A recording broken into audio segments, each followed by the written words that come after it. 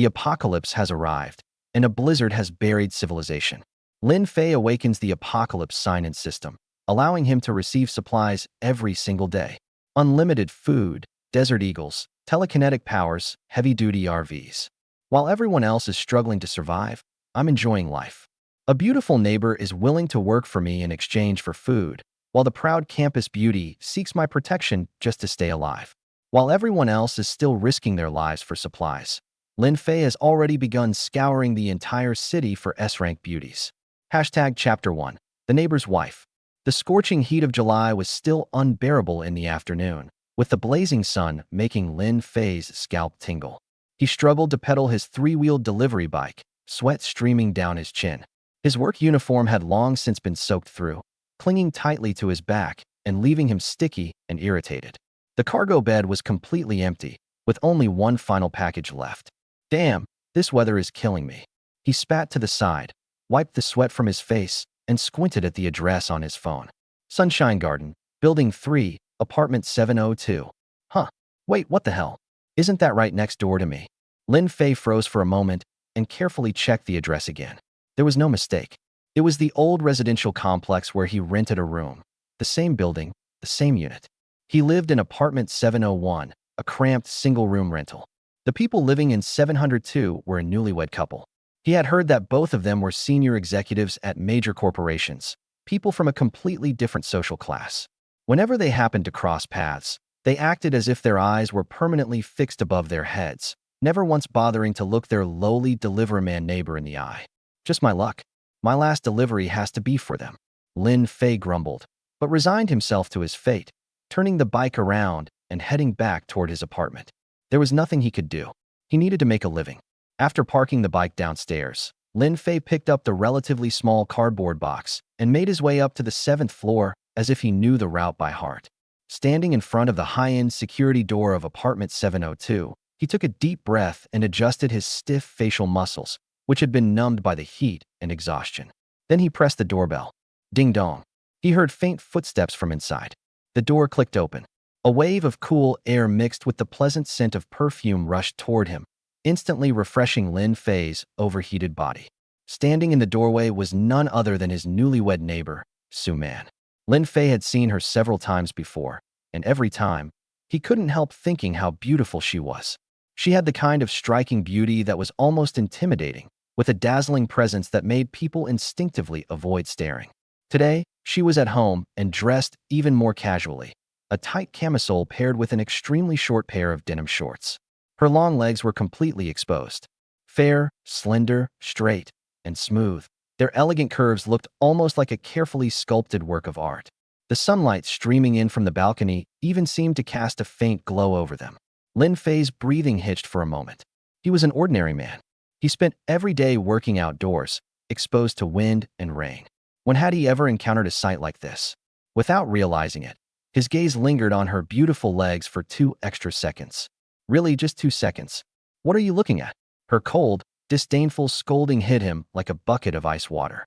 Lin Fei immediately snapped back to reality and met Su Man's beautiful phoenix-shaped eyes.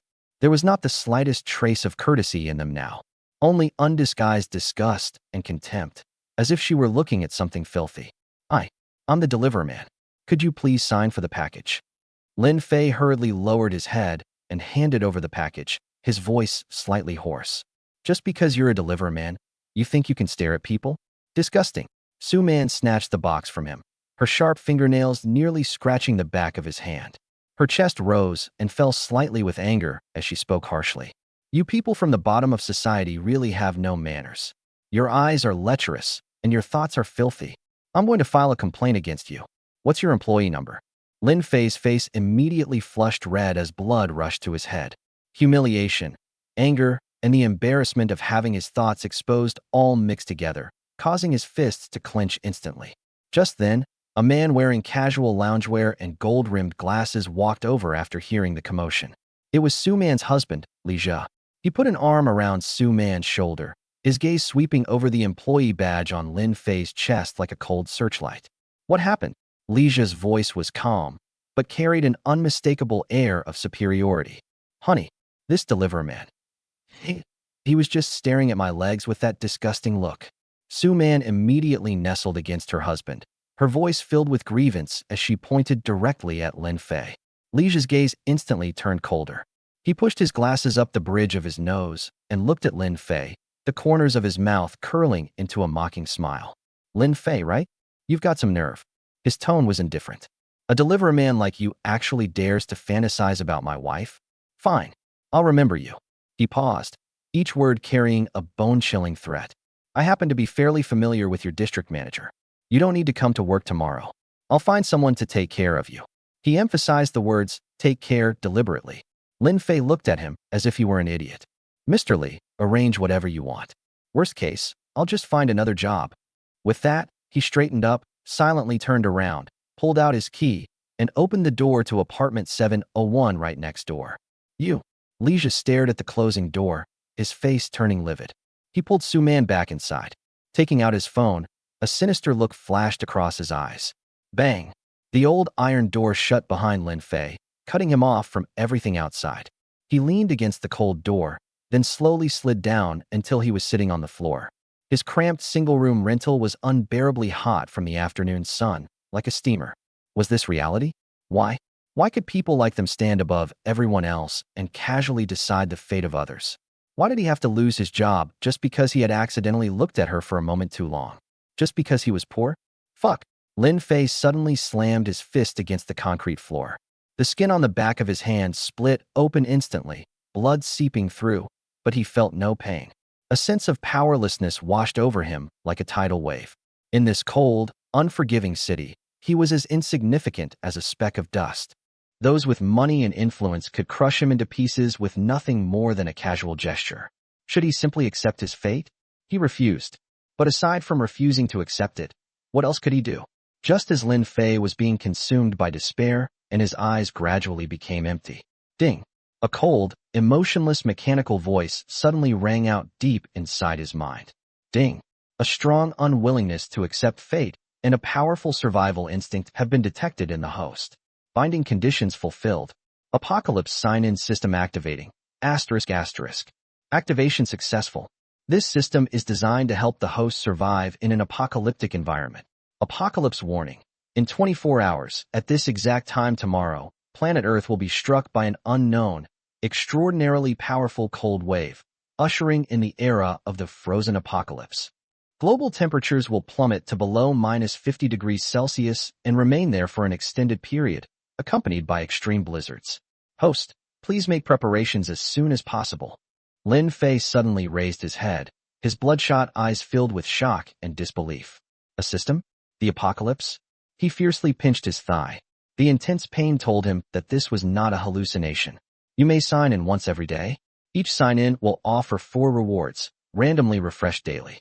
The host may choose only one reward. Today's sign-in is available. Would you like to sign in now? A translucent blue screen suddenly appeared in the air before him, clearly displaying 4 options. 1. Receive various daily necessities at a fixed time every day, including but not limited to food, drinking water, household supplies, and more. 2. Receive 1 bottle of physical enhancement potion, slightly and comprehensively improving physical attributes. 3. Receive an unlimited energy block, compatible with most household appliances and capable of providing permanent power. 4. Receive a box of never-ending toothpicks. Every time one is taken out, it is automatically replenished. Perhaps you can pick your teeth during the apocalypse? Lin Fei stared blankly at the screen, his mind completely overwhelmed. The sheer amount of information bombarded his brain. The system was real. The apocalypse was real too. Tomorrow, the entire world would change forever. After the initial rush of joy came an unprecedented sense of urgency and panic. He forced himself to calm down and stared intently at the 4 options. The second option, the physical enhancement potion, sounded extremely tempting. In the apocalypse, a strong body would undoubtedly be the foundation of survival. The third option, the unlimited energy block. That thing was practically a divine artifact. It meant that even in the extreme cold, he could have a constant supply of warmth and electricity. Its appeal was enormous. As for the fourth option, pass. What the hell was that supposed to be? The world was ending. And what use was a box of never-ending toothpicks? Was the system trying to make fun of him? His gaze eventually settled on the first option. Receive various daily necessities at a fixed time every day. Food, water, daily supplies.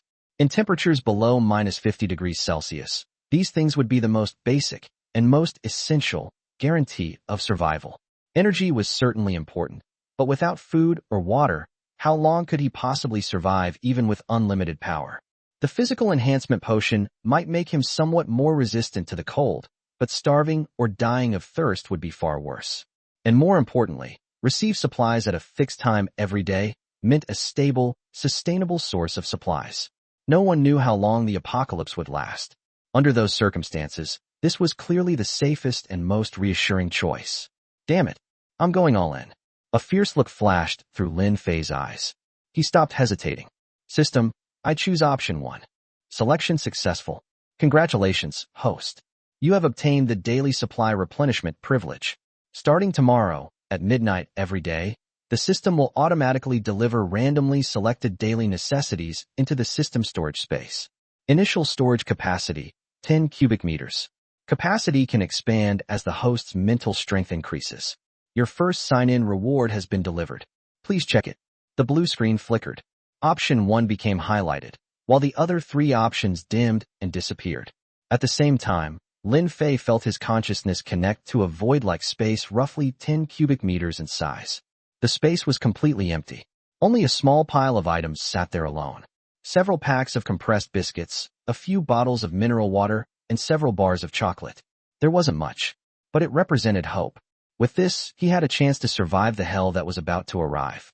Lin Fei stood up and walked over to the window. He looked outside. The setting sun cast a golden glow over the city. Traffic flowed along the streets, neon lights were beginning to illuminate the skyline, and the city appeared prosperous and bustling as ever. Who could imagine that in 24 hours, this place would become a frozen hell? His gaze involuntarily shifted toward the tightly closed door of the apartment next door. Li Zhe, Su-man, weren't you so high and mighty? Weren't you going to take care of me? The corners of his lips slowly curled into an extremely cold smile. Just wait. Tomorrow, the world would be different. And when that time came, they would meet again. He was already looking forward to seeing the expressions on the faces of that elite couple. Chapter 2. The apocalypse arrives. Lin Fei slept terribly that night. In his dreams, sometimes he saw Su-man's long, fair face, cold as frost. Sometimes he saw the indifferent, threatening gaze behind Li Zhe's gold-rimmed glasses. And finally, he found himself swallowed completely by a raging world of ice and snow. He suddenly sat upright in bed, his heart pounding wildly. Outside the window, dawn had yet to break, and the world was eerily silent. No, not completely silent. If he listened carefully, he could hear an extremely faint yet dense rustling sound continuously striking against the window pane. Lin Fei threw off his thin blanket. A chill far more intense than anything he had ever experienced instantly enveloped him, making him shiver violently. He rushed to the window in a few steps and pulled back the corner of the slightly yellowed curtain. Outside, everything was already covered in white. This wasn't ordinary winter snow. It was a blizzard. Snowflakes as large as goose feathers fell so densely that they looked like endless cotton being poured down from the gray sky. He could barely make out the outline of the building opposite. In just one night, the flower beds, vehicles, and roads below had all been buried beneath a thick layer of snow, and the snow was still piling up at a rate visible to the naked eye. The freezing wind howled, whipping up snow powder from the ground and producing a sound like the wails of ghosts and wolves. Lin Fei instinctively grabbed his phone from beside his pillow and checked the time. 5:47 a.m. What about the temperature? He remembered that it had still been over 30 degrees Celsius during the day yesterday. Before going to bed, he had closed the windows, and the room had remained quite stuffy. But now, he cautiously placed a fingertip against the cold glass. A bone-chilling cold instantly spread from his fingertip throughout his body. A thick layer of crystalline frost had already formed across the window. It's here? It really came. Lin Fei muttered to himself. His heart felt as though an invisible hand had seized it. There was the heaviness he had expected, along with the instinctive fear humans naturally felt when confronted with the overwhelming power of nature. He took a deep breath of the freezing air and forced himself to calm down. Turning around, he quickly put on his thickest down jacket, dug out a winter knit cap, and put it on. Then he blew several breaths of warm air onto his stiffening hands. Once he was done, He immediately immersed his consciousness into the system space. Inside were still only the several packs of compressed biscuits, bottles of mineral water, and bars of chocolate he had received from last night's sign-in. There wasn't much, but it was like a reassurance pill for his mind. He had originally planned to go outside yesterday to buy some supplies, but the system had warned him that the world's transformation had already begun and that going outside now carried unknown risks. Besides, he could obtain supplies through the system every day, so he wasn't completely without resources. Today's sign-in is available. Would you like to sign in now? The cold mechanical notification sounded right on schedule inside his mind. The blue screen appeared once again. 1. Multifunction wilderness survival knife, made from high-strength alloy and equipped with an integrated compass, fire starter, and other functions. 2. Portable high-efficiency heater, requires no external energy source, continuously emits heat, allows temperature control within a small area, and can maintain the surrounding area within a 3-meter radius at a maximum temperature of 25 degrees Celsius. 3. Anti-gravity hoverboard, basic version, 1 hour operating time, maximum height 1 meter above the ground. 4. A pack of never-ending cigarettes. Smoking is harmful to your health, but perhaps they can be used to trade for supplies in the apocalypse. Lin Fei quickly scanned the 4 options. The first, the survival knife, was extremely practical. In the apocalypse, it would be an excellent choice for both self-defense and everyday tasks. The third, an anti-gravity hoverboard, it sounded like something straight out of science fiction. But with snow already reaching knee depth and potentially getting even deeper, 1 hour of operating time and a maximum height of 1 meter seemed rather underwhelming, and it would attract far too much attention. As for the fourth, he skipped it immediately. His gaze ultimately locked firmly onto the second option. Portable high-efficiency heater, requires no external energy source, continuously emits heat, allows temperature control within a small area, and can maintain the surrounding area within a 3-meter radius at a maximum temperature of 25 degrees Celsius. No external energy required. Temperature control. What was the temperature outside right now? Although he didn't have a thermometer, the temperature was clearly already below freezing, and it was still plummeting rapidly. What about electricity? What about water? How long could the utilities possibly keep running?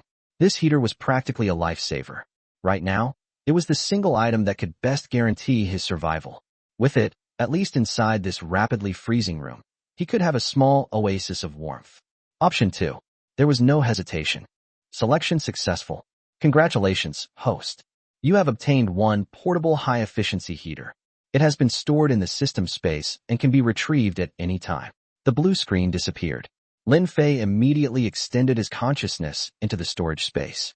Sure enough, beside the pile of food in the corner, there was now a palm-sized device with a silver-white metal casing. Its simple design made it resemble a miniature speaker. With a thought, he retrieved it. It felt slightly heavy in his hand, with a cool metallic texture. There was only a simple power button and a small LCD temperature display on it. Following the instructions transmitted by the system, he pressed the switch. Beep. The LCD screen lit up. Current ambient temperature, 7 degrees C.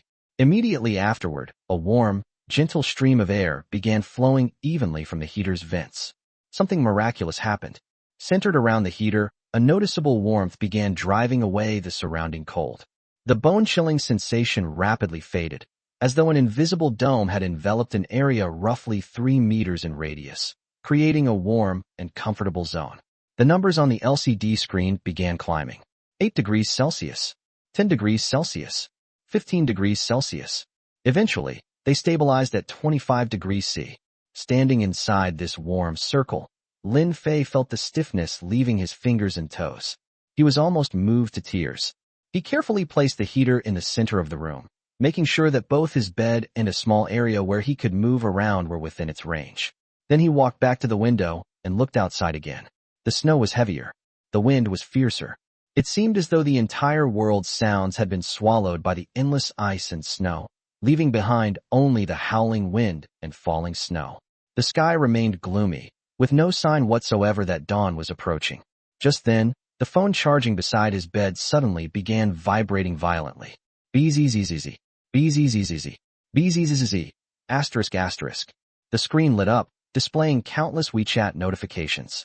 Lin Fei walked over and picked up his phone. He unlocked it and opened the group chat he had set to do not disturb, but which was now unusually active. Sunshine Garden Happy Neighbors. The messages had exploded. 701 Annie Zhang. Oh my goodness. Is this snow or cotton? I've lived for more than half my life, and I've never seen snow this heavy. I can't even open my windows. 502 Xiao Wang at everyone. Does anyone have extra food? I just moved in yesterday, and I only have a few packs of instant noodles at home. Judging by this snow, it doesn't look like it's going to stop anytime soon. 303 Grandma Li. The heating doesn't seem to be working anymore. The water pipes feel completely cold. Where's the property management? At property management, Xiao Chun, ***. Property management, Xiao Chun, everyone, please stay calm. We've received a notice that this is extreme weather. The city's heating pipelines may all be experiencing problems, and the power grid is also undergoing emergency repairs. Please remain calm and avoid going outside as much as possible. 1102 Mr. Zhao. What the hell is going on? I have an important meeting at 9. What is the municipal government doing? Hurry up and clear the snow. 602 Mom. My baby woke up freezing and won't stop crying. The air conditioner doesn't seem to be producing heat either. What should I do? I'm going crazy here. The group was in complete chaos. There was panic, complaining, requests for help, and even people like Mr. Zhao, who still had no idea what was happening and was worrying about attending his meeting. No one realized that this wasn't an ordinary cold wave. This was the apocalypse. Water, electricity, heating. The lifelines that modern cities relied upon for survival were beginning to snap one by one under this sudden, season-defying super blizzard. Lin Fei silently scrolled through the messages without saying a word. He saw someone post a picture of the food in their refrigerator, a few wilted vegetables, and half a piece of meat. Others complained that their phone signals were getting weaker. Someone even tagged apartment 702, his neighbors, Li Zhe and Su Man. 801 Old Lu at 702 Mr. Li. Manager Su, your companies have connections everywhere. Do you have any inside information? What exactly is going on? How long until things return to normal? After quite some time, Li Zhe finally replied in the group. His tone still carried his usual air of confidence and control, but if one listened carefully, there seemed to be a faint trace of anxiety beneath it. 702 Li Zhe. Everyone, don't panic. I asked a few friends. Apparently, this is a rare global severe convective weather event caused by abnormal solar activity, and it's affecting a very large area. The government has already activated emergency response plans. I believe the situation will be brought under control soon. Everyone should stock up on supplies and calmly wait for rescue. A flood of replies immediately appeared beneath his message. Mr. Li really knows what he's doing. Thanks for letting us know, Mr. Li. With Mr. Li here, we feel much safer. Lin Fei stared at the screen and let out a cold laugh. Abnormal solar activity? Global severe convective weather? Li Zhe was still trying to explain this complete upheaval using the worldview he was familiar with. He had no idea, and would never believe, that the so-called rescue might never come. Lin Fei closed the group chat and ignored the commotion. He walked over to the window. Through the frost-covered glass, he could vaguely see figures moving behind some of the windows in the building opposite. They were probably anxiously watching the situation outside or frantically trying to contact the outside world, just like the people in the group chat. The entire world was rapidly sliding from the prosperity and bustle of modern civilization into a cold, silent abyss. And at this moment, he, Lin Fei, the little delivery man whom they had looked down upon yesterday and threatened to get fired, possessed a small warm sanctuary in one corner of the rapidly freezing city, along with the hope of receiving an endless supply of resources. He pressed his hand against the freezing glass, feeling the stark contrast between the two worlds on either side. Behind him, the heater silently radiated light and warmth, like a loyal guardian. The snow continued to fall, as if it would never stop. Lin Fei's eyes gradually became resolute and cold. Day 1 of the apocalypse. It had begun. Chapter 3, Day 5. It was the 5th day since the blizzard descended. Outside the window, the entire world had completely transformed into a frozen realm. White. Endless white. A thick blanket of snow covered everything. The snow continued falling at a steady pace. The wind had weakened somewhat, but the bone-chilling cold still seeped in through every possible gap.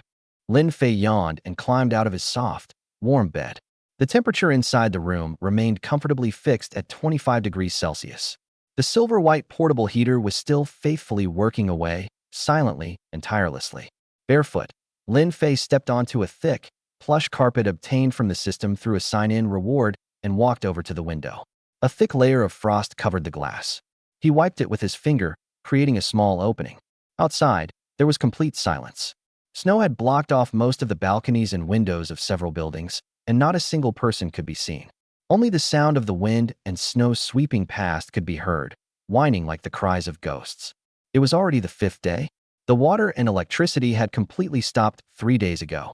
Occasionally, the power would struggle back to life for a few minutes, flickering weakly before plunging everything into another long stretch of darkness. The residents' group chat had exploded long ago. What had begun as complaints had now turned into fear and despair. Lin Fei didn't rush to check the group chat. He performed today's sign-in first. The blue screen appeared right on schedule. Today's sign-in is available. Would you like to sign in now? 1. Extreme cold weather suit. Remains effective at temperatures as low as -100 degrees Celsius. 2. Multifunctional refrigerator. Can store food at various temperatures while maintaining its freshness. 3. Premium A5 Wagyu steak, 500g, with black pepper sauce and rock salt. 4. A pair of never-wearing-out flip-flops, for indoor use only.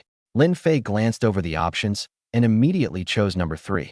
He had no shortage of warmth right now, and with the outside temperature already below -50 degrees Celsius, a refrigerator wasn't particularly useful either. As for the A5 Wagyu steak, after surviving for several days on compressed biscuits and self-heating meals, the temptation was practically lethal.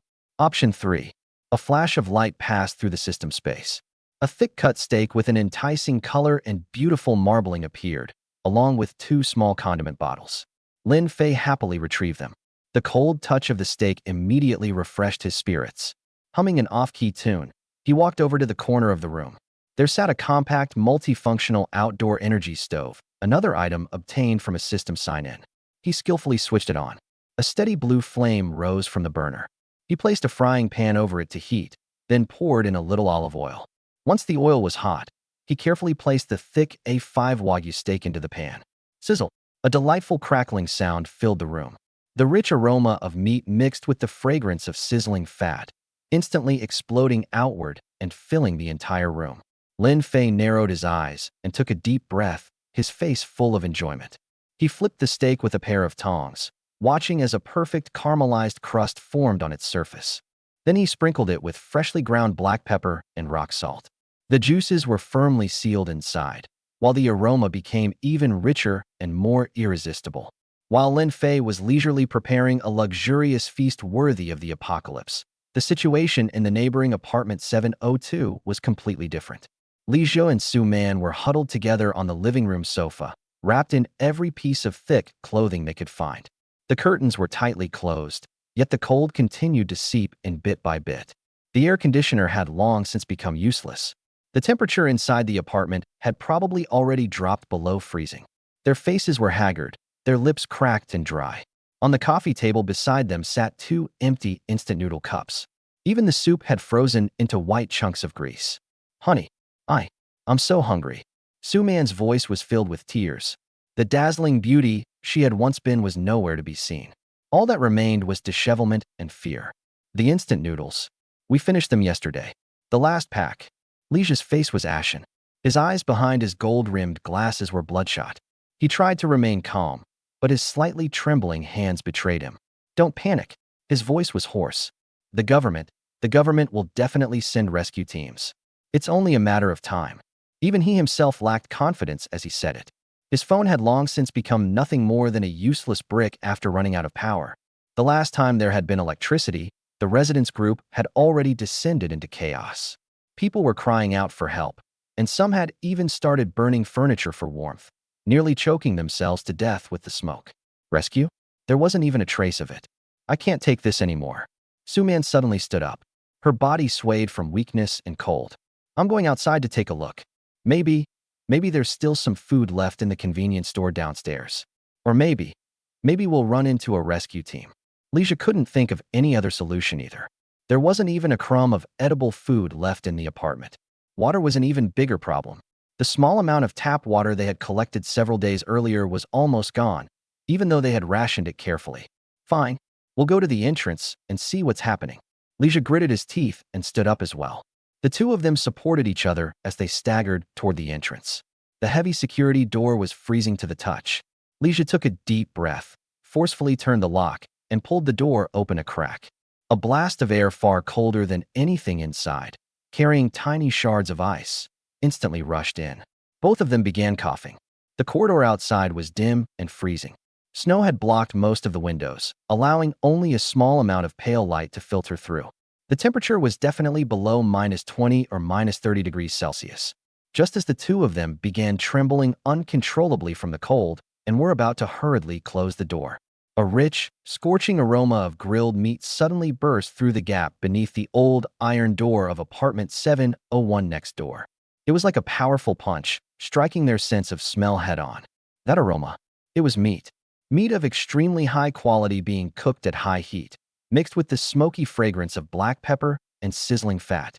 In this freezing, desperate apocalypse, after 5 days of hunger and surviving on scraps and sheer hope, that aroma was no less shocking than a bomb. Lija and Su Man froze instantly. The two of them stood motionless, staring straight at the tightly closed iron door of apartment 701, the very door that, in their minds, had always represented poverty and low status. Su Man's throat involuntarily bobbed up and down. A clear gulp escaped her.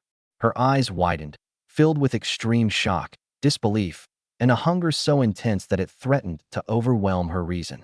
The muscles on Lija's face twitched. His mind went completely blank. 701. That poor deliverman kid?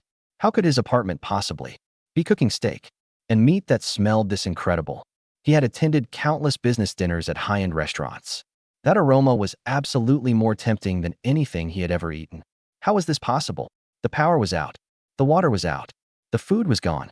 The outside world had become an apocalyptic disaster. So how could a lowly deliverman possibly be enjoying such a luxurious meal under these circumstances? A hallucination? Impossible. The aroma was far too real, far too overwhelming. Su Man suddenly grabbed Lija's arm, her fingernails almost digging into his flesh. Her voice had become shrill and distorted from excitement and hunger. "Honey, do you smell that? It's meat. It's meat. It smells so good. Where did he get it?" Lija didn't answer. He simply stared at the door, as though he could burn a hole through it with his gaze. The color gradually drained from his face, replaced by a mixture of shock, jealousy, and the bewilderment that came from having his entire understanding of the world overturned. And beneath it all, there was a faint trace of fear. In the corridor, the freezing air strangely mingled with the irresistible aroma of grilled meat. Behind the door of 701 was a world as warm as spring, where premium food happily sizzled in a pan.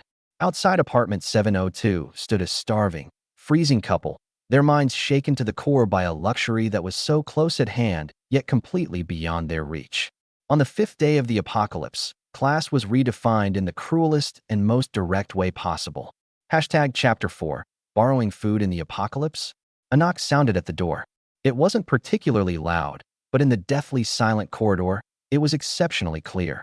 There was hesitation in the knocking, along with anxiety that could barely be concealed.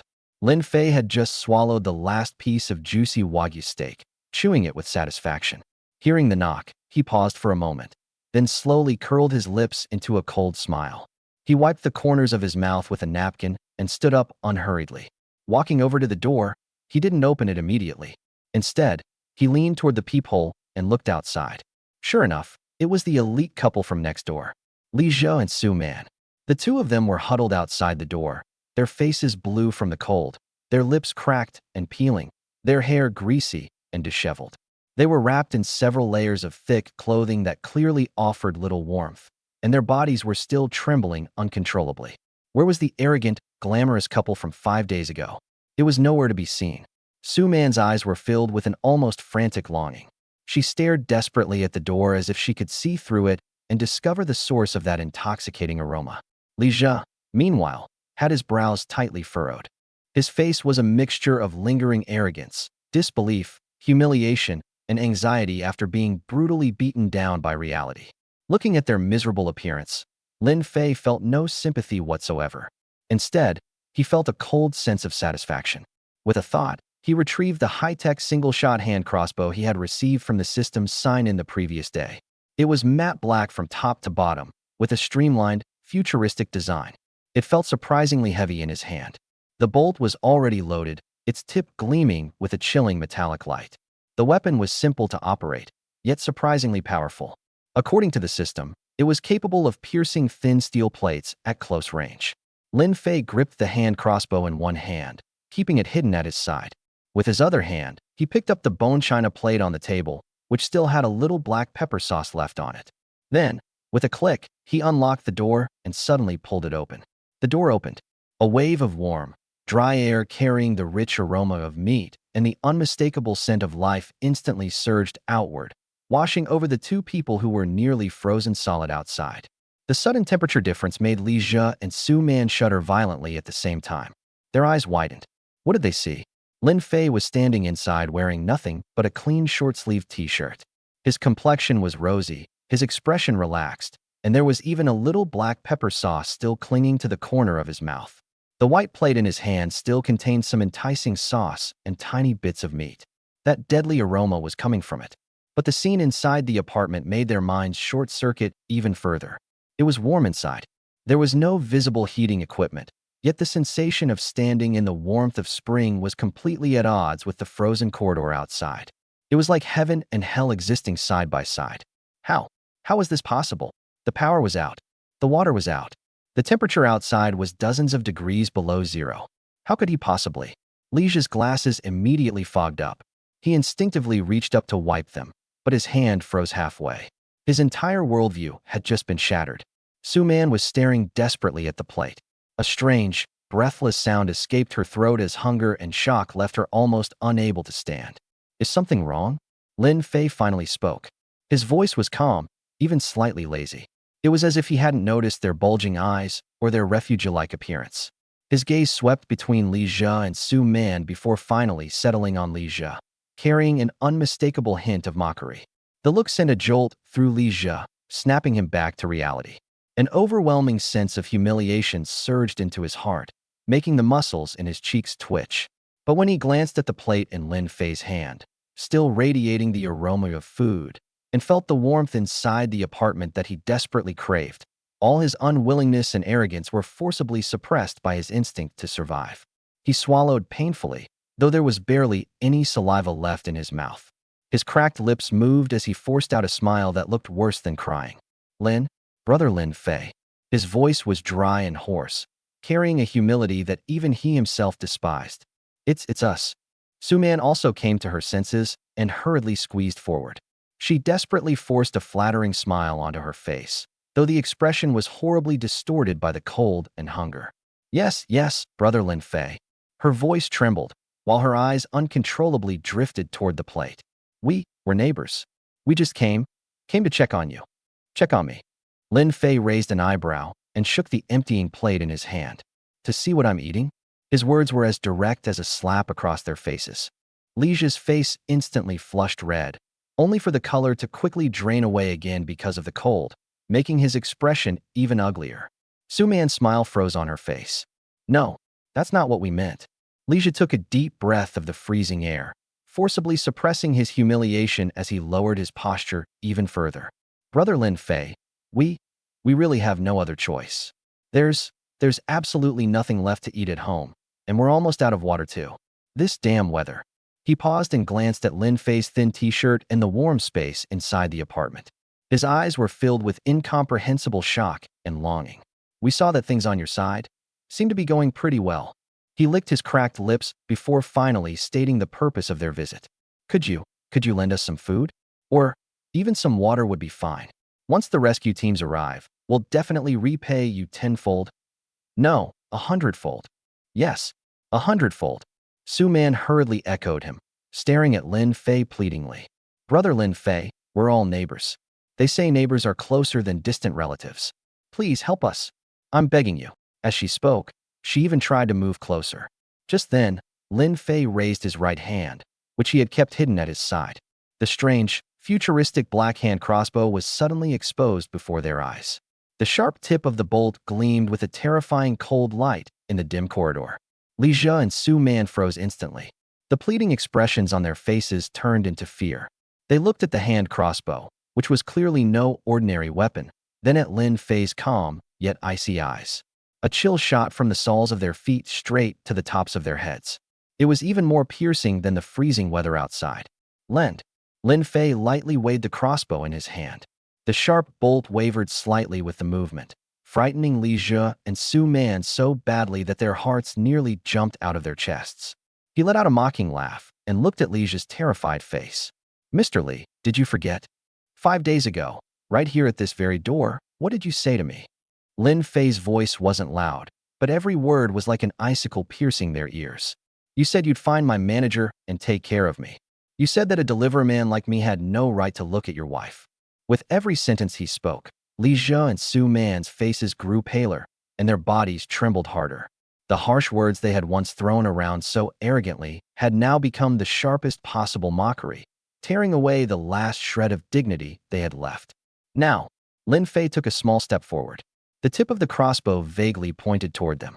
"You're starving like dogs, freezing like beaten-down strays, and you've come to borrow food from someone you once called a lowly deliverer man?" He shook his head, his face filled with undisguised disgust. "Get lost." Just 2 words. Cold. Decisive. With absolutely no room for negotiation. Li Jie and Su Man were struck as if by thunder. They stood there frozen, all color drained from their faces. Fear, shame, despair, and disbelief at being completely rejected twisted their expressions into something almost ghostly. Inside the apartment was warmth and the lingering aroma of food. Outside was a frozen hell, and the cold crossbow of the neighbor they had once looked down upon. Lin Fei no longer bothered looking at them. He held the empty plate and took a step backward. Bang! The heavy iron door slammed shut in front of Li Jie and Su Man once again. It separated 2 completely different worlds, and it completely closed the door on the last sliver of hope they had been clinging to. Outside, in the deathly silent corridor, only their heavy, desperate breathing remained, along with the maddening, lingering aroma of meat that refused to disappear. Chapter 5. The Incompetent Husband. The deafening slam of the iron door still echoed through the corridor. Li Jie and Su Man stood frozen in place, as if they had been encased in ice. The pleading expressions had not yet completely faded from their faces when they were covered by a layer of deathly despair. That door had shut out more than just warmth and food. It had shut off their last chance of survival. Su Man's legs went weak, and she nearly collapsed. Li Jie quickly reached out to support her, his own hands trembling uncontrollably. Cold. Bone-chilling cold. Even colder than when the door had first opened. The warmth that had poured out from behind that door now felt like a cruel joke, making the cold they were experiencing seem even more brutal. The aroma of meat still lingered at the tip of their noses, making their empty stomachs feel as though they were burning. It was over. That was the only thought remaining in both their minds. Just then, click, the lock sounded again. The iron door that had just been slammed shut slowly opened once more, revealing a narrow gap. Lin Fei's expressionless face appeared behind it. The empty plate was gone from his hands, but the black-hand crossbow was still casually held in one hand. Li Jie and Su Man suddenly raised their heads. The deadness in their eyes instantly reignited with a faint glimmer of hope, a spark so weak that even they hardly dared to believe it was real. "I thought about it," Lin Fei said, his voice still calm and emotionless. "After all, we're neighbors. It doesn't seem right to just watch you die without helping." Their hearts began pounding wildly. They held their breath and stared at him. "I can lend you something." Lin Fei suddenly changed his tone. His gaze fell on Su Man and slowly swept over her from head to toe. That look sent an inexplicable chill through Su Man, and she instinctively shrank behind Li Jie. However, Lin Fei continued leisurely. "I don't really like giving things away for free. Besides, my apartment is a little messy. I need someone to clean it." He raised his chin and pointed toward Su Man. "Your wife looks suitable. Have her come work for me. Every day, from 8 in the morning until 8 at night. She'll clean my place." After saying this, Lin Fei paused. Looking at the faces of Li Jie and Su Man, which had instantly turned deathly pale, he added one final sentence. "For 1 day of work, I'll give you enough food and water for 1 day. How about it? Fair trade." Only the mournful sound of wind and snow slipping through the cracks around the windows remained in the corridor. Li Jie's face slowly changed from pale to the color of pig liver. The veins on his forehead bulged, and his teeth clenched so hard they began to chatter. Humiliation. This was blatant, undisguised humiliation. Have his wife, Su Man, Go work as a servant for the delivery man he had looked down upon just yesterday? Clean his apartment? For 12 hours every day? This was even harder for him to accept than being outright refused. You can forget it. Li forced the words through clenched teeth, his voice trembling with extreme rage. Su Man, we're leaving. Even if we starve to death. Even if we freeze to death. I will never let you suffer this kind of humiliation. He grabbed Su Man, who was still stunned, and practically dragged her back toward their apartment. Bang! Li slammed the security door of apartment 702 shut with all his strength. The resulting crash was even louder than the one from apartment 701, echoing throughout the deathly silent corridor. Lin Fei stood at his doorway, listening to the loud slam. His face showed no surprise whatsoever. He even chuckled softly. There was a hint of mockery in it, and a hint of indifference. He knew they would come back. When faced with hunger and death, how much could dignity possibly be worth? Lin Fei shrugged indifferently and closed his own door again. Warm air once again enveloped him. Inside apartment 702, the temperature was barely any higher than in the corridor. Dark, cold, lifeless. The moment the door closed, the strength they had been forcing themselves to maintain vanished completely. Li leaned against the freezing door, gasping heavily, his chest rising and falling violently. Su Man collapsed onto the floor, wrapped her arms around her knees, and buried her face in them. Her shoulders trembled slightly. Whether from the cold or from fear, neither of them knew. Despair, like a freezing tide, once again swallowed the two of them. This time, it was even worse. Because this time, they had personally thrown the only possible chance of survival outside the door. Along with it came a ridiculous, helpless rage that had nowhere to go. Bastard. Scumbag. Who the hell does he think he is? Li suddenly punched the door. Thud. Pain shot through the back of his hand, but it was nothing compared with the humiliation and rage in his heart. Su Man didn't raise her head. Her muffled voice came from behind her knees, trembling with tears. Honey. What are we going to do? What were they going to do? Li didn't know either. He looked around the apartment that had once represented success and comfort. Now, it was nothing more than a slightly more luxurious frozen tomb. The cold penetrated everywhere.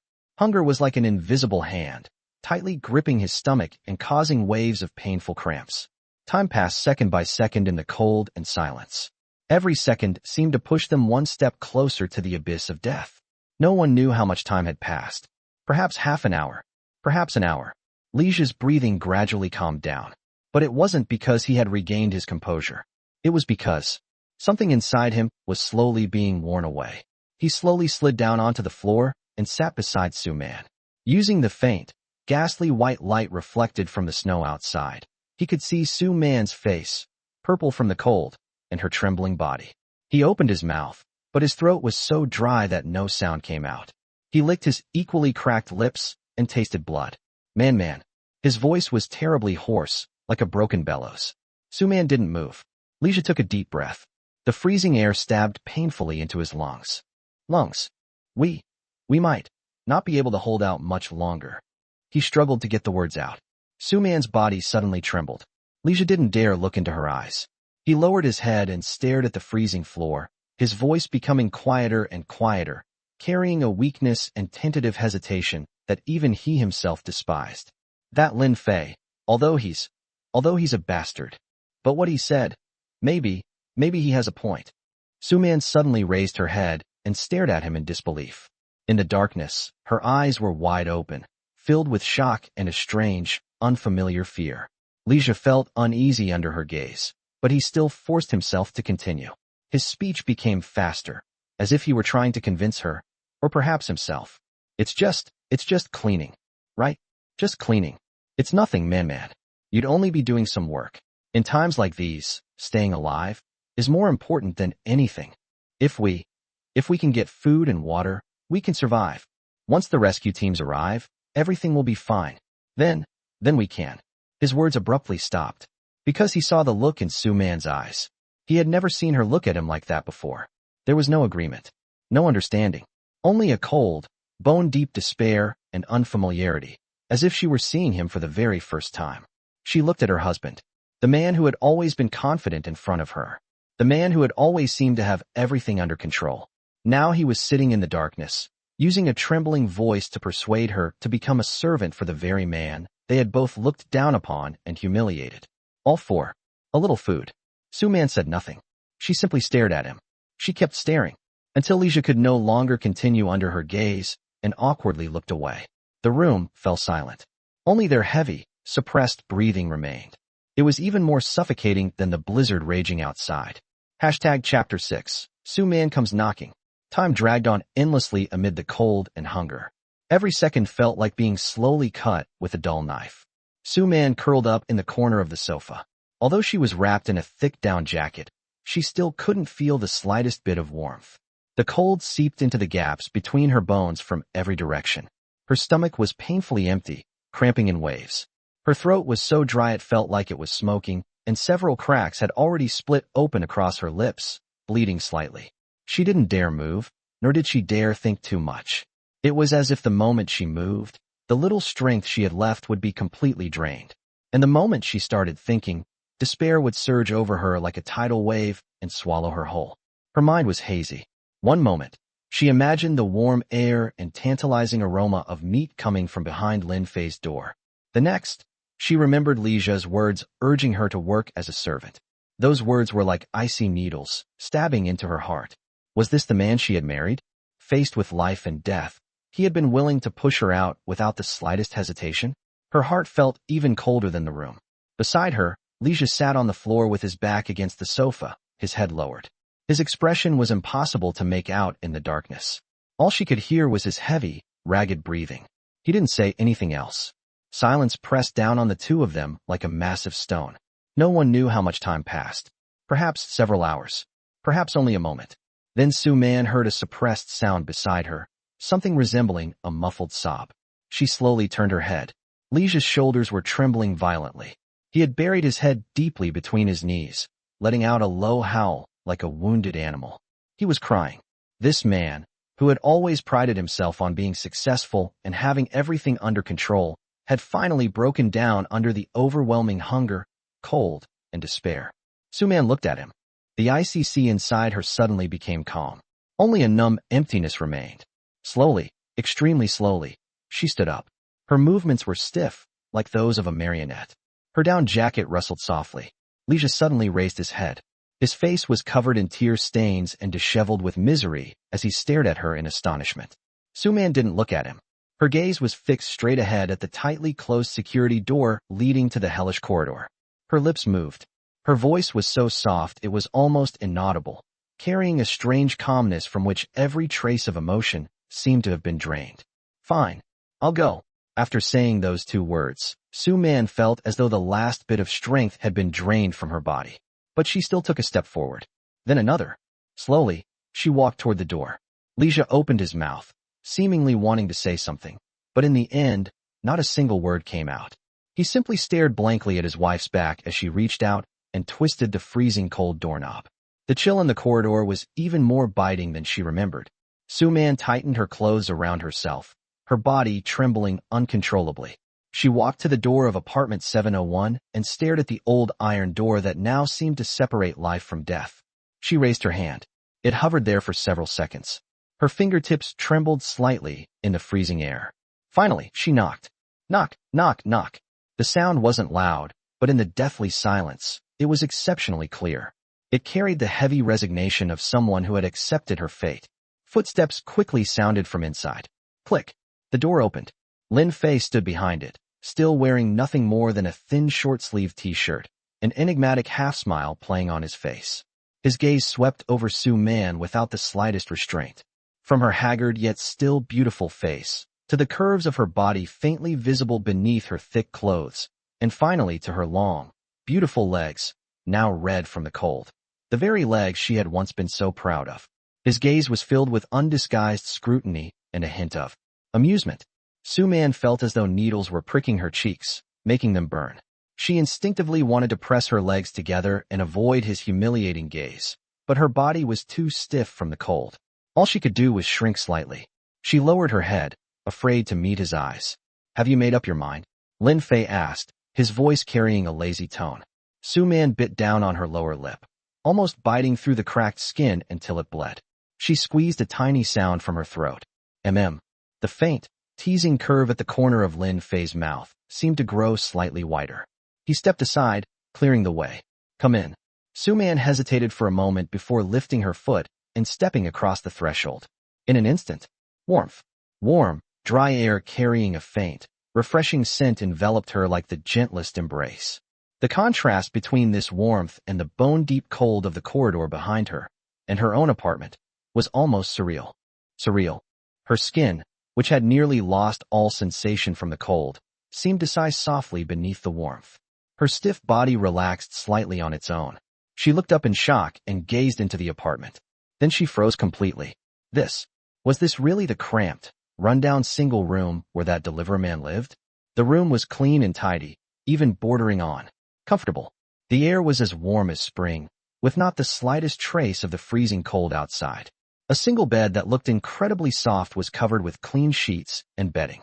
A thick, plush carpet that looked wonderfully warm lay beside the bed. On a small table sat several clean plates and cups, along with an expensive-looking, milky white electric kettle. A faint wisp of steam was rising from its spout. Several boxes were stacked in the corner. She couldn't tell what was inside, but all the packages were completely intact. What made her pupils contract was the small silver-white heater radiating a steady source of warmth. That was what maintained this unbelievable warm oasis. There was no darkness or chaos caused by the power outage here. No deathly silence or despair brought on by the cold. This place looked like a normal, even somewhat cozy, home.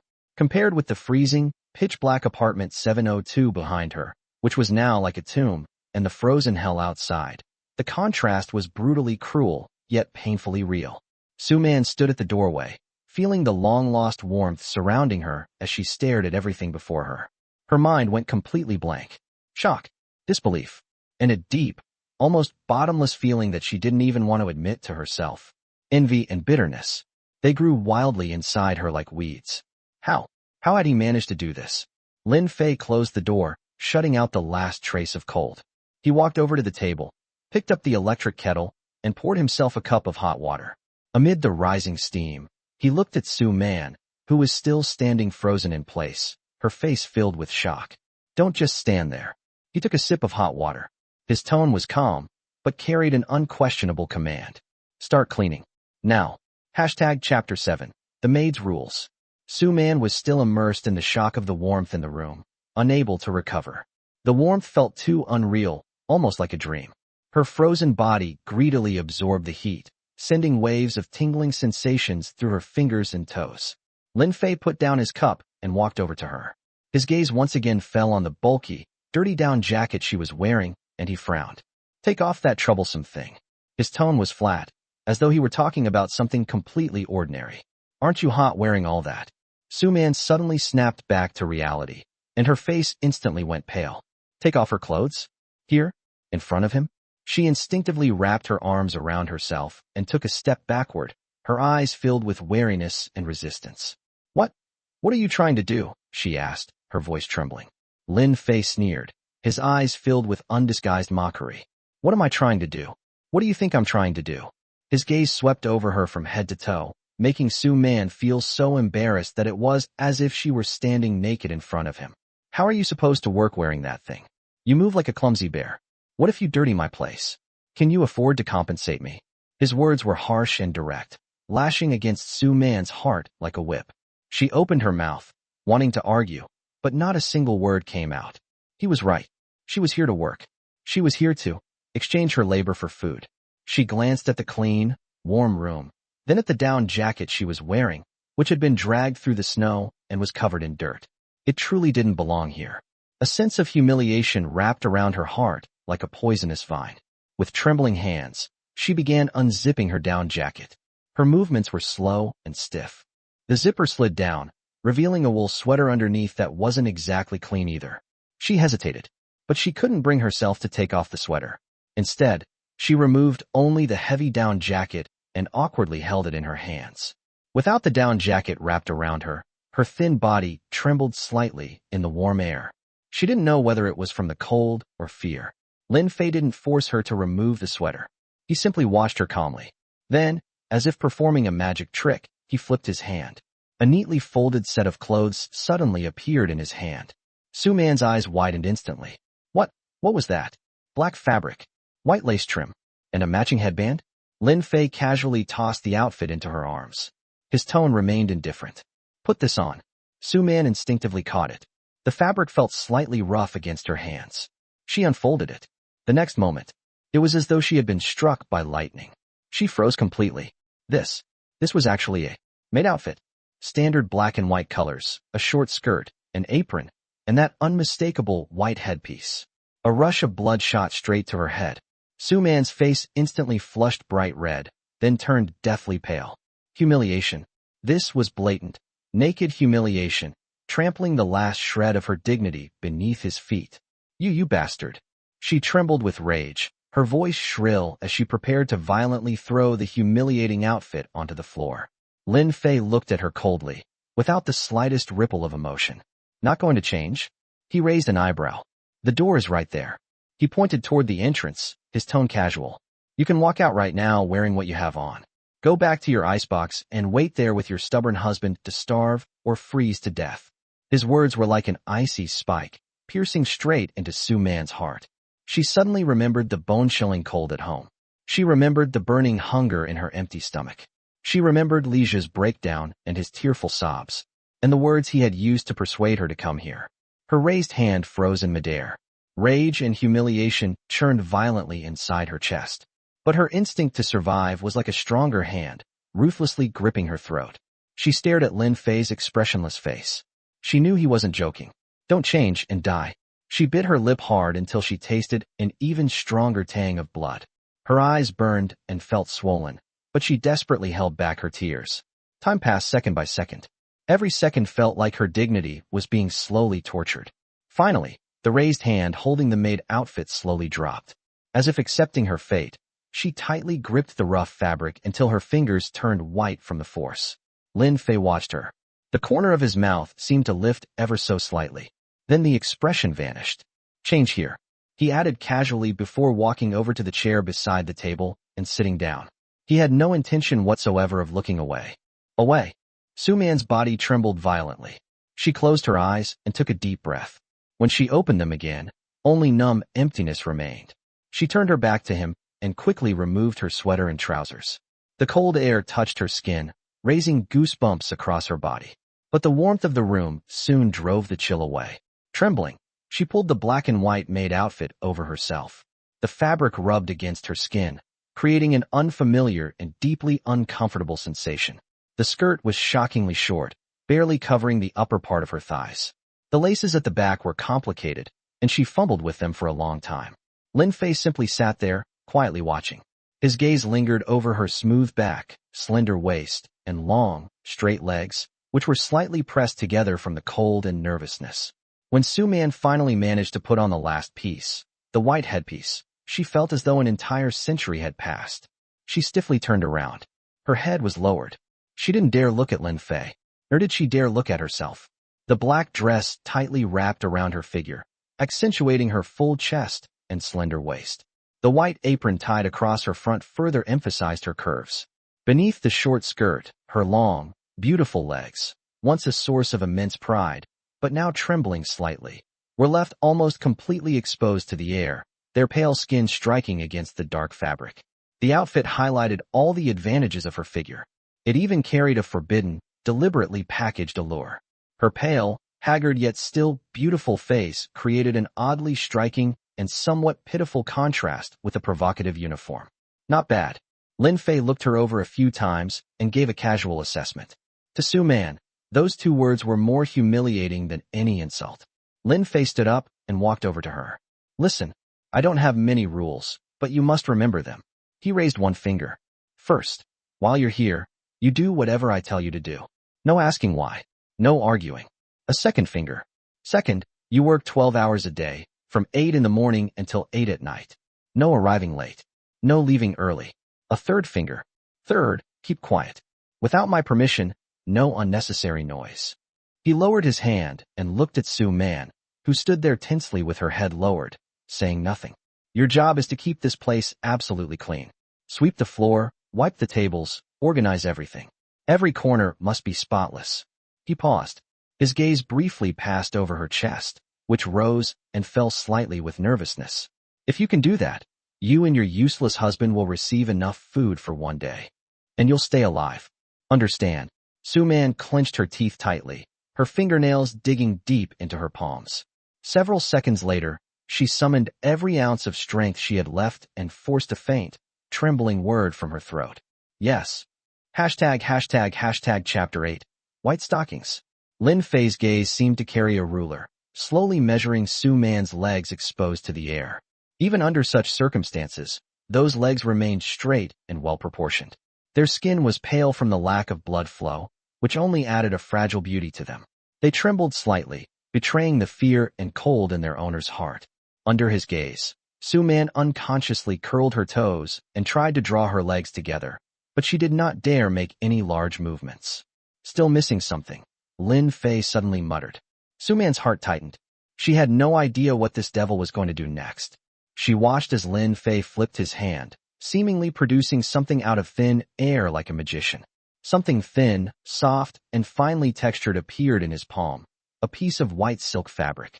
He casually tossed the white bundle at her feet. Put these on. Su-man lowered her head and stared at the bundle. They looked like stockings. They were extremely thin, almost transparent, and white. Her cheeks instantly burned, even hotter than when she had put on the maid outfit. This request carried an even more intimate undertone than his unabashed staring. She stood frozen, completely motionless. She could barely breathe. Do I need to say it again? Lin Fei's voice turned cold. That icy tone pierced through the last of Su-man's resistance like a needle. She slowly crouched down and picked up the soft, cool white stockings with trembling fingers. They felt silky to the touch, almost like holding a handful of cold water. Turning her back to him, she braced herself against the cold wall and clumsily, extremely slowly, slipped one stocking over her toes before gradually pulling it upward. The delicate fabric clung to her skin, bringing with it an unfamiliar sense of humiliation. It covered her pale skin while creating a hazy, more alluring texture. Throughout the entire process, she could feel the gaze behind her as though it were tangible, burning into her back, the bends of her legs, and her ankles. When she finally put on the other stocking and straightened up, she felt as though she had endured a form of torture.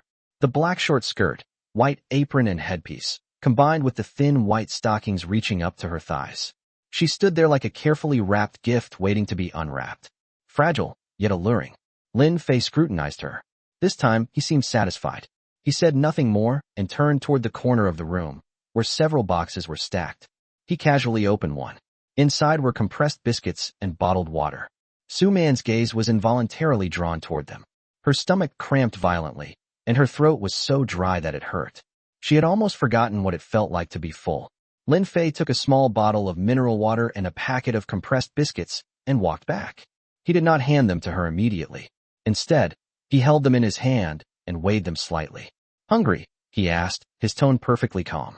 Su-man pressed her lips together, forcing herself to look away from the food, but the act of swallowing gave her away. Lin Fei watched her desperately trying to hold herself together despite her extreme hunger. A trace of amusement flickered in his eyes. He held out the water and biscuits. For you. Su-man froze and stared at him in disbelief. Was it really that easy? What? Afraid I poisoned them. Lin Fei raised an eyebrow. Su-man immediately shook her head and almost snatched the bottle and biscuits from his hands. The cold bottle felt scorching hot in her hands. Eat here, Lin Fei added, returning to his chair and watching her. Su-man could no longer worry about anything else. She tremblingly twisted open the bottle cap and immediately gulped down several mouthfuls. The cool water slid down her parched throat, bringing an almost painful sense of relief. She hurriedly tore open the biscuit package and stuffed the biscuits into her mouth. The dry crumbs choked her, making her cough violently. She quickly drank more water to wash them down. Her eating was an absolute mess, nothing like the elegant, refined woman she had once been. Lin Fei quietly watched her, as though observing a performance. Only after she had caught her breath and was no longer eating so desperately did he slowly speak. His voice was not loud, but every word reached her clearly. Here, if you obey, you can survive. You'll have food, water, and warmth. His gaze swept over her maid outfit and white stockings, clearly implying something. All you have to do is work a little in exchange for these things. It's a pretty good deal, isn't it? Su-man's chewing slowed. She understood what he meant. Obeying meant putting on these humiliating clothes, eating under his watch, and following all of his so-called rules. In return, she would receive the supplies necessary for survival. It was an exchange. She was trading her dignity and obedience for a chance to stay alive. She looked at the half piece of compressed biscuit remaining in her hand and felt the long-lost warmth surrounding her. Her emotions were complicated. Humiliation, embarrassment, but above all, there was an even stronger feeling, a sense of relief at having escaped death. At least for now, she would not starve or freeze to death. As for the future, she did not dare think about it. Lin Fei watched the changing expressions on her face and knew his words had worked. A combination of intimidation and reward. Give someone a hard blow, then offer them a little sweetness. It was the simplest and most effective way to make someone submit. He did not need her to genuinely obey him. He only needed her to become too afraid and dependent to resist. And judging by the situation, it seemed to be working. Finished? He asked. Su Man silently stuffed the last bit of biscuit into her mouth and nodded. Then get to work. Lin Fei pointed around the room. Start by cleaning the floor. Remember my standards for cleanliness. If there's even the slightest bit of dust, your entire day's work counts for nothing. Su Man's body trembled as she tightened her grip around the empty water bottle. She lowered her head and softly replied, yes. Lin Fei comfortably leaned back in the single-seat sofa he had obtained through the system's daily sign-in. The sofa was soft and molded to his body, far more comfortable than his hard bed. In his hand, he idly played with a small metal flask that had also come from the system. It contained smooth, rich whiskey. He took a sip. The spicy liquor slid down his throat, bringing a warm current with it. His gaze fell upon Su Man, who was wiping down the table. She bent over, carefully using a clean soft cloth to wipe every inch of the tabletop. As she leaned forward, the black-made skirt shifted slightly upward, revealing fleeting glimpses of her legs. The thin white stockings clung tightly to her slender legs, outlining their graceful curves in the warm light of the room. Her movements were awkward, clearly showing that she had rarely done this kind of work before. But she was extremely serious, even somewhat nervous and meticulous, afraid of leaving behind even the slightest speck of dust. Watching this scene, Lin Fei felt a strange sense of satisfaction. Just a few days ago, he had been nothing more than a lowly deliveryman braving the scorching summer heat, casually humiliated by this elite couple who had even threatened to ruin his livelihood. And now, one of the couple was wearing the maid outfit and white stockings he had given her, timidly cleaning his warm, spring-like room in exchange for enough food to stay alive. The other was still curled up in that cold coffin-like apartment next door, waiting for him to offer his charity. ## Chapter 9. Humanity beneath the frozen apocalypse. Things change so quickly in this world. Or perhaps this was the true nature of the apocalypse.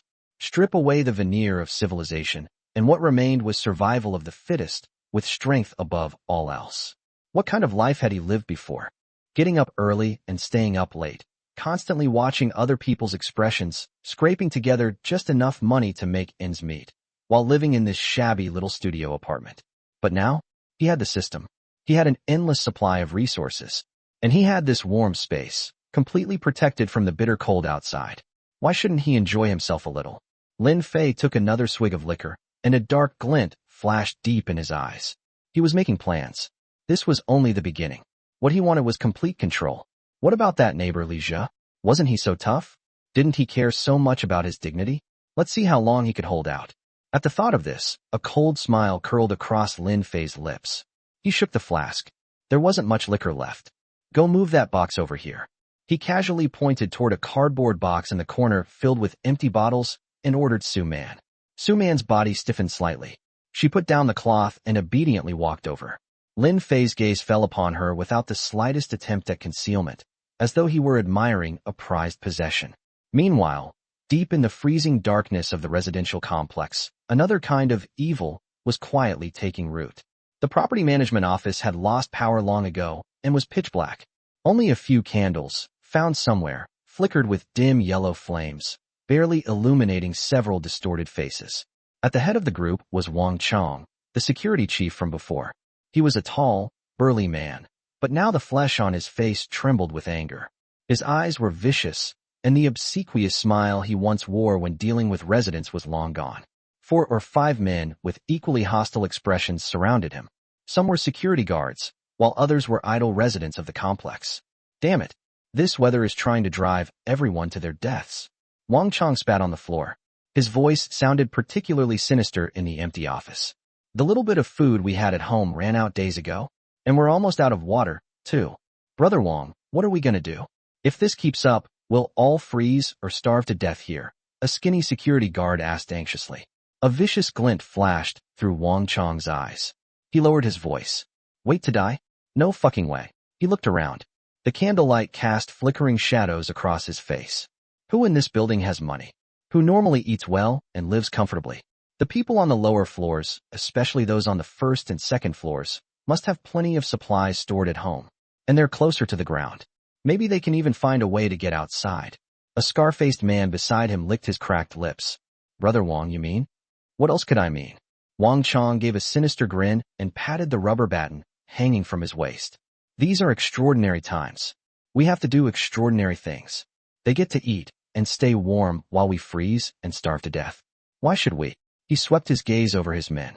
Men, the few of us stick together. We start with the easy targets, the lower floor apartments that are likely to have food stored up. Break their doors down.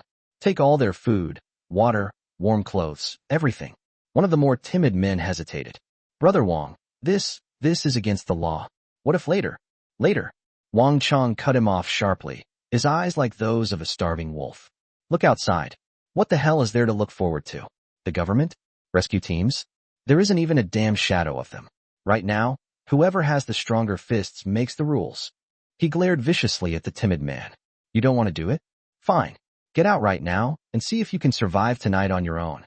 The man shuddered in fear and immediately fell silent. Under the dim candlelight, the faces around him gradually became more vicious. Hunger and cold had already stripped away the last remnants of their moral boundaries. I'm in. The scar-faced man was the first to respond. Yeah, let's do it. Take whatever we can. Brother Wang, we're all listening to you. Wang Chong nodded in satisfaction, a cruel smile spreading across his face. Good. Get your weapons ready. Tonight, we'll start with apartment 101. There's only an old woman and a child living there. They'll be easy targets. Whatever we get, we split evenly among the brothers. In the darkness, several pairs of eyes gleamed with greed and viciousness. In this frozen apocalypse, the chains of the law had already snapped. The beasts within human hearts were breaking free from their cages. A bloody raid targeting the weak was about to unfold quietly in this silent residential complex. And for the moment, none of this had anything to do with the warm island of apartment 701. Lin Fei sipped his liquor as he watched Su Man struggle to move the box. His thoughts were occupied with another, more meticulous and torturous kind of hunt. Night deepened over the residential complex. The wind and snow continued, concealing the door bashing and screams that were about to erupt. The sky gradually darkened beneath the endless curtain of snow. Inside the room, the heater continued radiating steady warmth. Lin Fei stood up, stretched lazily, and glanced at Su Man, who was still wiping the corner of the room. Her movements had slowed considerably. Her stomach betrayed her with a faint rumble, which sounded especially clear in the quiet room. A hint of embarrassment crossed her face. She quickly lowered her head and pretended to scrub even harder. Lin Fei said nothing and walked over to the multifunctional energy stove. With a thought, he took out the ingredients he had obtained from today's sign-in. A beautifully marbled filet mignon, several plump mushrooms, and a small handful of bright green asparagus. He even took out a small piece of butter. Out of the corner of her eye, Su Man couldn't help being drawn toward them. She watched as Lin Fei skillfully heated the frying pan and watched the butter melt, sizzling pleasantly as it released a rich, creamy aroma. Then he placed the steak into the pan. The instant it touched the hot surface, an explosion of rich, premium meaty fragrance mixed with the scent of blood and fat filled the room, as though an invisible hand had seized her stomach in a death grip.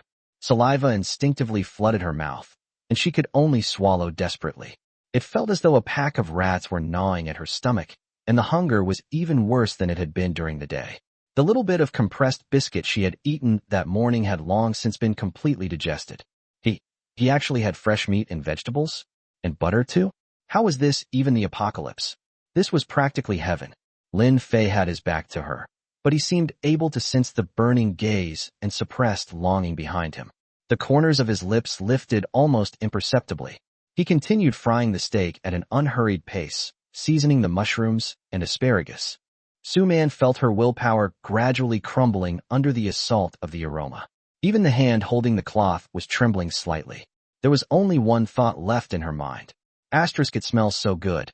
I want to eat it so badly, asterisk. Finally, Lin Fei plated the cooked steak and side dishes. The surface of the steak was covered in a perfect dark brown seared crust. He cut into one corner, revealing tender, rosy meat inside. The mushrooms and asparagus were glistening with meat juices and melted butter. He carried the plate to the small table and sat down. He even took out a knife and fork. But he didn't start eating immediately. Instead, he picked up the utensils and leisurely began slicing the steak. The sharp knife cut through the meat with a faint sound, releasing even more savory juices. Chapter 10. Here, let me feed you. Su-man stood just a few meters away, watching helplessly. Her throat was painfully dry, and every swallow felt like sandpaper scraping against it. Her stomach growled even louder. Lin Fei cut off a small piece of beef and brought it to his mouth with his fork. He chewed slowly, savoring it, a look of satisfaction on his face.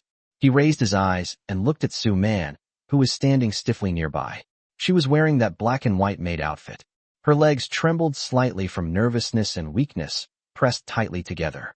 Both hands gripped the dirty rag, while her face was pale. Yet her eyes remained fixed on the food in his hand, like a starving little animal. Lin Fei smiled faintly and put down his knife and fork. Want some? He asked. His voice sounded especially clear amid the aroma of the food. Su-man's body suddenly trembled, as if she had been jolted awake. She looked at Lin Fei, then at the tempting food on his plate. Reason told her that she should refuse and preserve the last shred of her dignity. But the craving in her body and the burning sensation in her stomach overwhelmed everything. Almost instinctively, she gave the slightest nod, so slight that it was almost imperceptible. I want some. The word escaped her cracked lips in a voice barely louder than a whisper. The smile on Lin Fei's face deepened slightly. He leaned back in his chair, his gaze roaming over her before finally patting his thigh. Come here. Sit here. Su-man's pupils suddenly contracted, and her face instantly turned deathly pale. He actually wanted her to sit on his. That was even harder to accept than wearing this outfit or being watched by him. I'm fine standing. Her voice trembled as she took a small step backward. Lin Fei wasn't in a hurry. He speared a piece of beef with his fork and waved it in front of her. The rich aroma of meat rushed straight into her nose. I'll feed you. His tone was calm, but carried an undeniable force. Or you can keep standing there and watch me finish everything. He paused before adding. Then take the news that you worked for nothing today back to your icebox. Worked for nothing. Those words were like an icicle piercing through her final hesitation. Without food, they wouldn't make it through the night. The cold and hunger would kill them. She stared at the piece of beef swaying within reach, and her stomach cramped violently. Dignity or survival? Her body made the choice before her mind could. Stiffly, she moved toward Lin Fei one step at a time. Every step felt like walking on the edge of a blade. She didn't dare look into his eyes. With her head lowered, she slowly, painfully slowly, sat sideways on his lap. The instant they touched, both of their bodies stiffened. Lin Fei could feel how light she was, as well as the faint chill and trembling that passed through the thin fabric. To Su-man, it felt as though she had sat on a hot iron. Blood rushed to her head, making her dizzy. She straightened her back rigidly, trying to minimize the contact between them as much as possible. Lin Fei seemed unconcerned by her stiffness. One hand naturally circled her waist to steady her, while the other held the fork with the piece of beef and brought it to her lips. Open your mouth. His breath brushed against her ear. Su-man squeezed her eyes shut, her long eyelashes trembling violently. Humiliated tears welled in her eyes, but she stubbornly held them back. She parted her lips slightly. Warm, juicy beef infused with rich meat juices and black pepper aroma was placed into her mouth. Almost instinctively, her teeth closed around it. Tender, succulent, with rich fat melting across her tongue. It was the exquisite taste of the normal world that she had not experienced in so long. Her taste buds exploded with flavor, and for a moment, the sensation even overwhelmed the humiliation in her heart. Unable to control herself, she began chewing quickly. Her throat moved as she swallowed the small piece of beef. Her empty stomach let out a satisfied rumble at the sudden comfort. Want more? There was a hint of teasing in Lin Fei's voice as he speared another piece, dipping it into even more sauce. Su Man said nothing, but her slightly parted lips, still glistening with oil, had already given him the answer. Lin Fei smiled and fed her another bite. He watched her swallow each mouthful in small but eager bites, feeling the body in his arms gradually relax from its initial stiffness as the food satisfied her hunger. Perfect. That was how it should be. Step by step. Use food to wear down her resistance. The wind and snow outside seemed to grow even fiercer. Under the warm light inside the room, the man sat in his chair while Su Man, dressed in a maid outfit, ate one bite after another. It was quiet, yet filled with an unspoken struggle and a strange sense of degradation. The delicious steak gradually disappeared into her mouth, bit by bit eroding the pride she had once held so high. Watching Su Man eagerly swallow the second piece of beef, a trace of satisfaction flashed through Lin Fei's eyes. That's more like it. He chuckled softly, his voice carrying a strangely intimate undertone as it slipped into Su Man's ears. Su Man's body stiffened. The nerves that had relaxed slightly because of the food tensed once again. She sensed that something was coming, and her heart began pounding. Sure enough, Lin Fei did not use the fork this time. He leaned down, gently gripping another piece of sliced beef from the plate with his teeth. Then he moved his face toward her. Su Man's breathing stopped instantly. She stared at the piece of meat between his teeth and at his approaching lips, her mind going completely blank. Run? Where could she go? Refuse? What would it cost her? The freezing cold of home and the maddening hunger flashed through her mind. In despair, she slowly closed her eyes. The warm aroma of the food drew closer. A soft, juicy piece of beef. But when the rich flavor burst across her tongue, she instinctively chewed and swallowed. She felt unbearably ashamed. One piece, then another. She was simply too hungry. Her body's instinct to survive overwhelmed all her shame. The two of them shared the dinner in this manner. The atmosphere was ambiguous yet cold. Time quietly slipped away amid this silent struggle. When the plate was finally empty, Lin Fei licked his lips, still savoring the meal, and looked at Su Man in his arms. Her eyes were vacant, while her lips looked unusually red from the lingering sheen of oil. He reached out and roughly wiped a trace of sauce from the corner of her lips with his thumb. Not bad, he remarked, though it was unclear whether he meant the food or something else. Su Man suddenly shuddered as though burned. She sprang up from his lap and stumbled backward several steps, lowering her head as her chest rose and fell rapidly. Just then, an old-fashioned alarm clock in the corner of the room suddenly began ringing. Dingling, dingling. 8 o'clock sharp. Her workday was over. The ringing was like a pardon, jolting Su Man awake from her humiliation. She practically fled to the corner, grabbed her bulky, filthy down jacket, and hurriedly pulled it on, desperate to cover the outfit underneath that made her feel utterly ashamed. Lin Fei did not stop her. He simply watched her frantic movements with leisurely composure. Once she had put on the jacket and zipped it all the way up, trying to wrap herself completely in it, Lin Fei finally rose slowly and walked over to the box containing the food. He took out 2 packs of compressed biscuits and 2 bottles of mineral water. After thinking for a moment, he put 1 pack of biscuits back. Then he returned with just 1 pack of biscuits and 2 bottles of water and handed them to her. Today's pay. His tone was completely indifferent. Su Man looked at the food, which was clearly less than she had expected, especially the fact that there was only 1 pack of biscuits. Her lips moved as though she wanted to say something. But in the end, she silently reached out and accepted them. Chapter 11. The Rift Between the Couple. Holding the object in her hand, the icy touch brought her to a slightly more awake state. At least, I survived today. Take your things back, you can go now. Lin Fei pointed to the bathroom. Su Man felt as if she had been granted a pardon. With her head down and clutching her clothes, she quickly walked into the cramped bathroom. The moment the door closed, she leaned against the cold tiles, her body slowly sliding down until she collapsed to the ground. Tears finally welled up uncontrollably. She didn't make a sound, but bit her arm tightly, letting the tears fall silently. Outside, Lin Fei listened to the suppressed, faint sobs inside, his face expressionless.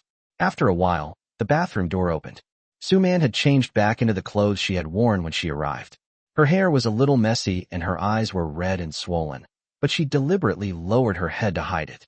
She clutched the bag of biscuits and 2 bottles of water tightly in her hand, as if they were her lifeline. She didn't dare look at Lin Fei and walked straight towards the door. Just as my hand touched the cold doorknob, I heard Lin Fei's cheerful voice from behind me. Tomorrow. Su-man paused. Come early. Early. His tone was light and even a little affectionate, but to Su-man, it was more biting than the cold wind outside. She didn't turn around, nor did she respond.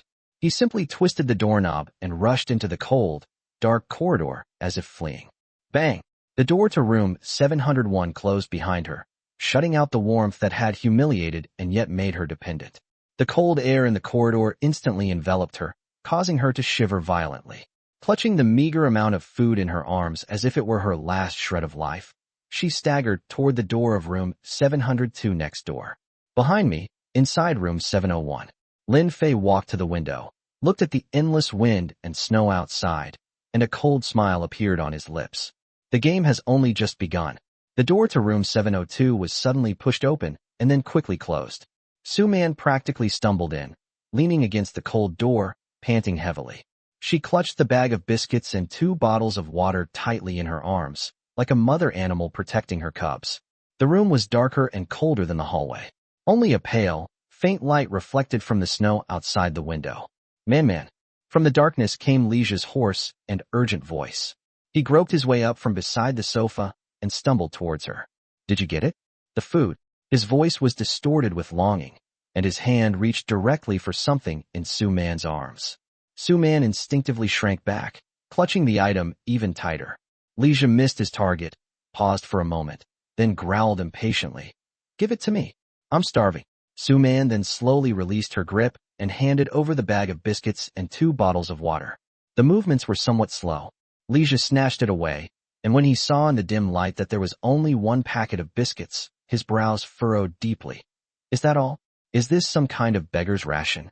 He cursed as he quickly tore open the packaging, grabbed a biscuit, and stuffed it into his mouth. He choked and stretched his neck, then hurriedly unscrewed the water bottle to fill it with water. Their eating manners were messy, just like Su-man's earlier behavior in Lin Fei's room. Su-man looked at him silently, without saying a word. The only sounds in the room were Lija wolfing down his food and drinking water. The cold air seemed to freeze. After eating a few biscuits, Lija felt a little better and his rationality seemed to return. He slowed down, ate the remaining biscuits with water in small bites, and his gaze fell on Su-man, who had been silent all along. She stood in the shadows by the door with her head down, her expression unreadable. You. Lija swallowed what was in his mouth, his voice carrying a barely perceptible hesitation and a certain unsettling suspicion. Cleaning over there? Did I make things difficult for you? Su-man's body trembled almost imperceptibly. How about it? What could she say? These words stuck in my throat, like burning coals. Just clean up. She finally uttered a few dry words, her voice so low it was almost inaudible. Lija stared at her, his eyes sharp in the darkness. He took a few steps closer, as if trying to see her face clearly. Just cleaning? His tone was clearly suspicious. Then why did he only give you so little? Did you not do a good job? Did you upset him? A barrage of questions came crashing down on me like stones. Su-man suddenly raised her head, and in the darkness, her eyes gleamed with a hint of moisture. At this moment, the grievances, anger, and unspeakable humiliation almost burst through the dam. But when she looked at Lijia's face, which was thin from hunger but still carried a certain sense of entitlement, all her words stuck in her throat. What good would it do to say it? Can he go and argue with Lin Fei? Could he possibly refuse this life-saving food? Cannot. He would only blame her for not being able to endure more, for not being able to listen more, and for giving her more food. My heart sank deeper and deeper, colder than the temperature of this room. I'm tired. She avoided Lijia's gaze, her voice weary, and turned to walk towards the bedroom inside. Wait. Lija grabbed her wrist. His hand was icy cold, but his strength was immense. Su-man froze. Lija moved closer, sniffing around her neck and hair, his brows furrowing even more. What smells like on you? His voice suddenly turned shrill. Why is there a meaty smell? And buttery smell? Su-man's blood seemed to freeze instantly. She forgot. She spent a full 12 hours in that room filled with the aroma of food, and her hair and clothes must have been covered in the smell. I don't know. She frantically tried to pull her hand back, her heart pounding like a drum. Have no idea? Lijia's voice turned cold, filled with a betrayed anger. Su-man, tell me the truth. What exactly happened over there? Did he feed you? His fingers gripped her wrist like iron clamps, causing her to gasp in pain. Is that right? You're eating and drinking like a king, and all you bring back for me is this worthless biscuit? Leisha lost control of his emotions. Hunger and suspicion contorted his face. I don't. Suman finally couldn't hold back and retorted, her voice trembling with tears. That's all. That's all. Then how do you explain the smell on you?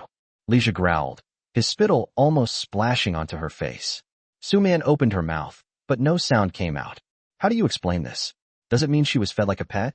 Seeing her speechless expression, the doubt in Leisha's eyes turned into a certainty, followed by an extreme sense of humiliation and rage. You bitch. He abruptly flung her hand away, the force so great that Suman staggered and crashed into the door with a dull thud. I knew it. I knew you couldn't resist.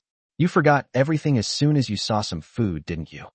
You saw he had some food and started thinking about you and he. Leisha, Suman screamed, interrupting him, tears finally streaming down her face. You bastard. She slid down onto the floor against the door, hugged her knees, buried her face in them, and her shoulders heaved violently. Suppressed, desperate cries echoed in the cold room.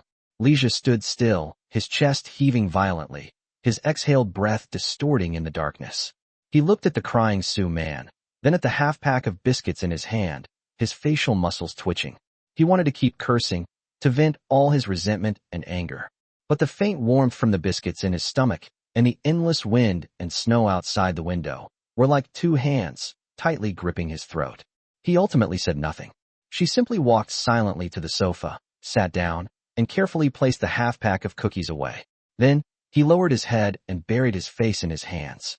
In the room, only Suman's suppressed sobs and Leisha's heavy, weary breathing remained. The seemingly strong bond between the two was torn apart by suspicion, humiliation, and the pressure of survival on the cold night of the 5th day of the apocalypse, creating a bottomless rift. The coldness spread silently. It was even more biting than the bitter cold outside the window. Meanwhile, in room 701 next door, Lin Fei had just finished enjoying his late-night fruit snack and was leisurely planning how to further shatter the two men's pitiful self-esteem the next day.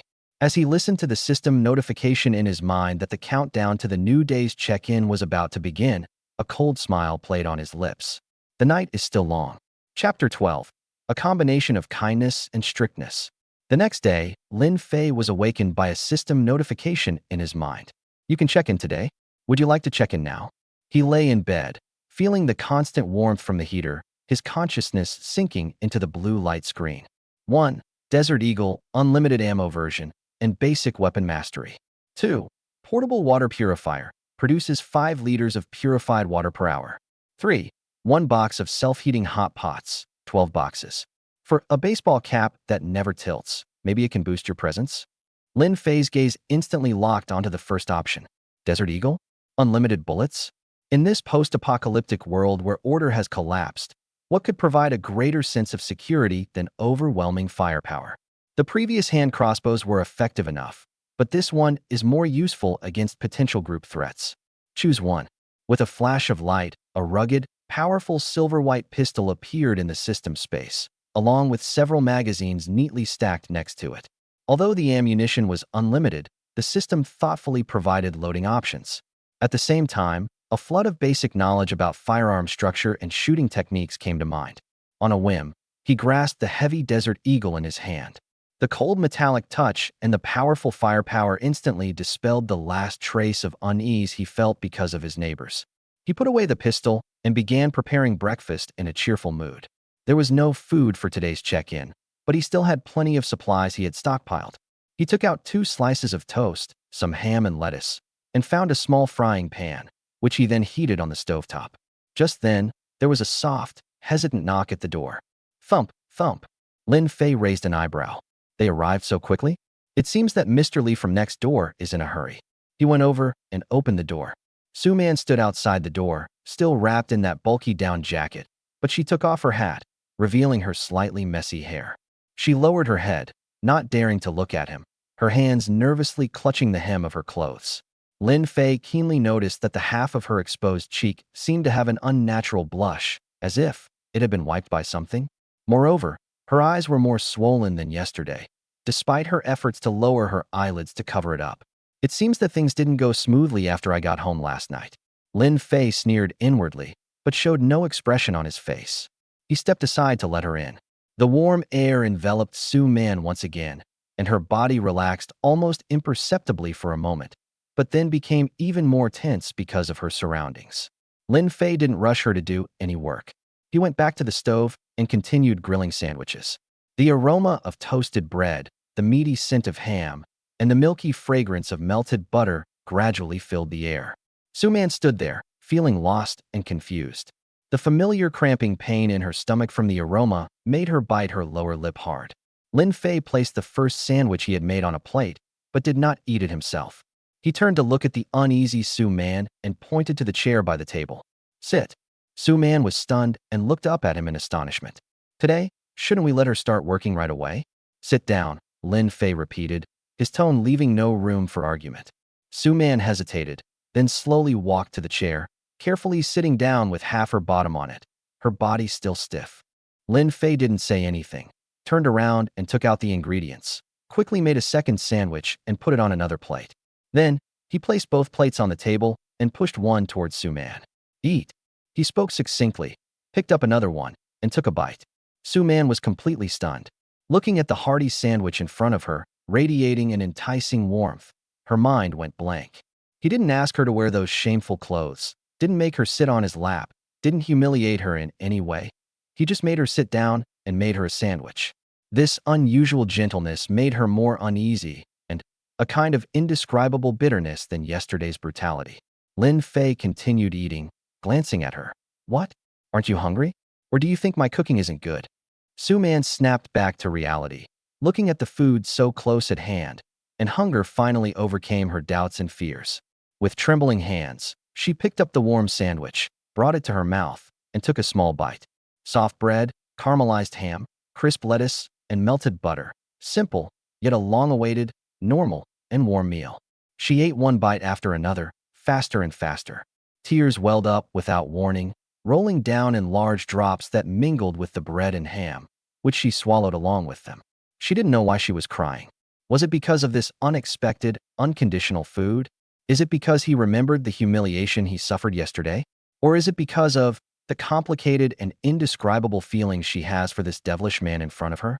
She just couldn't stop crying, silently, her shoulders trembling slightly. Lin Fei watched her cry calmly, eating his own sandwich without saying a word. A combination of kindness and severity. Yesterday was power, today is favor. Slap me, then give me a treat. He wanted to keep her oscillating between extreme humiliation and this insignificant kindness, until she was completely dependent on him and could no longer muster any thought of resistance. Her tears were exactly the effect he wanted. Meanwhile, in the fire escape on the 7th floor, Wang Chong, along with 4 of his men, carefully felt their way up through the thick layer of dust. They were carrying crowbars, steel pipes, and even a fire axe. "Damn it! Why is it colder upstairs than downstairs?" one of the henchmen complained, rubbing his hands together. "Enough talk. Keep a close eye on them," Wang Chong hissed in a low voice, his eyes sweeping fiercely across the stairwell. "That poor bastard on the 1st floor yesterday only found a few packets of instant noodles. What good are they?" Scarface leaned closer to Wang Chong and lowered his voice. "Brother Chong, I heard. That couple surnamed Li in 702 are really rich. They're both high-ranking executives at some company. They must have a lot of good stuff at home." Another skinny guy, looking like a monkey, added with a wink. "Yeah, Brother Chong. And that wife of his. I've seen her a few times. Wow, she's gorgeous. Like a movie star. Those legs, that figure." A few words instantly made the men's breathing become heavy. In this desperate apocalypse, wealth and beauty are equally tempting to drive people mad. Wang Chong licked his chapped lips, his eyes gleaming with greed and lust. Rich? With a beautiful wife? He grinned maliciously, gripping the steel pipe tightly. "Then we should definitely go check it out. Maybe they need our help. Let's go? Let's get to 702 first." 5 people, like hyenas lurking in the darkness, silently approached the door of room 702. Inside the warm 701, Su Man was still silently shedding tears, taking small bites of the sandwich that evoked such complex emotions in her. Outside the cold door of 702, Several hungry wolves had already bared their fangs. Chapter 13 Black Stocking Maid. Lin Fei watched as Su Man, tears streaming down her face, frantically stuffed sandwiches into her mouth, looking like a starving and wronged cat. After finishing his portion, he took out a tissue to wipe his hands, then got up and took out a clean, soft towel from his system space. He got quite a lot of these by checking in. He walked over to Su Man and handed her the towel. "All right, stop crying." His voice wasn't gentle, but it wasn't as harsh as before either. "Go wash your face and wipe it off. Look at you all dressed up like that. If someone didn't know better, they'd think I'd taken in a little beggar." Su Man, who was immersed in the food and her grievances, was stunned. She raised her tear-filled face, looked at him blankly, and then looked at the clean towel. Little beggar? This description is somewhat comical, and it's completely different from her usual image. But looking at Lin Fei's expressionless face, and then thinking about his own disheveled state, it seemed quite similar. A faint smile, almost imperceptible to her, almost slipped from the corner of her mouth, only to be swallowed up by an even greater bitterness. But she did stop crying. She silently took the towel, the soft touch bringing a sense of comfort to her cold fingers. She stood up, head down, and habitually walked towards the bathroom. The steps were no longer as hurried as yesterday, but rather carried a hint of hesitation and a kind of indescribable complexity. "My mind is a mess." I recalled Lija's suspicious look, his rude questioning, and that word bitch from last night. Then she remembered that just now, Lin Fei simply asked her to sit down, gave her a normal sandwich, and even handed her a towel to wipe her face. Although his tone remained the same, and although she was still wearing her maid outfit. But in this damned apocalypse, what I received next door was suspicion and shouting. Here, I was given a quiet breakfast and a clean towel. This contrast, like a tiny needle, pierced the thick, icy shell in her heart, a shell built of anger and humiliation. A crack quietly appeared. The will to resist, under the pressure of survival and in contrast to this strange mildness, seems to have really loosened a little. She went into the bathroom and closed the door. Looking at myself in the mirror, with red and swollen eyes, messy hair, and wearing a ridiculous maid outfit. She used a towel to dampen the last bit of drinking water she had brought with her and carefully wiped her cheeks. The cool water stimulated her skin, making her feel a little more awake. She looked at herself in the mirror, her eyes filled with confusion. What exactly is right? Outside the bathroom, Lin Fei listened to the subtle sounds inside, a calculating smile curving his lips. He certainly saw Su Man's smile that almost broke her composure for a moment. And he also saw the slight hesitation she showed when she took the towel. Very good. Once the dam of emotions begins to loosen, it's not far from collapsing completely. He leisurely cleared away the dishes, pondering in his mind how to further widen the conflict between the two opposing sides in Su Man's heart tonight. Should we continue to offer a little bit of kindness, or should we push her into the mud again? He hasn't decided yet. Perhaps we can wait and see how she performs at work today before making a decision. At the same time, there was a gentle knock on the door of room 702. Instead of a polite knock, there was a tentative, muffled knock-knock. Lija, who was curled up on the sofa, trying to ignore his hunger and cold, suddenly raised his head and looked warily toward the door. Who? Who would it be at this moment? Could it be that Su Man has returned? Impossible. She only went there recently. His heart skipped a beat, and an ominous premonition enveloped him. He held his breath, without making a sound or moving. The knocking on the door paused for a moment, then turned into more forceful and impatient pounding. Bang, bang, bang. A rough, hoarse male voice shouted, "Is anyone inside? Open the door. Property management is conducting an inspection." Property management? Lija's heart tightened. What is the property management checking at a time like this? But he dared not refuse to open the door. What if it really is the property management company? What if there's news of a rescue operation? He struggled to his feet, walked to the door, and looked out through the peephole. There were 4 or 5 men standing outside, dressed in messy, thick clothes, and seemingly holding sticks or something similar. They looked hostile and were definitely not dressed like property management staff. Lija's heart sank to the bottom. It was a robbery. He was so terrified that his first instinct was to find something to prop the door shut. But it was too late. "Damn it, don't open the door. Smash it," came an angry shout from outside the door. Immediately afterwards, a heavy impact rang out. Bang! The old security door groaned under its strain, and cracks appeared in the wooden planks near the lock. Li Zhe was so frightened that he retreated repeatedly, his face as pale as paper. Bang! Crash! Several more violent impacts followed. The door panel is twisted, and the latch is broken. A loud crash. The security door of apartment 702 was smashed open. Wang Chong, along with 4 of his men, surged in like a pack of hungry wolves, grinning maliciously. The biting cold wind howled through the open door and into the already chilly room. Li Zhe was so frightened by the cold wind and the sudden intruders that he collapsed to the ground, staring in terror at the several uninvited guests with ferocious faces. Wang Chong stepped on the fallen door panel, his gaze sweeping across the exquisitely decorated but now cold and silent living room, finally landing on Li Zhe, who was slumped on the ground trembling, and he grinned, revealing his gleaming white teeth. "Hey, Mr. Li, right? We're just a few guys. We've come to borrow something from you." The sound of water running in the bathroom stopped. The door opened gently, and Su Man came out. Her face was still damp, and her red and swollen eyes had subsided a little, but traces of crying were still visible. She didn't put her white stockings back on. Her bare legs appeared even whiter under her black maid skirt, and she was shivering slightly, whether from the cold or something else. It was hard to tell. Lin Fei had just put the tableware away when he heard faint knocking and commotion coming from next door. His brow furrowed almost imperceptibly, but he remained expressionless, his gaze fixed on Su Man's bare legs. "Come here." He gestured with his chin toward the sofa. Su Man obediently walked over, sat down as instructed, and placed her hands neatly on her knees, like a robot waiting for instructions. Lin Fei squatted down in front of her. This action made Su Man's body tense instantly, and she held her breath. What is he going to do? With a flick of his wrist, Lin Fei revealed another pair of stockings in his palm. This time it's pure black, a bit thicker than the previous white stockings, and has a matte finish. He didn't speak, but grasped her slender ankle and slipped the top of the stockings over her toes. He actually. Su Man bit her lower lip hard, turned her face away, and dared not look at what was happening. She could feel the warmth of his fingers. The feeling of humiliation surged up again, but strangely, it wasn't as sharp as it had been yesterday. Instead, there was a kind of numb, even strangely submissive weariness. Is it because of that sandwich and towel from earlier? Or is it a complete disappointment in someone?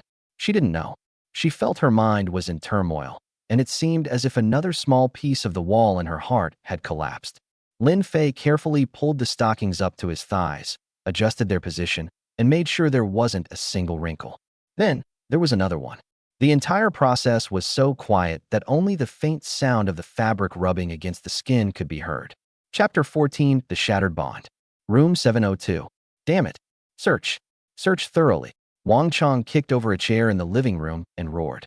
Several of his men ransacked the place like bandits. The drawer was pulled out and turned upside down on the ground. The cabinet door was smashed open, and the contents inside were scattered all over the floor. However, apart from a few expensive luxury clothes, some documents and ornaments, there was nothing to eat or drink. "Brother Chong, there's nothing. There's absolutely nothing to eat," Scarface reported irritably. Wang Chong's face was so dark it could drip water. He grabbed Li Zhe, who was slumped on the ground, by the collar, lifted him up, and glared at him fiercely. "Tell me, where did you hide the food?" Li Zhe was terrified, his lips trembling. "No. Really no more. I finished them a few days ago." "Bullshit." Wang Chong spat in his face. "Rich people like you wouldn't leave any backup plans, would you? Tell me." Really, Li Zhe almost cried. Wang Chong narrowed his eyes, suddenly remembering what Scarface had said earlier. He released Li Zhe, glanced around the room which was clearly where a married couple lived, and his eyes turned lewd. "Where is your wife?" he asked in a sinister tone. "Where did that beautiful wife hide?" Li Zhe's body stiffened abruptly, and all the color drained from his face. She's not here." His voice was weak. "Not here." Wang Chong leaned closer to him, his breath reeking of cigarette smoke in his face. "Where could she be in this awful weather? Is she hiding with another lover?" Several of his men let out malicious laughter, their eyes sweeping over Li Zhe with undisguised malice and greed. Looking at the undisguised lewd gleam in their eyes, Li Zhe felt a chill run from the soles of his feet to the top of his head. He instantly understood their intentions. They not only wanted to steal the goods, but also overwhelming fear and a sense of territorial intrusion temporarily overcame his cowardice. "I have no idea."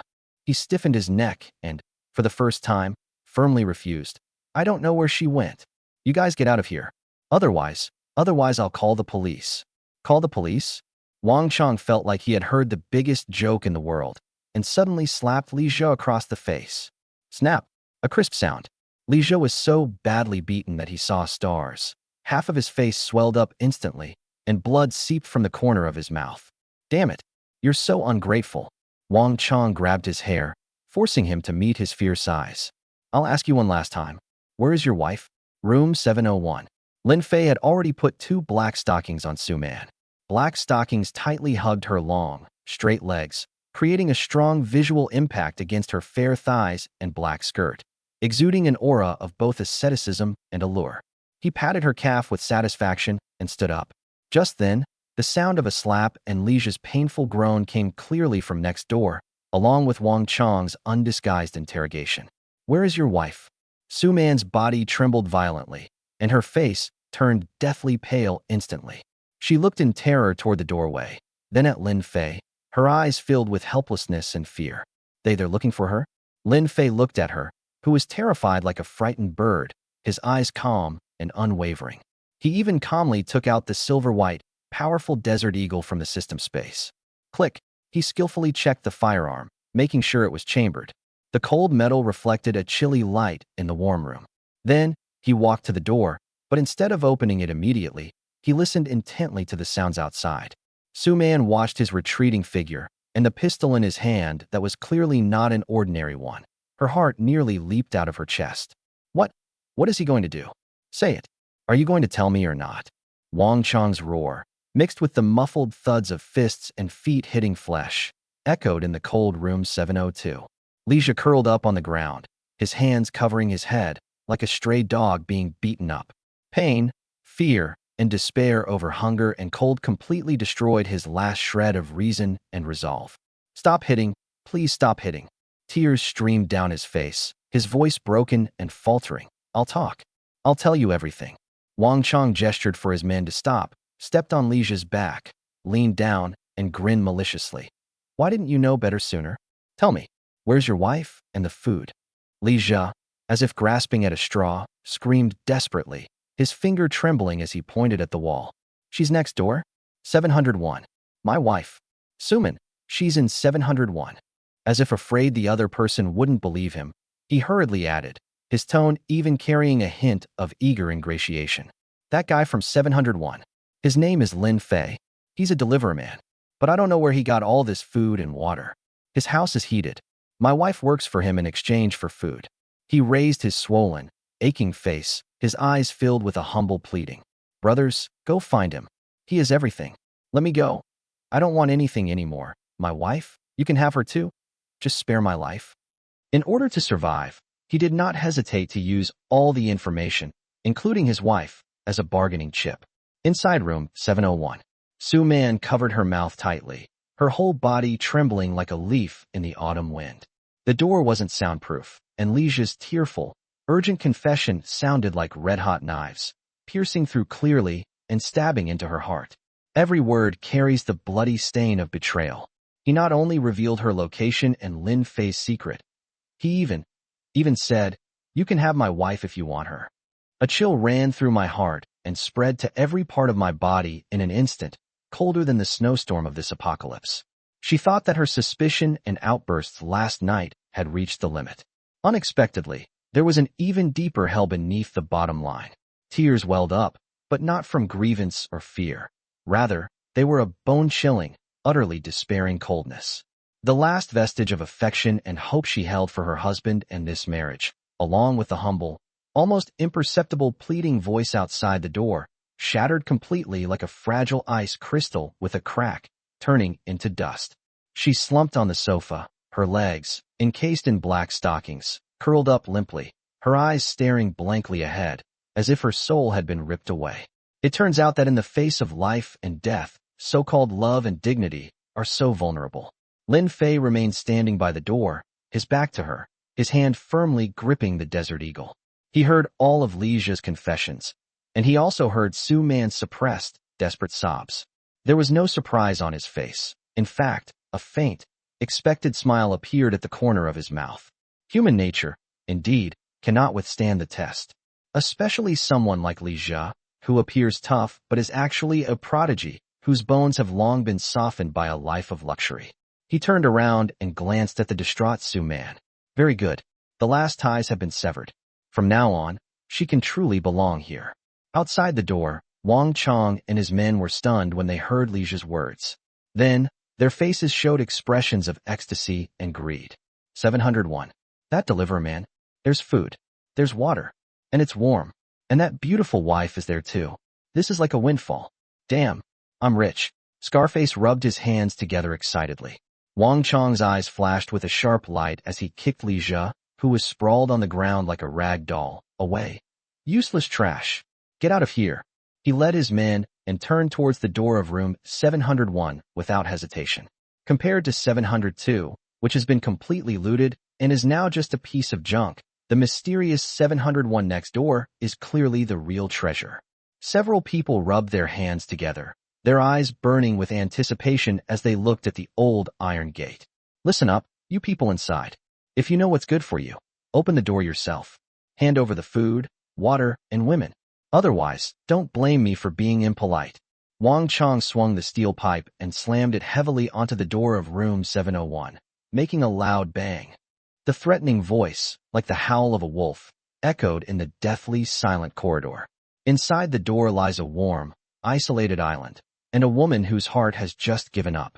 Outside the door, a pack of hungry wolves gleamed with sharpened claws. Chapter 15. The gunshot rings out. Damn it, you're asking for it. Seeing no movement from 701, Wang Chong completely lost patience and gave Scarface a wink. Smash this damn door open for me. Scarface grinned maliciously, swung the fire axe in his hand, and with all his might, was about to chop at the door lock. Just 1/10 of a second before the axe blade was about to fall. Click! The door lock clicked softly. The old iron gate slowly opened inwards by itself. Wang Chong and the others outside the door were stunned, their raised axes frozen in midair. The sight that appeared behind the crack in the door caused the pupils of these men, who had been struggling with cold and hunger for days, to suddenly contract and their breathing to become heavy. Lin Fei stood calmly inside the door, wearing only a thin short-sleeved t-shirt. His face was rosy and his expression was relaxed, as if the freezing cold outside had nothing to do with him. His left arm was intimately wrapped around a woman's waist. That woman. The men's eyes widened instantly, as if drawn by a magnet, fixed on her. The black-made skirt clung tightly to her slender figure, while the white apron and headdress exuded a forbidden allure. Beneath the skirt were a pair of long, beautiful legs completely encased in matte black stockings, their lines perfectly outlined. Her face still bore traces of wet tears, and her eyes were empty and blank, adding to her pitiful fragility. It was Suman, whom they had been coveting. But that wasn't the most shocking thing for them. As soon as the door opened, a rich, warm air, carrying the aroma of food, rushed out, dispelling the biting chill in the corridor. Inside the door, the world was brightly lit and warm as spring. They could even see some boxes and bottled water piled up in the corner and unfinished, high-end-looking food on the table. This is the apocalypse? This is simply heaven. A poor delivery boy? What makes him so special? Why should I have such warmth, such food, and such a stunningly beautiful woman dressed as a maid? The stark contrast struck Wang Chong and his companions like a heavy hammer blow. Jealousy, greed, and a kind of anger at being mocked by fate instantly overwhelmed their reason. Hold!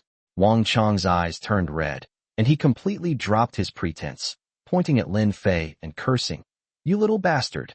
Hand over all the food, drinks, and this woman you have here, or I'll kill you.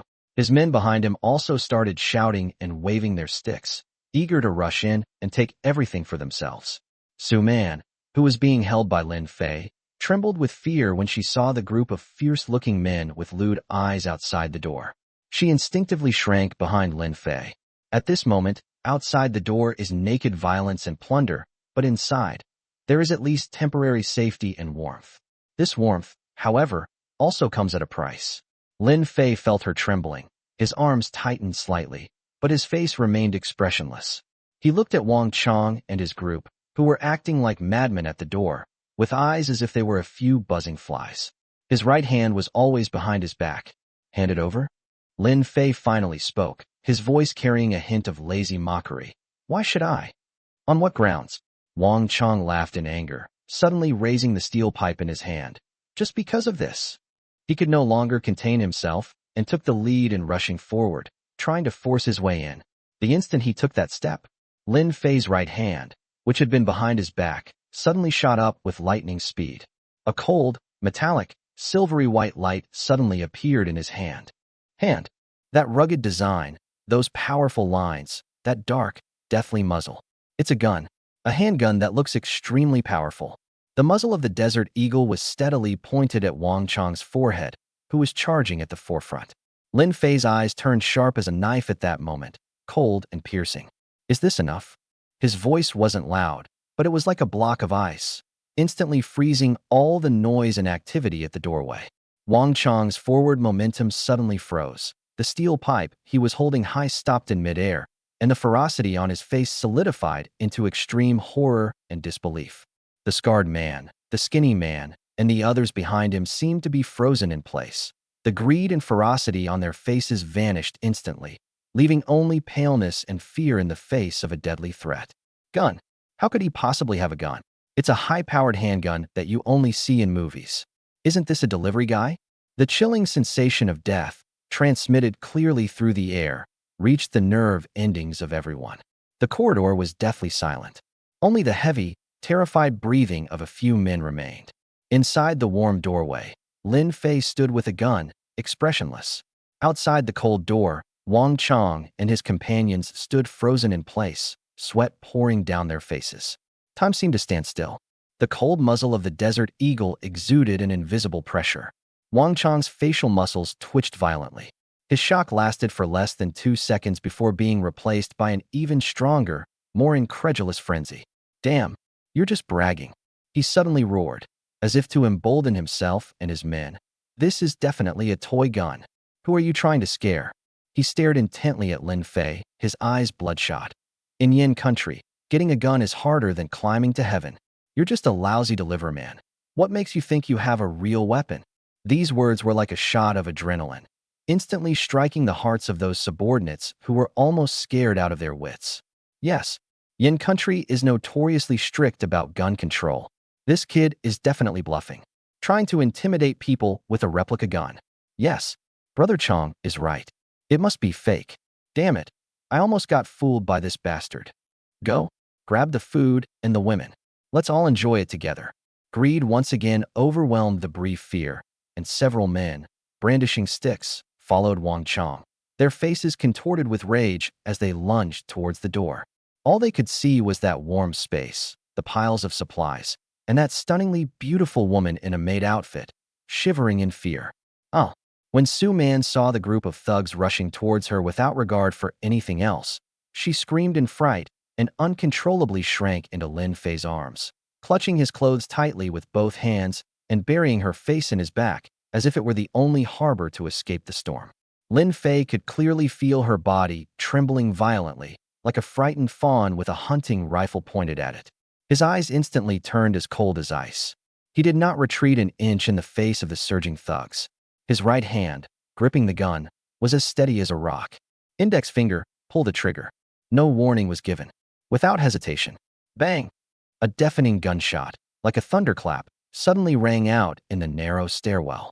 The enormous echo made people's eardrums buzz. The skinny, monkey-like man at the very front suddenly had a burst of blood erupt from his chest. His lunging motion came to an abrupt halt, the ferocity and greed on his face freezing instantly, transforming into utter astonishment and disbelief. He looked down at his bleeding chest, then fell straight backward without a sound, crashing onto the cold cement floor with a thud, kicking up a few specks of dust. Blood quickly spread beneath him, the glaring red a shocking sight in the dim light. Chapter 16, The New Order. The world fell silent. A deathly silence. Wang Chong and the remaining 3, including Scarface, were as if they had been struck by an invisible giant hammer, completely frozen in place. The madness, greed, and ferocity on their faces were washed away like cheap paint the moment the gun went off, leaving only a pure, instinctive, and boundless fear. His eyes were wide open, almost bursting, and his pupils shrank to the size of pinpoints. Blood. It's real blood. The person who fell remained motionless. That gun, it was real. That's a real gun. And it's so powerful. An overwhelming sense of fear, like an icy tide, instantly engulfed every cell in their bodies. The blood that was boiling just moments ago is now as cold as ice. His hands, gripping the sticks and steel pipes, trembled violently, uncontrollably, making it almost impossible for him to hold the weapons. Looking at his comrade lying in a pool of blood, his life hanging in the balance, and then at the man standing inside the door with a gun in his hand and a cold look in his eyes, they finally realized, this is not a game. This is not a bluff. The threshold truly marks the boundary between life and death. Lin Fei slowly moved the muzzle of his gun. The dark barrel, still carrying a hint of gunpowder smoke, swept over Wang Chong, over the scarred man, and over the remaining man who had already wet his pants in fear, like the fingertip of death. Everyone pointed at by a gun felt as if they were being stared at by a venomous snake. Their hair stood on end, their faces turned ashen, and their legs went weak, almost causing them to kneel down. Who else? Lin Fei's voice broke the deathly silence, colder than the winter chill. Want to try? Thump. It's unclear who started it, but apart from Wang Chong, who was still barely standing but trembling like a leaf, Scarface and another person collapsed to the ground, their crotches quickly becoming wet, and a fishy, pungent smell filled the air. Big brother, spare me. Spare me. The scarred man, tears streaming down his face, kowtowed repeatedly, crying, we were wrong. We were blind to your greatness. Please just let us go. Yes, let us go. We'll never do it again. A plea for mercy, choked with sobs, echoed in the corridor filled with the smell of gunpowder and blood. So humble, it was almost insignificant. Looking into Lin Fei's emotionless eyes, and then glancing at his men lying on the ground, their lives hanging in the balance, Wang Chong's last thought of resistance vanished completely. The steel pipe in his hand fell to the ground with a clatter, his lips trembled, but he couldn't utter a single word.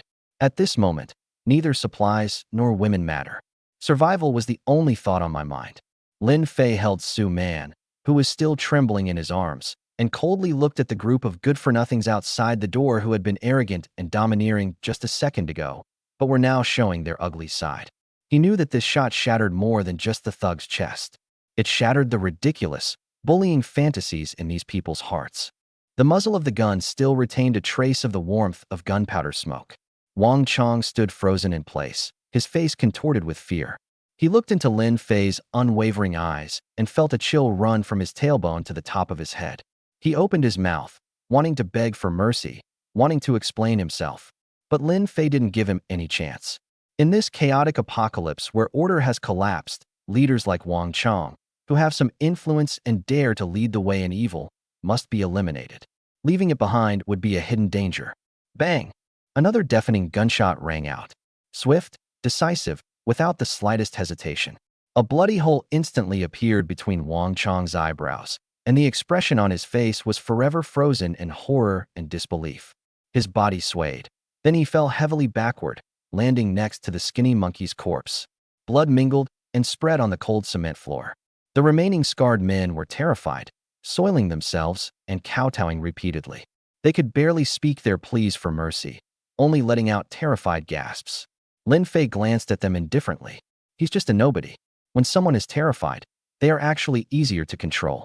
This building always needs a few obedient dogs to help guard the door, gather information, or do some dirty or tiring work. His gaze swept past them and landed on the wide-open door of room 702. Lija was slumped in the shadows inside the door, his face as pale as a ghost, his whole body trembling as if he had malaria. He witnessed the whole process, seeing how Lin Fei shot and killed without hesitation and how Wang Chong died instantly.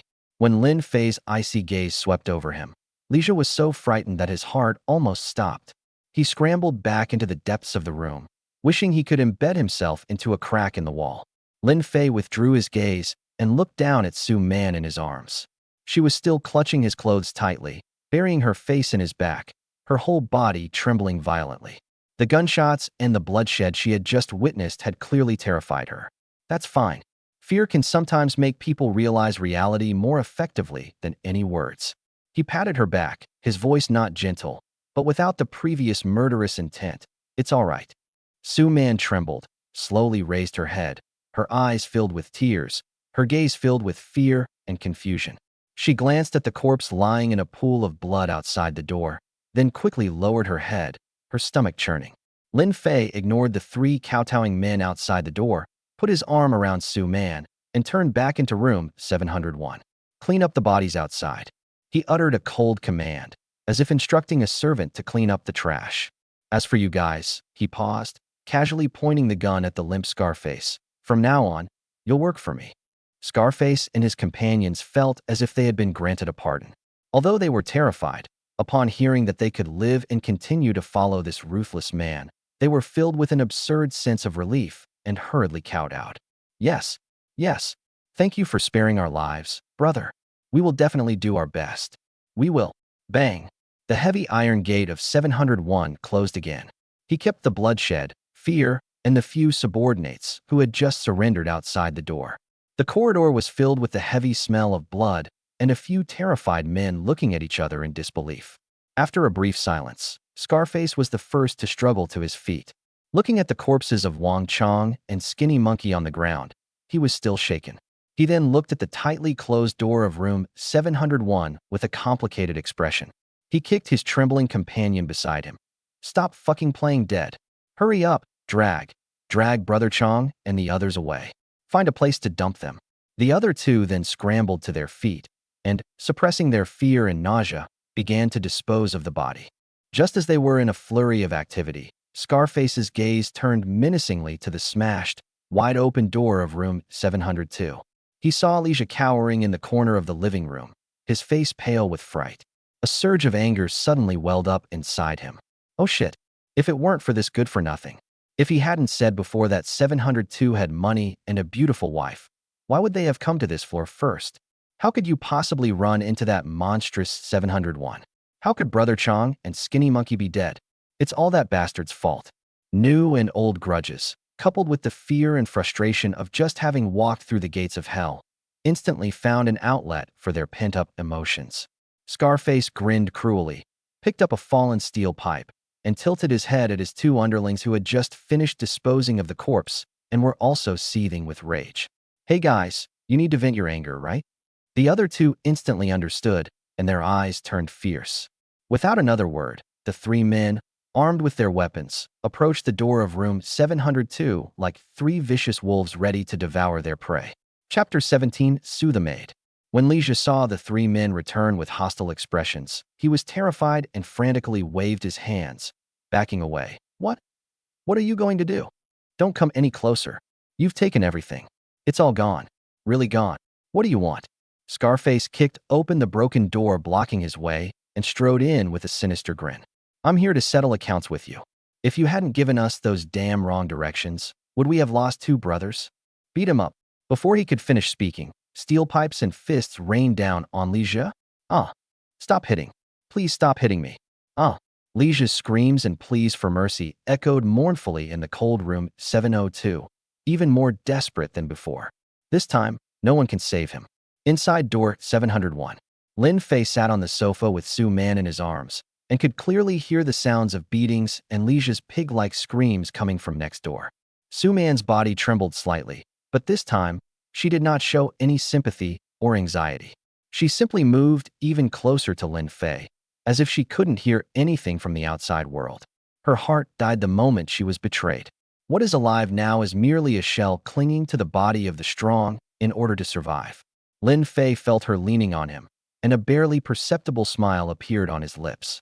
He gently patted Suman's shoulder, as if comforting a frightened pet. A new order is being quietly established through bloodshed and betrayal, and he was undoubtedly the only king on this cold, isolated island. The room was quiet, with only the low hum of the heater. The screams and pleas for mercy from Lijia next door had stopped some time ago.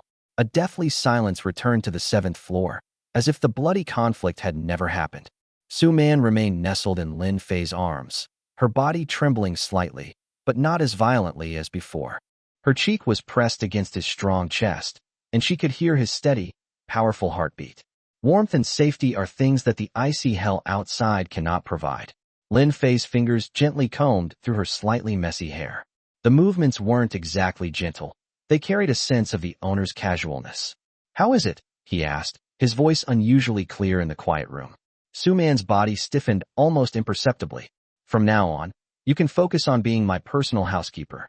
His tone was calm, yet carried an undeniable certainty. "Follow me. At least you won't starve or freeze." He paused, looked down at her pale profile in his arms, and a playful smile appeared on his lips. "Once you miss this opportunity, you won't find another one." After, he drawled out his words, as if throwing out an enticing bait. "If there are more maids, you'll be the head maid, helping me manage them." How about it? The head maid. This title made Su-man's heart skip a beat. An indescribable sense of humiliation surged up again, but strangely, along with the humiliation was also extremely faint. Even she herself was unwilling to admit secret desire for status and power. In this world where order has collapsed, being able to become a manager, even if it's just managing other maids, seems better than being a worthless plaything that can be discarded at any time. Her mind was a mess. Thinking of Lijia's unwavering betrayal, the lewd gazes of the men outside the door, and the 2 deafening gunshots and splattered blood.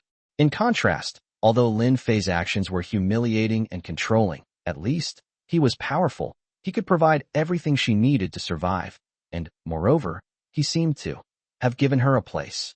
Is it better to be a skeleton that freezes and starves to death, or to be a head maid who lives, even if she lives without dignity? This choice doesn't seem difficult. Her eyes were closed, her long eyelashes trembling violently, and she was engaged in a fierce internal struggle. Unconsciously, her fingernails dug into her palm. Ultimately, the instinct for survival and the yearning for that tiny, illusory power in the future overwhelmed everything. She nodded very slowly, almost with all her might. The amplitude was small, but clear enough. An uncontrollable blush of shame spread across her pale cheeks. "Okay." Lin Fei seemed to have anticipated her choice, chuckled, and patted her back. "Get up," he commanded. Su-man obediently stood up from his arms. "My legs still feel a little weak. Go sit on the sofa." Lin Fei's voice rang out again, carrying an unquestionable tone. Su-man's body tensed instantly, as if she were being restrained by invisible ropes. The blush on her cheeks faded quickly, leaving them pale. She understood what he meant. This is going to be. She stood there, motionless, her heart filled with fear and struggle. Lin Fei didn't urge her, but just looked at her leisurely, his eyes calm but carrying immense pressure. Time passed second by second. Su-man could hear her heart pounding wildly. She glanced at the closed door, then savored the coveted warmth of the room.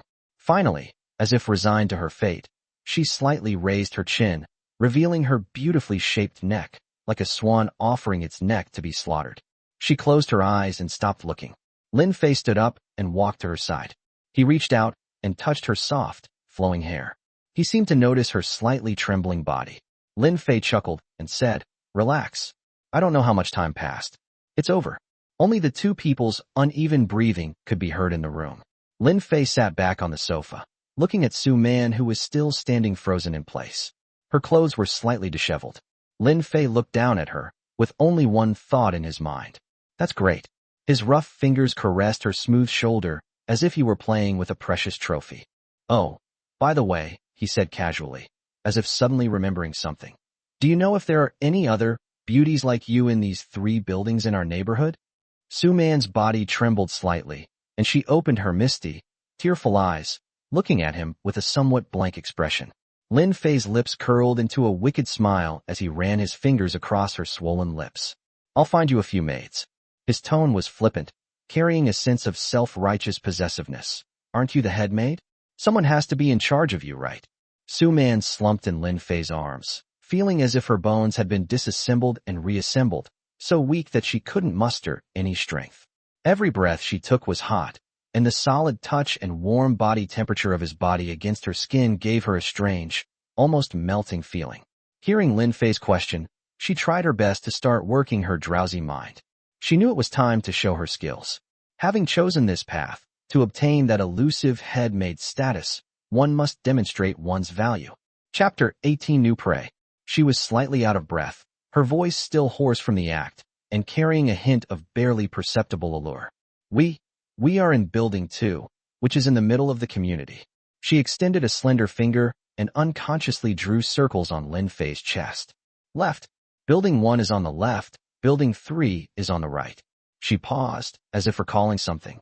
The last time I went to the property management office downstairs in Building 3. I think I heard someone mention it. Oh, Lin Fei became interested, his fingers twirling a strand of her sweaty hair. What did you hear? They said that 2 female college students lived in Building 3. Su Man raised her hazy eyes and looked at Lin Fei. It seems to be that Manhua University, which is just 2 streets away from us. I heard their family is quite wealthy. Lin Fei's eyes flickered slightly. Manhua University? That's a top-tier university. The quality of the female students there is generally quite high. Suman seemed to recall more crucial information, adding, and those 2, they look like twins. Twin. Lin Fei's eyes lit up, and he stopped what he was doing. Su Man sensed his attention and subconsciously shrank closer to him, as if seeking protection or trying to attract more attention. I overheard people chatting. Apparently, she's the school beauty queen. Twins. School beauties. The combination of these 2 words instantly created a powerful image in Lin Fei's mind. TSK. We have to take it. A strong sense of possessiveness and desire to conquer surged into my heart. Such a rare treasure was something he wouldn't have dared to dream of before the apocalypse. But now, with the system and the power, why couldn't he claim it for himself? However, he quickly calmed down. Haste makes waste. The situation at building number 3 is unclear, and it is located some distance away. The most important thing right now is to completely transform building number 2 into an impregnable fortress and establish a solid base. With food, guns, and men in hand. Even though they are just a few terrified thugs, they can still plot more. Twin school beauties, not bad. Lin Fei suppressed the burning desire in his heart and approvingly pinched Su Man's cheek, which felt smooth to the touch.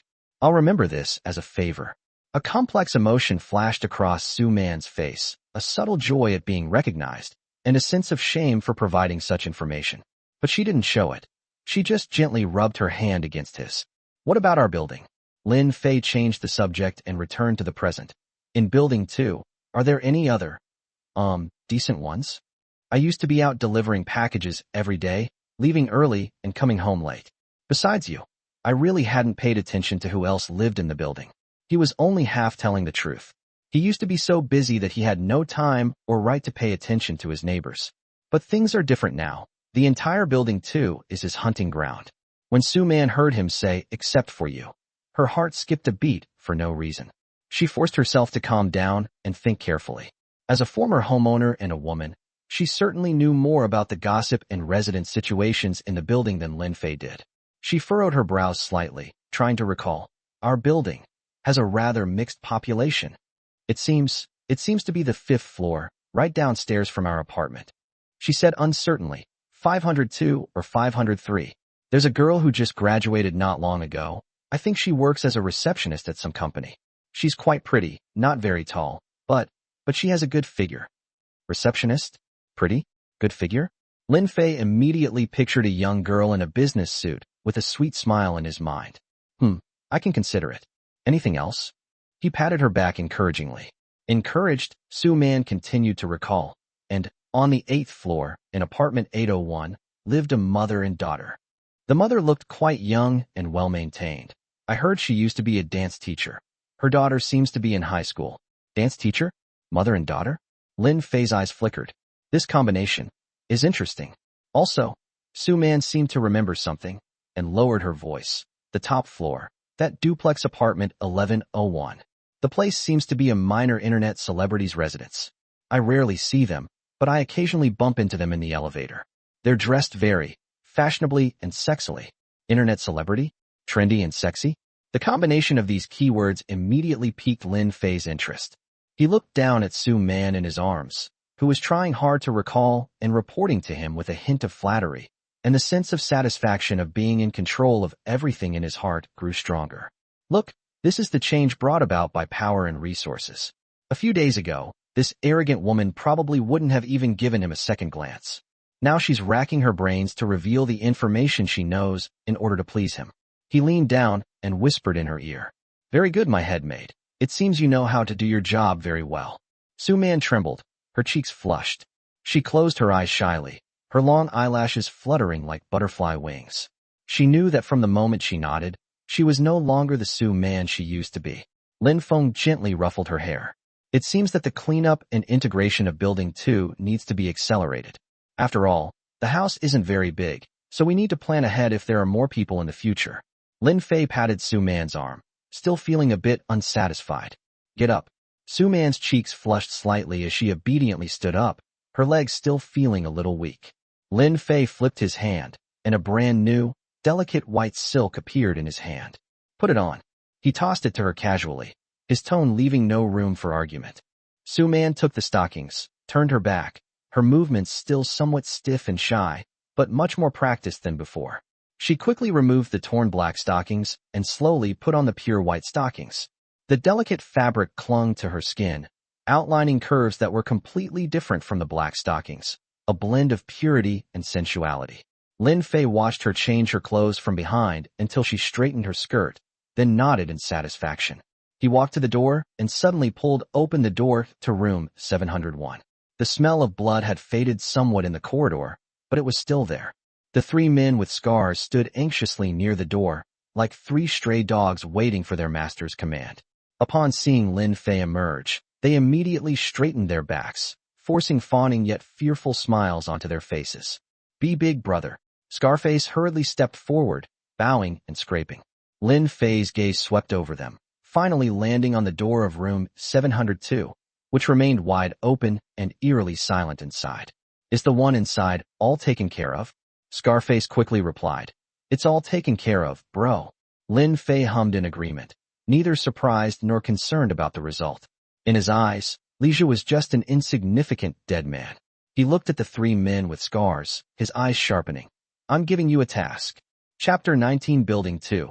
The Plight of Ordinary People. The three of them immediately perked up their ears and held their breath.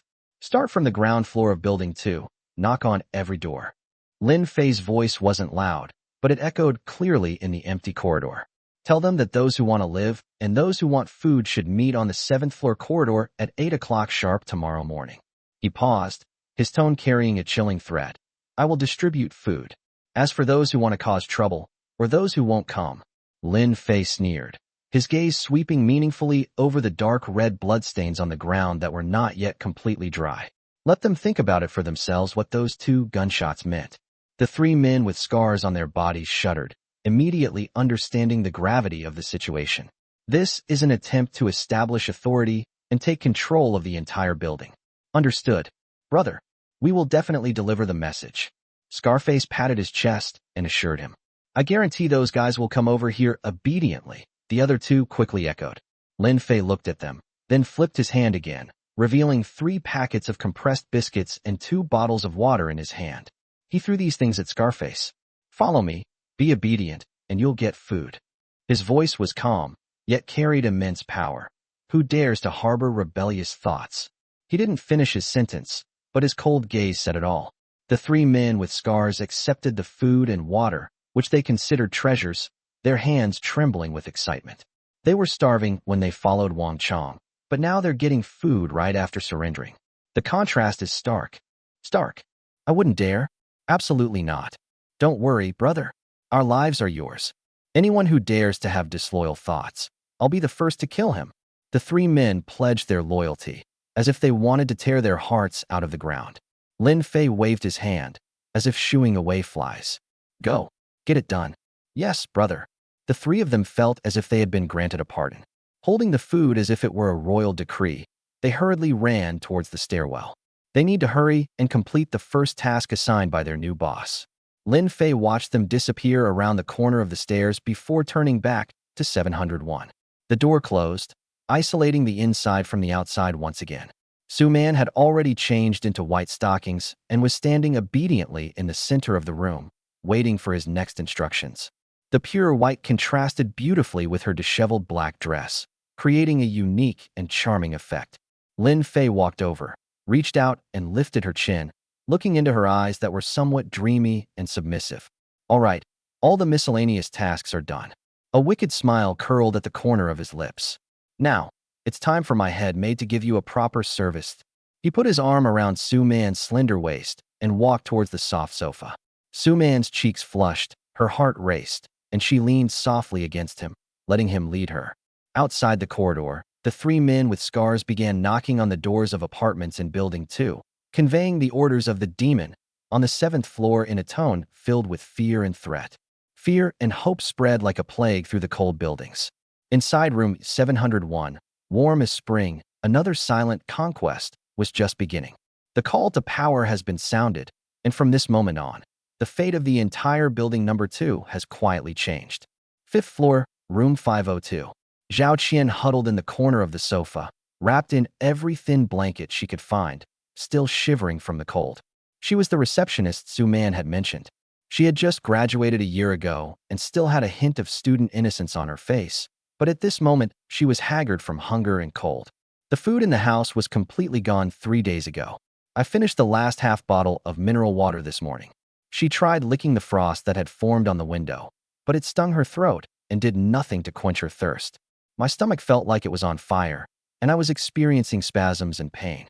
She even started hallucinating, as if she could smell the aroma of steaming hot buns. "Mom, I'm hungry," she murmured unconsciously, tears sliding down her chapped cheeks and quickly turning cold. She had no relatives or friends in this city, and she didn't know how much longer she could hold on. "Perhaps I will silently freeze to death in this cold, rented room tomorrow." 8th floor, room 801. Zhou Yun held her daughter Xiaoyu tightly in her arms. The mother and daughter were wrapped in a thick quilt, absorbing each other's faint body heat. Zhou Yun was a dance teacher when she was young. Now in her early 40s, her well-maintained face is full of fatigue and anxiety. "Mom, I'm cold." Xiaoyu's voice was weak. She was only a high school sophomore, and her once rosy face was now deathly pale. "Sweetie, just bear with it a little longer. Hug mommy tight, and you won't be cold." Zhou Yun offered gentle words of comfort, but her heart felt icy cold. The family's food supplies ran out yesterday, and there's only a little water left at the bottom of the kettle. She tried melting clean snow into water, but it was too inefficient and the water was freezing cold. Looking at her trembling daughter in her arms, Zhou Yun felt as if her heart was being torn apart. This was the first time she had ever felt so desperate. As a single mother, she has always tried her best to give her daughter the best, but now, she can't even guarantee the most basic food and clothing. Bang, bang, bang. A sudden, loud knocking on the door startled Zhao Qian and her daughter Zhou Yun. "Open the door. Didn't you all hear me? The guy on the 7th floor has sent a message." Scarface's rough, hoarse voice came through the door, carrying an undeniable arrogance. Zhao Qian was so frightened that she trembled all over and dared not make a sound. Zhou Yun hugged her daughter tightly, holding her breath. "Listen up. Anyone who wants to live, gather on the 7th floor corridor at 8 o'clock tomorrow morning. The guy on the 7th floor is going to be merciful and give you food." "Are you giving out food?" These two words struck the hungry people like lightning. Zhao Qian suddenly raised her head, and a glimmer of light instantly flashed in her dim eyes. "There's food? Really?" Zhou Yun was also startled, but then even greater doubts arose. "Who's the guy on the 7th floor? Why would someone give out food for no reason at a time like this? Stop playing dead and refusing to open the door. I've delivered the message. Whether you come or not is up to you." Scarface's voice continued to roar, carrying a naked threat. "But let me make this clear first. Anyone who doesn't come or dares to cause trouble. Humph. Think about those 2 gunshots just now. Think about whether your head is tough enough." A gunshot rang out. Zhao Qian and Zhou Yun's faces turned deathly pale instantly. They had indeed vaguely heard 2 loud noises earlier and thought it was a pipe bursting in someone's house, but they never expected. It was a gun. Fear, like cold vines, instantly coiled around my heart. The 3 scarred men went from house to house, knocking on doors in the same way, conveying a message that was a mixture of hope and death. Beneath the deathly silence of ice and snow, the entire building number 2 harbors turbulent undercurrents.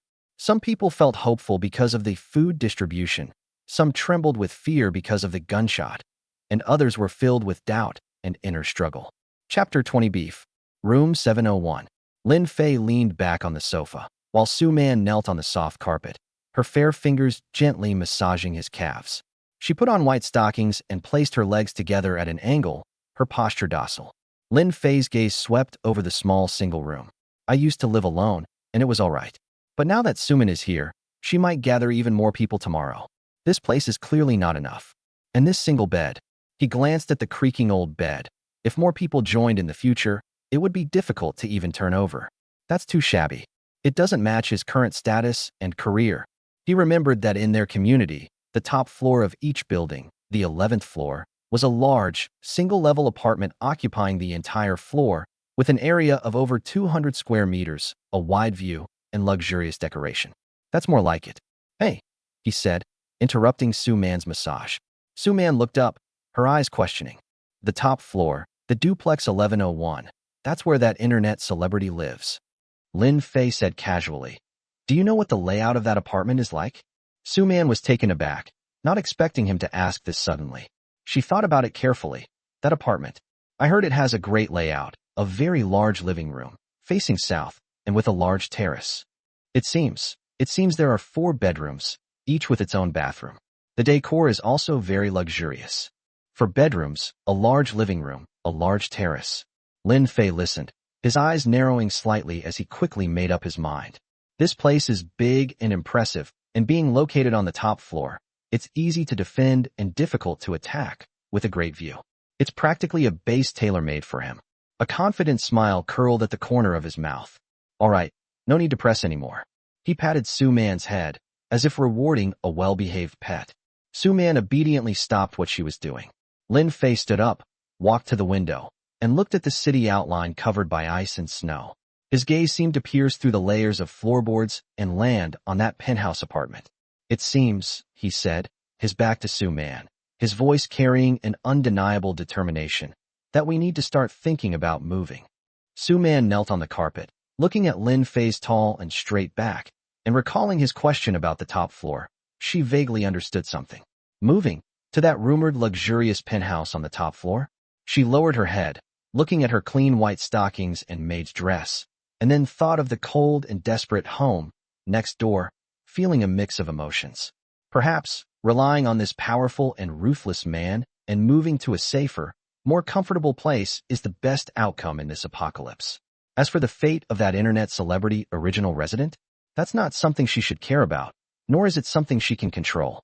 As night deepened, the wind and snow continued to fall outside the window, but a warm light shone inside room 701. Lin Fei had a sudden thought and began to sign in for the day. You can check in today. Do you want to check in now? 1. Tactical assault rifle, unlimited ammo version, and advanced mastery. 2. Small-scale ecological planting box, capable of continuously producing basic vegetables. 3. A whole cow, already butchered. For a deck of cards you can never win. Maybe good for killing time. Lin Fei's lips twitched when he saw the third option. A whole cow? The system is really generous. He chose 3 without hesitation. Rifles aren't urgent, and while planting boxes are nice, they're not a quick fix. Real meat is more reliable. With a flash of light, a large area of the system space was instantly filled with a large pile of neatly divided, bright red beef. Tenderloin, ribs, brisket, beef shank, and even 4 huge beef legs, all cleaned thoroughly. This portion is enough to last a long time. Lin Fei snapped out of his daze and looked at Su Man, who was standing quietly to the side waiting for orders. Can you cook? He asked casually. Su Man paused for a moment, then nodded gently. I know a little. We used to have a nanny at home, and she would only occasionally cook a salad or fry a steak. Her skills were very average. Lin Fei didn't care. With a flick of his wrist, a heavy, well-defined cow hind leg appeared in his hand, which he placed on the empty table next to him with a thud. You don't need to know much. He pointed to the multifunctional smart cooking machine, with a simple design that he had obtained by signing in earlier, located in the corner of the wall. See that machine? You just need to put the ingredients in, select the dish you want to make, and it will handle it itself. Su Man looked at the cow leg, which was thicker than her arm, and then at the high-tech machine. A hint of surprise flashed in her eyes, but she still obediently replied, yes. She walked to the table, picked up the cold beef leg with some effort, and moved it to the cooking machine. Following Lin Fei's simple instructions, they opened the machine's food inlet and stuffed the beef leg inside. The screen immediately lit up, displaying various cooking options: braised beef brisket, black pepper beef tenderloin, roasted beef leg, beef soup. She hesitated for a moment, then chose the relatively simple black pepper beef tenderloin, and tomato beef brisket soup. Following the instructions, she took a few potatoes and tomatoes from the ingredients Lin Fei provided and put them in. Press the start button, and the cooking machine emits a low hum, with faint sounds of cutting and washing coming from inside. Su-man stepped aside, standing there somewhat helplessly, her hands folded in front of her. Lin Fei had already comfortably laid back on the sofa, his gaze fixed on her without any attempt to hide it. In the warm light, she wore her black and white maid outfit, her newly changed white stockings covering her straight legs. Her cheeks were flushed with a faint blush from carrying the cow's legs, and her chest rose and fell slightly. This woman is indeed a stunning beauty, Lin Fei thought to himself, his gaze lingering on her slender curves. The cooking machine worked efficiently, and soon a rich aroma of meat began to waft out from the machine's exhaust vent. The spiciness of black pepper and the rich flavor of beef blend together with the sweet and sour aroma of tomato soup, making one's mouth water. The aroma was far more enticing than anything Lin Fei had casually fried or grilled before. After about 20 minutes, the cooking machine emitted a beep sound and the indicator light turned green. Su-man stepped forward and opened the exit. Inside were 2 sealed food containers. She took out the food container and opened the lid. Instantly, an even more overpowering aroma wafted over. One box contains glossy, richly sauced black pepper beef tenderloin. The beef is cut evenly, coated in a thick sauce, and mixed with bell peppers and onions. The other box contained a bright red tomato and beef brisket soup. The broth was rich and the beef was tender, making it look very appetizing. Looking at the 2 boxes of delicious-looking dishes and smelling their irresistible aroma, Su-man's throat involuntarily bobbed. She had been hungry all day, and the sandwich she had eaten that morning had long since been digested. Lin Fei sat up and waved. "Bring it over here." Chapter 21. A bath for 2. Su-man obediently placed the 2 food containers and the small bowl of rice on the low table in front of the sofa. Lin Fei picked up his chopsticks, took a piece of black pepper beef tenderloin, and put it in his mouth. The beef was tender and smooth, the sauce was rich and flavorful, and the cooking time was just right. He scooped up another spoonful of tomato and beef brisket soup, which was sweet and sour and appetizing, with the beef brisket stewed until tender and flavorful. "The taste is all right," he made a comment, glancing at Su-man standing beside him, whose eyes involuntarily drifted towards the food. He put down his chopsticks and patted his thigh. "Thigh. Sit down." Su-man froze, her cheeks instantly flushing red. "Let's eat together," Lin Fei added, his tone calm but firm. Su-man looked at the tempting food and felt the burning hunger in her stomach. Her struggle lasted only a few seconds. She slowly moved to Lin Fei's side, turned sideways, and carefully sat on his lap. "Compared to the first time yesterday, it seems I'm a little more used to it now." The shame remained, but it was largely overshadowed by hunger and the temptation of food. Lin Fei naturally wrapped one arm around her waist to hold her in place, and with the other hand, he picked up his chopsticks, took the largest piece of beef tenderloin, and brought it to her mouth. "Open your mouth." Su-man closed her eyes, slightly parted her red lips, and put the piece of beef covered in sauce into her mouth. The deliciousness exploded in her mouth. The ultimate satisfaction almost made her sigh out loud. She chewed quickly and in small bites, then swallowed. Before Lin Fei could pick up another spoonful, she took the spoon herself, scooped up a spoonful of tomato soup, blew on it, and carefully drank it. The warm broth slid into my stomach, bringing immense comfort. Lin Fei found it somewhat amusing to see her so anxious, yet trying so hard to maintain her composure. He started eating too, and the 2 maintained this ambiguous posture, taking turns eating, sharing this dinner, which was considered a luxury in the apocalypse. Su-man was a little reserved at first, but after a few mouthfuls of hot soup and meat, she relaxed and even leaned back unconsciously, getting closer to Lin Fei's warm chest. She ate the food Lin Fei fed her in small bites, occasionally picking up food for herself. Her cheeks always flushed, whether from the heat of the food or from their intimate posture, it was hard to tell. After finishing the last bite of rice coated in sauce, Lin Fei leaned back on the sofa with satisfaction. My stomach was filled with warm food, which brought a long-lost sense of comfort. Su-man remained seated on his lap, taking small sips to finish the last bit of tomato soup in her bowl. The warm soup dispelled the last trace of chill, giving her fair cheeks a healthy blush. She gently put down the bowl, her movements carrying a subtle hint of submissiveness. Lin Fei patted her waist, signaling her to get up. Su Man obediently stood up and stood to the side with her hands at her sides. With a flick of his wrist, Lin Fei produced a brand new, large plastic bathtub, big enough to accommodate 2 people, in the open space of the room. Then, several sealed barrels appeared out of nowhere, filled with clear drinking water. Looking at this miraculous scene, Su Man's eyes had lost their initial shock, leaving only a numb acceptance. This man seems to be omnipotent. Lin Fei then took out a portable heater, connected it to a power block, and pointed the air outlet at the bathtub. Then, he directed Suman to pour several buckets of water into the pool. From now on, these chores, Lin Fei said to Su Man as he watched the water level rise slowly, like preparing bathwater and tidying up the room, will all be your responsibility. Su Man replied in a low voice, yes. The heater was very efficient. Before long, wisps of white steam rose from the water in the bathtub, and the room temperature seemed to rise a little more, filled with a misty atmosphere. Lin Fei tested the water temperature. It was just right. He turned to look at Su Man, his gaze calm, yet commanding. Take it off and go inside. Su Man's body trembled almost imperceptibly. Although they had already had more intimate contact, she still felt ashamed to enter the water naked under such bright lights. Her fingers unconsciously tightened around the hem of her skirt. Lin Fei didn't urge her, but just looked at her quietly, his gaze more imposing than any words. Steam rises, warm and inviting. Su Man bit her lower lip, but ultimately succumbed to the warmth and her deep-seated obedience to orders. She turned her back, her hands trembling, and untied the ties at the back of her maid's dress. Her black dress slipped to the ground, revealing her smooth back and slender waist.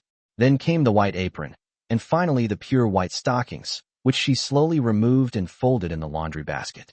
She quickly stepped into the bathtub, submerging her body in the warm water, leaving only her head above water. Her cheeks were flushed, and she closed her eyes, not daring to look at Lin Fei.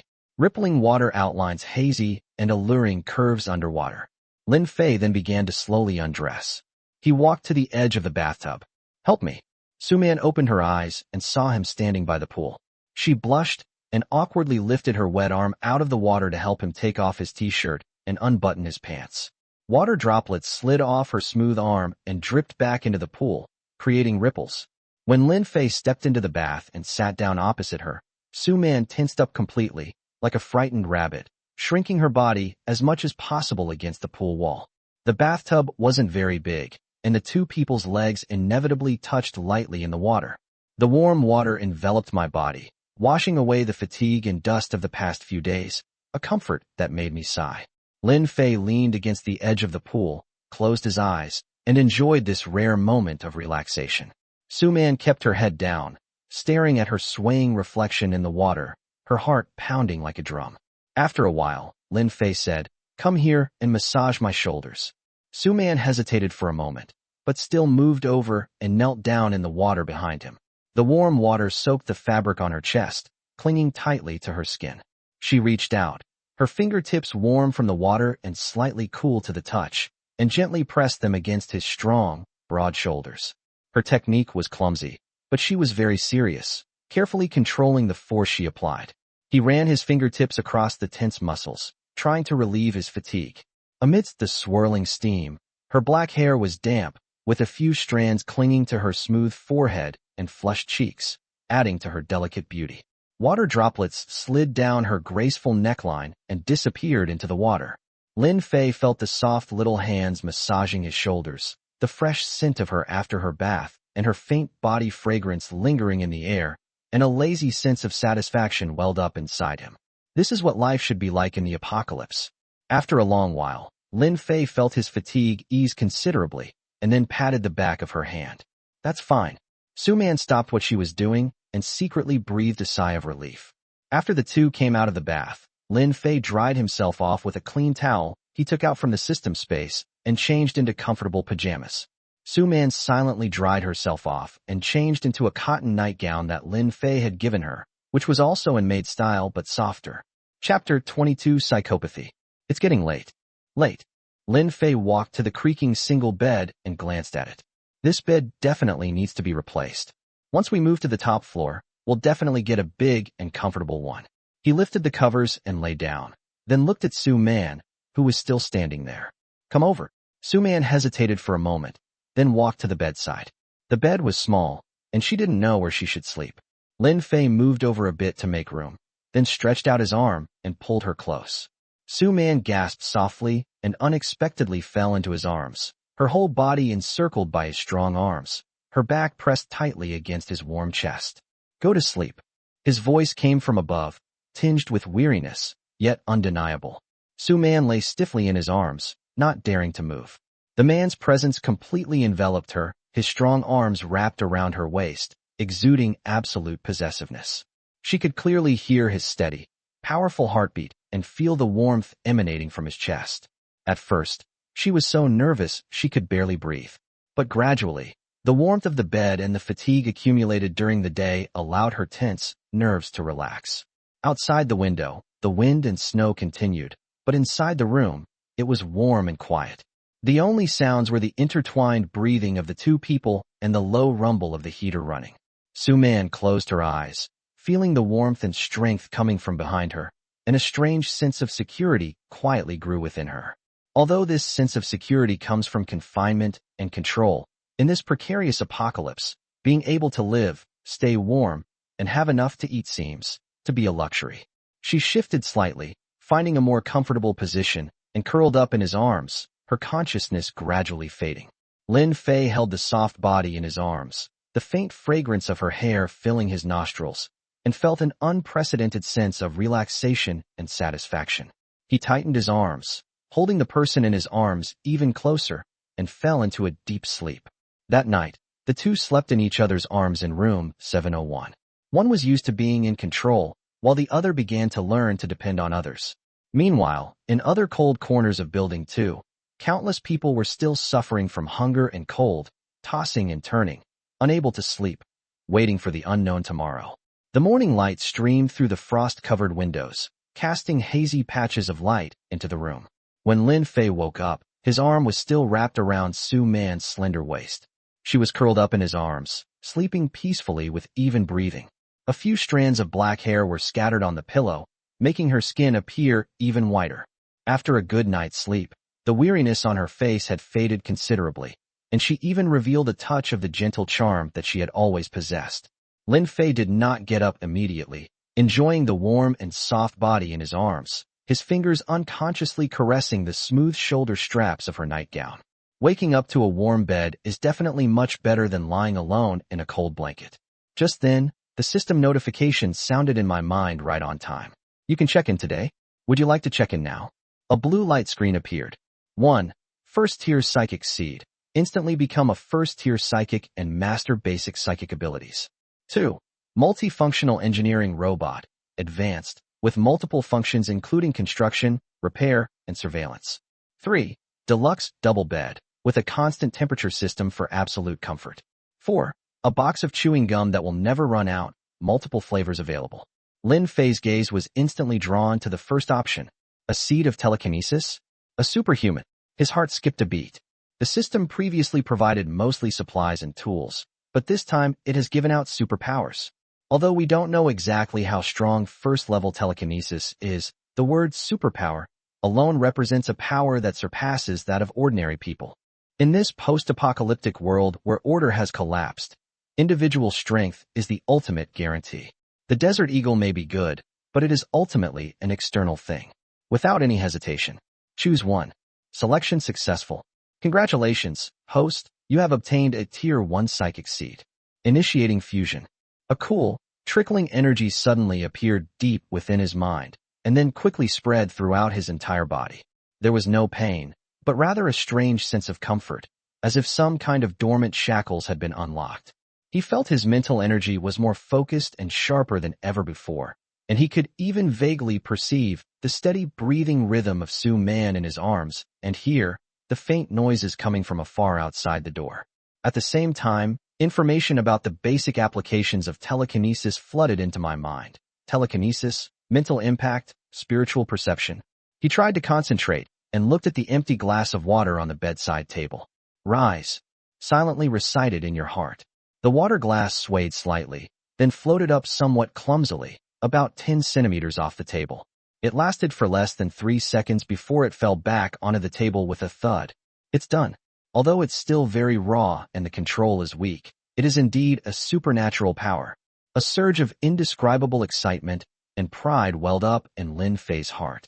With firearms and superpowers, he could practically do whatever he wanted in this early post-apocalyptic world. Just then, the noise coming from the hallway outside the door grew louder. Faintly, one could hear the scarred man's gruff shouts and a jumble of footsteps filled with fear and anticipation. It seems that the residents of Building 2 have been gradually invited to the 7th floor.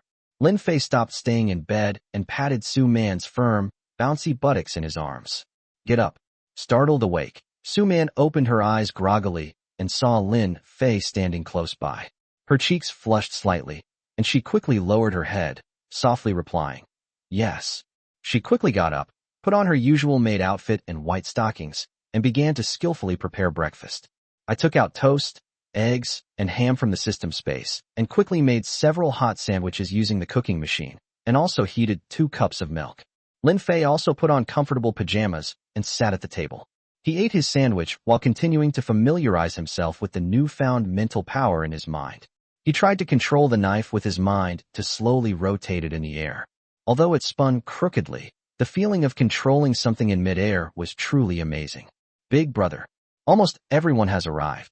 A report came from outside the door in a low voice, tinged with respect and a hint of fear. Lin Fei, with the remaining half of the sandwich in his mouth, took a sip of milk and slowly stood up. Up. He walked to the door, and without even adjusting the collar of his bathrobe, he simply clicked open the door. Outside the door, in the corridor on the 7th floor, there were 20 or 30 people standing in a dark mass. There were men, women, and children, all of them pale and thin, dressed in thin clothes, shivering in the cold air. They huddled together, their eyes filled with complicated emotions as they looked at the door of room 701. There was fear, doubt, numbness, and also a hidden, deep-seated craving for food. When the door opened, everyone was stunned to see Lin Fei standing in the doorway with a sandwich in his mouth, wearing pajamas, and looking as lazy as if he had just woken up.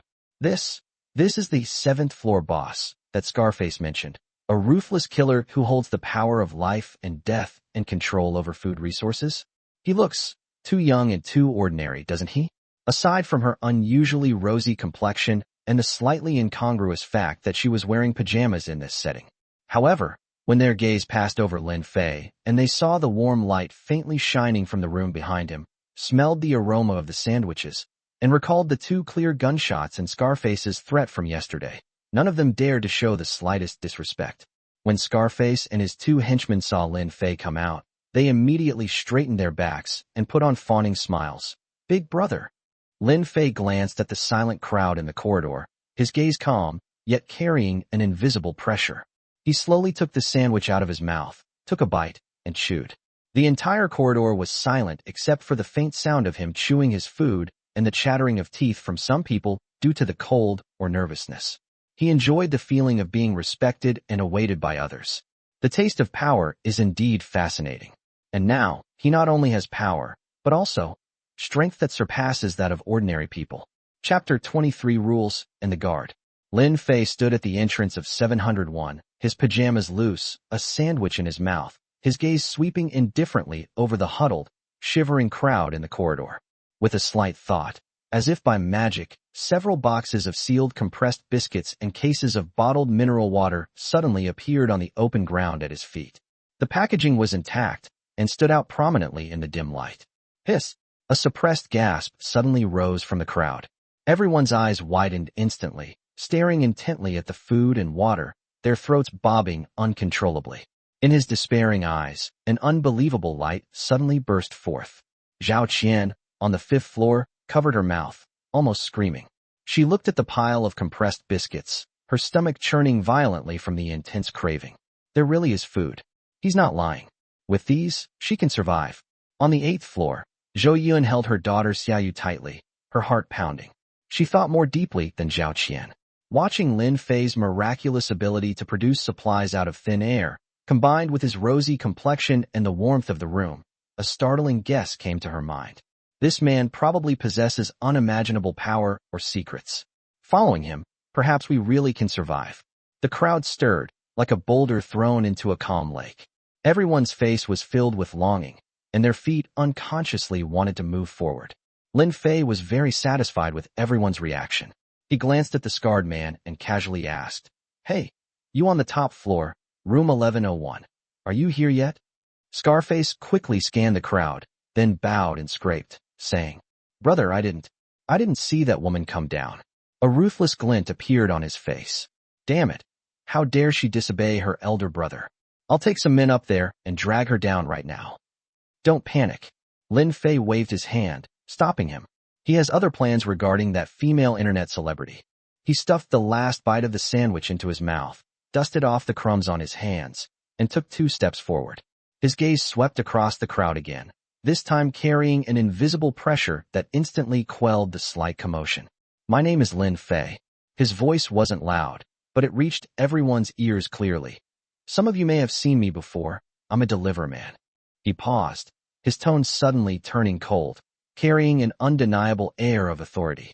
But that was before. Everyone knows what the current environment and situation are like, without me having to say more. He pointed to the food and water at his feet, and then to the frozen world outside. "I can provide food and a chance to survive. Then, from today onwards, you will all have to obey my arrangements and my orders." His gaze sharpened, scraping across everyone's face like a knife. "Of course, if anyone is unwilling, they can stand up now." A cold smile curled at the corner of his lips. "I ask you to leave Building 2.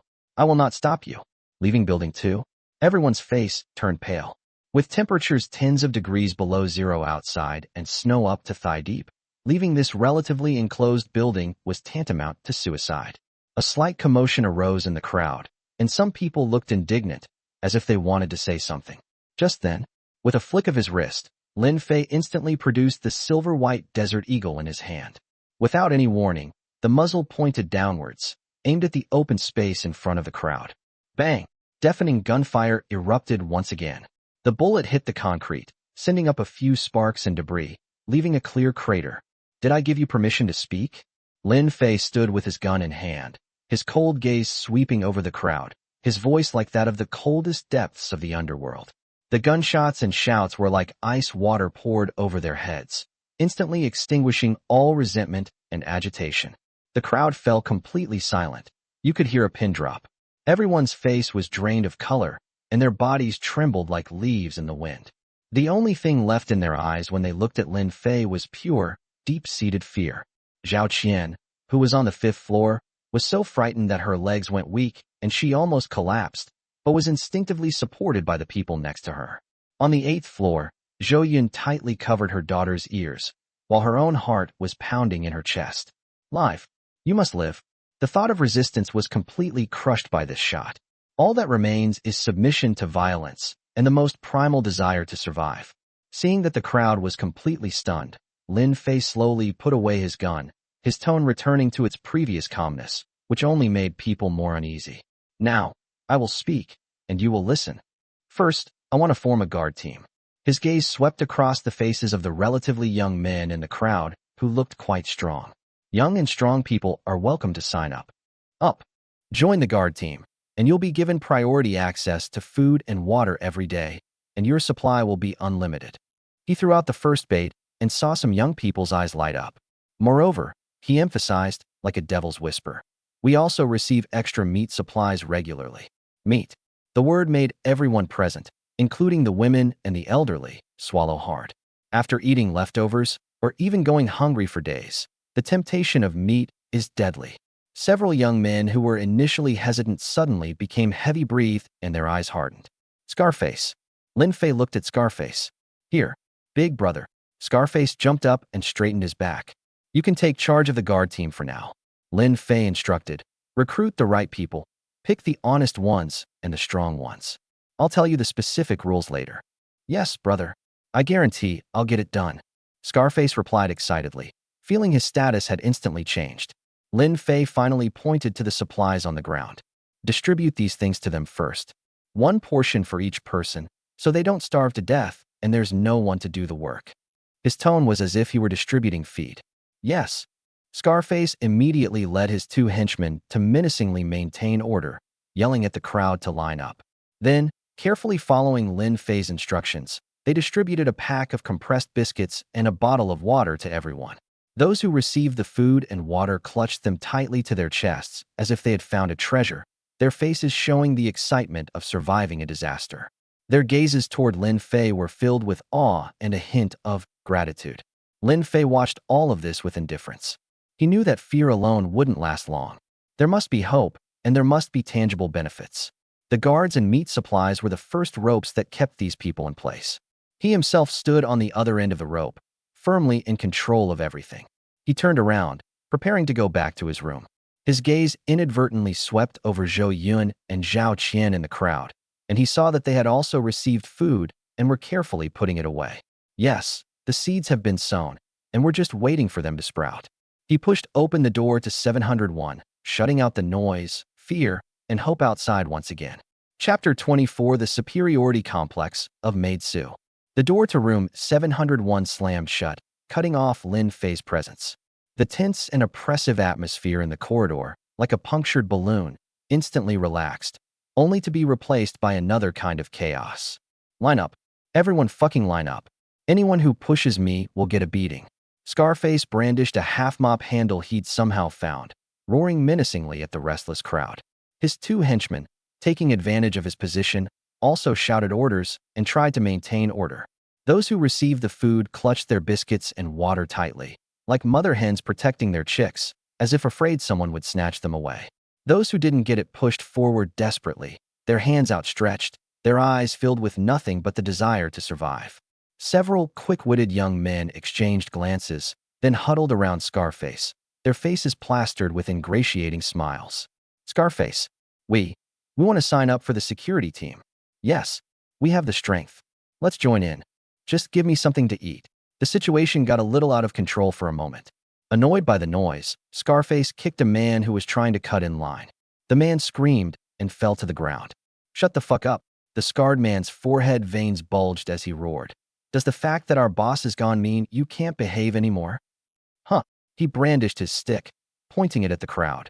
Anyone who dares to cause trouble again can forget about food tomorrow. They might as well starve to death.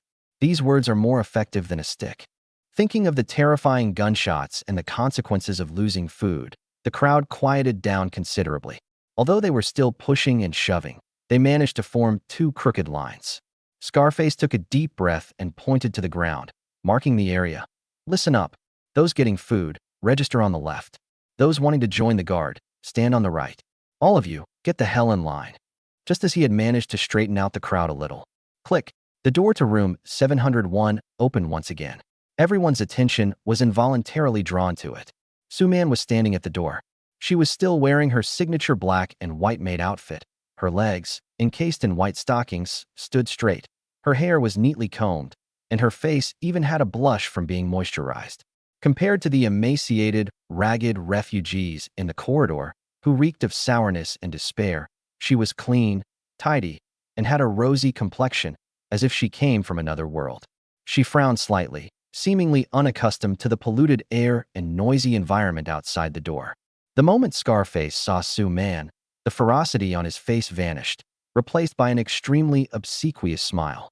He jogged over to her, bending at almost a 90-degree angle. Miss Su, why are you out here? What instructions does your brother have? His voice was extremely respectful, a stark contrast to his previous fierceness. Su Man looked at Scarface's obsequious manner, then glanced at the men and women in the corridor who were looking at her with envy, jealousy, and even a hint of awe. A strange, unprecedented feeling quietly began to grow in her heart. It's a kind of sense of superiority. Once upon a time, she was one of them, even more desperate than them. But now, she stands in a warm room, dressed in clean and beautiful clothes, eating delicious food, while this vicious, scarred man, and even these former neighbors, bow their heads before her. All of this stemmed from the gift bestowed upon it by the man in the room. She took a soft breath, suppressing the inexplicable flutter in her heart, and tried her best to make her voice sound calm, with a hint of imitating Lin Fei's indifference. The boss said I need to register. She paused, her gaze sweeping meaningfully over the women queuing to register, especially Zhao Qian on the 5th floor and Zhou Yun on the 8th floor. Register someone who is suitable in this building. Scarface was taken aback at first, then immediately understood. a lewd smile spreading across his face as he nodded repeatedly. Understood. Understood. Miss Sue, don't worry. Leave this to me. I'll make sure everything is clearly registered for you. No, for my brother. He immediately turned around and shouted at the crowd. Did you all hear that? Miss Sue needs to register. Ladies, pay attention. Answer Miss Sue's questions. He originally wanted to shout, behave yourselves, but then he remembered that Sue Man was also a woman, so he changed his mind. Sue Man nodded slightly, seemingly satisfied with Scarface's attitude. She walked to the broken coffee table that Scarface had temporarily moved out to serve as a registration desk, sat down gracefully, and took out paper and pen. These were the ones Lin Fei had just given her. She raised her eyes, her gaze sweeping across the crowd once more. This time, her mindset was completely different. She was no longer the object of scrutiny and humiliation. Rather, the observer. Starting from the left, those receiving food should first state their name, room number, and how many people are in their household. She spoke, her voice not loud, but carrying a kind of awkward, newly learned authority. The line began to move slowly. Everyone who approached Sue Man instinctively lowered their head, avoiding eye contact, and cautiously gave her their information. Sue Man held her pen and took careful notes. She enjoyed this feeling of being revered, even though that reverence didn't originate from her. When she recorded Zhao Qian on the 5th floor, looking at this girl who might have been as glamorous as herself, but was now haggard and disheveled, Sue Man felt a complex emotion, but it was quickly replaced by a sense of superiority. She glanced at Zhao Qian briefly and noted down 502. Zhao Qian, one person. When it was Zhou Yun's turn, she pulled her daughter Xiaoyu along and whispered, 801. Zhou Yun, with your daughter Xiaoyu. 2 people. She secretly glanced at Sue Man, her eyes filled with a barely perceptible hint of inquiry and envy. Sue Man caught a glimpse of that envy, and her heart stirred slightly as she made her recording movements even more composed. Registration is ongoing. In the corridor, Scarface was shouting to maintain order and distributing small amounts of food. Sue Man sat behind the broken tea table, taking notes on each person who came to collect food.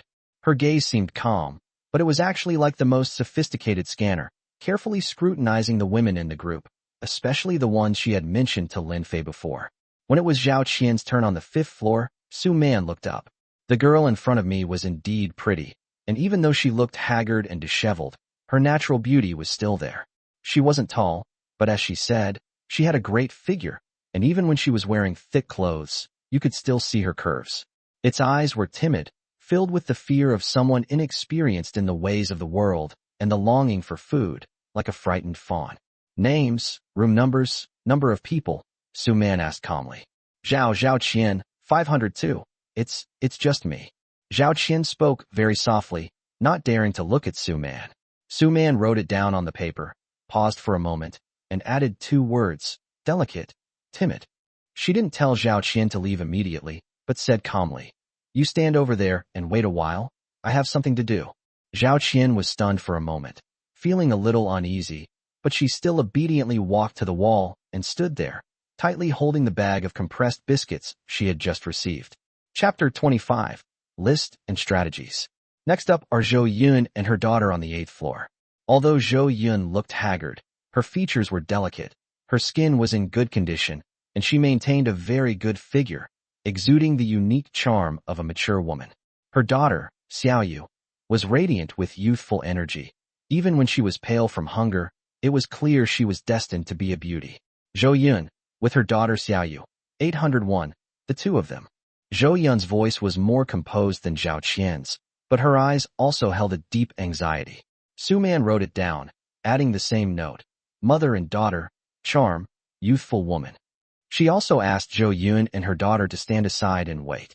Zhou Yun frowned slightly, as if she had a premonition of something, but after glancing at the clean clothes and rosy complexion of the maid Sue, and then at the closed door behind her that represented warmth and food, she silently took her daughter's hand and walked to Zhao Qian's side. Sue Man continued registering and finished recording the information of the remaining people in the entire building.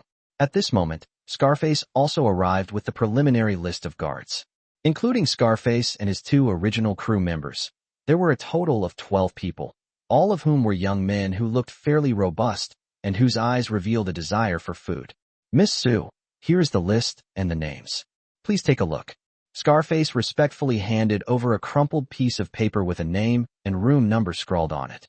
Suman took the list, glanced at the 12 men standing ramrod straight, trying hard to show their value, and nodded. Yes, I will report to the boss. She picked up all the registered lists, including resident information and security team rosters, and turned to walk towards the door of room 701. The moment she pushed open the door, a warm atmosphere enveloped her. She saw Lin Fei standing in the center of the room, his brows slightly furrowed and his eyes focused. Before him, a gleaming dinner knife hovered in midair, trembling slightly, slowly tracing circles with an unsteady trajectory. Suman's pupils suddenly contracted, her steps froze on the spot, and the paper in her hand almost slipped from her grasp. It's flying, it's flying. The knife flew up on its own. This was completely beyond her comprehension. Previously, the ability to conjure objects out of thin air could be somewhat explained by magic or high technology, but this telekinesis. Hearing the door open, Lin Fei felt a sense of relief, and the kitchen knife clattered to the ground. He turned his head and saw Suman's pretty face, which was filled with shock and disbelief. He smiled and waved to her. Suman seemed to wake from a dream, suppressing the turmoil in her heart, and walked over with her legs feeling a little weak. Lin Fei reached out and pulled her into his arms, lowering his head to kiss her slightly parted red lips, his tone tinged with a hint of pride. How about that? Your master is pretty amazing, isn't he?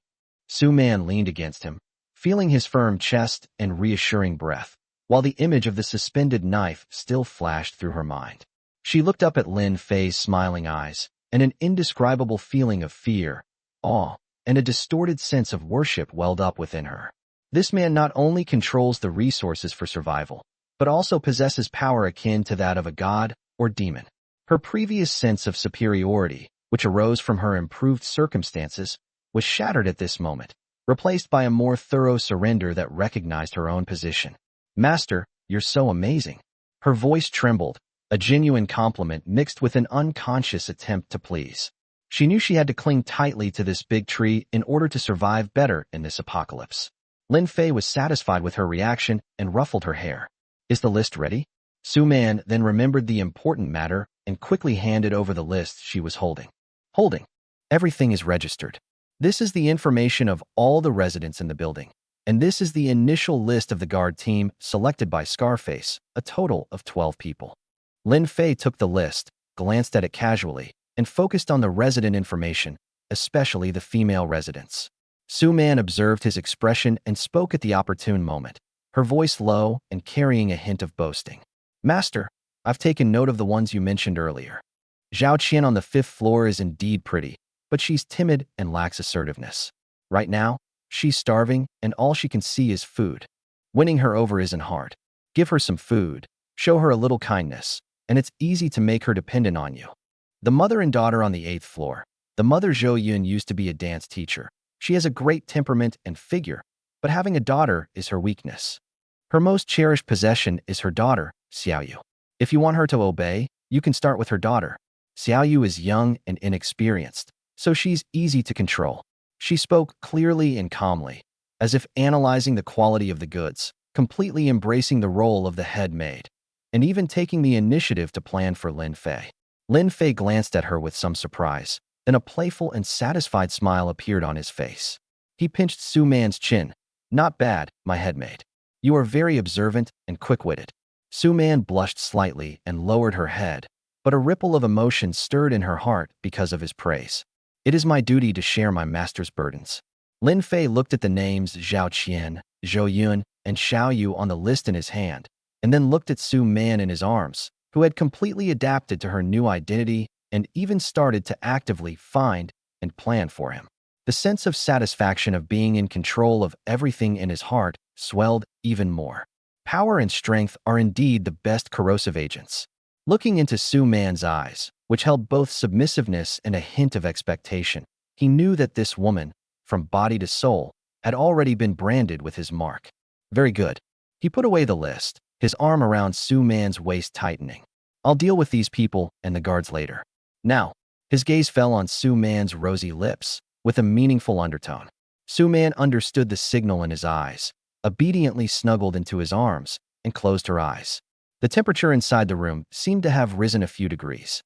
Lin Fei kissed the maid Su's soft, sweet lips and released her with a hint of exhaustion and satisfaction after practicing his telekinesis. Practicing this mental power is indeed mentally taxing, like doing heavy physical labor for several hours in a row. My head feels a bit heavy and my temples throb slightly. He leaned back lazily against the sofa, his gaze falling on Su Man's long, straight legs encased in white stockings. The delicate texture of the stockings gleamed softly under the light, outlining a perfect leg shape. He reached out, somewhat casually, and gently stroked the smooth surface of the stockings, slowly moving upwards from the slender ankle, feeling the warm skin and firm elasticity beneath his fingertips. Su Man's body trembled slightly, but she did not flinch. Her cheeks just turned redder, and she obediently let him play with her. After playing with the silk stockings and beautiful legs for a while, the fatigue seemed to ease a bit, but the mental weariness remained. He yawned, then simply tilted his body and lay down on his side, resting his head on the maid Su's soft and elastic thighs. My head feels a bit heavy. Can you massage it for me? He closed his eyes, his voice slightly nasal, sounding both commanding and dependent. Su Man was taken aback at first, then realized what was happening. She looked down at the man resting his head on her lap. His eyes were closed, and there was a hint of weariness between his brows. She could feel the weight and warmth of his head, transmitted through the thin white silk. A strange feeling welled up inside me. This man, powerful as a god or demon, capable of conjuring objects from thin air and wielding swords remotely, decisive in his killings, was now like a child, resting his head on her lap, seeking a moment of relaxation and comfort. This contrast caused a slight unease to set in her heart. She raised her hand, her slender fingers applying just the right amount of pressure, and gently pressed on his temples, then slowly made circular motions outwards. Her movements were very gentle and careful, as if she was afraid of hurting him. The cool, soft touch on his fingertips, along with the perfectly timed pressure, gradually relaxed Lin Fei's tense nerves. The faint, elegant scent of her body, a blend of shower gel and her own fragrance, lingered around my nose. Beneath me was a soft, warm pillow, and the gentle sound of her breathing filled my ears. This is a sense of security and comfort I've never felt before. He relaxed his body, letting Su Man's fingertips wander across his forehead and temples, dispelling his mental fatigue. As Su Man watched his furrowed brows gradually relax and his breathing become steady and long, she felt inexplicably calmed down. She carefully continued what she was doing, her gaze fixed on his sharply defined profile. Although she knew that this peace was short-lived and built on an unequal relationship. But in this desperate apocalypse, to have such a moment of false warmth seems a luxury. She gently adjusted his position to make him more comfortable, and her massaging fingers became even gentler. The room was quiet, with only the low hum of the heater and the occasional soft sound of her fingertips brushing against his hair. Chapter 26 Oxbone Reward. Lin Fei slept soundly until noon when he finally woke up. I opened my eyes to the aroma of food wafting through the room.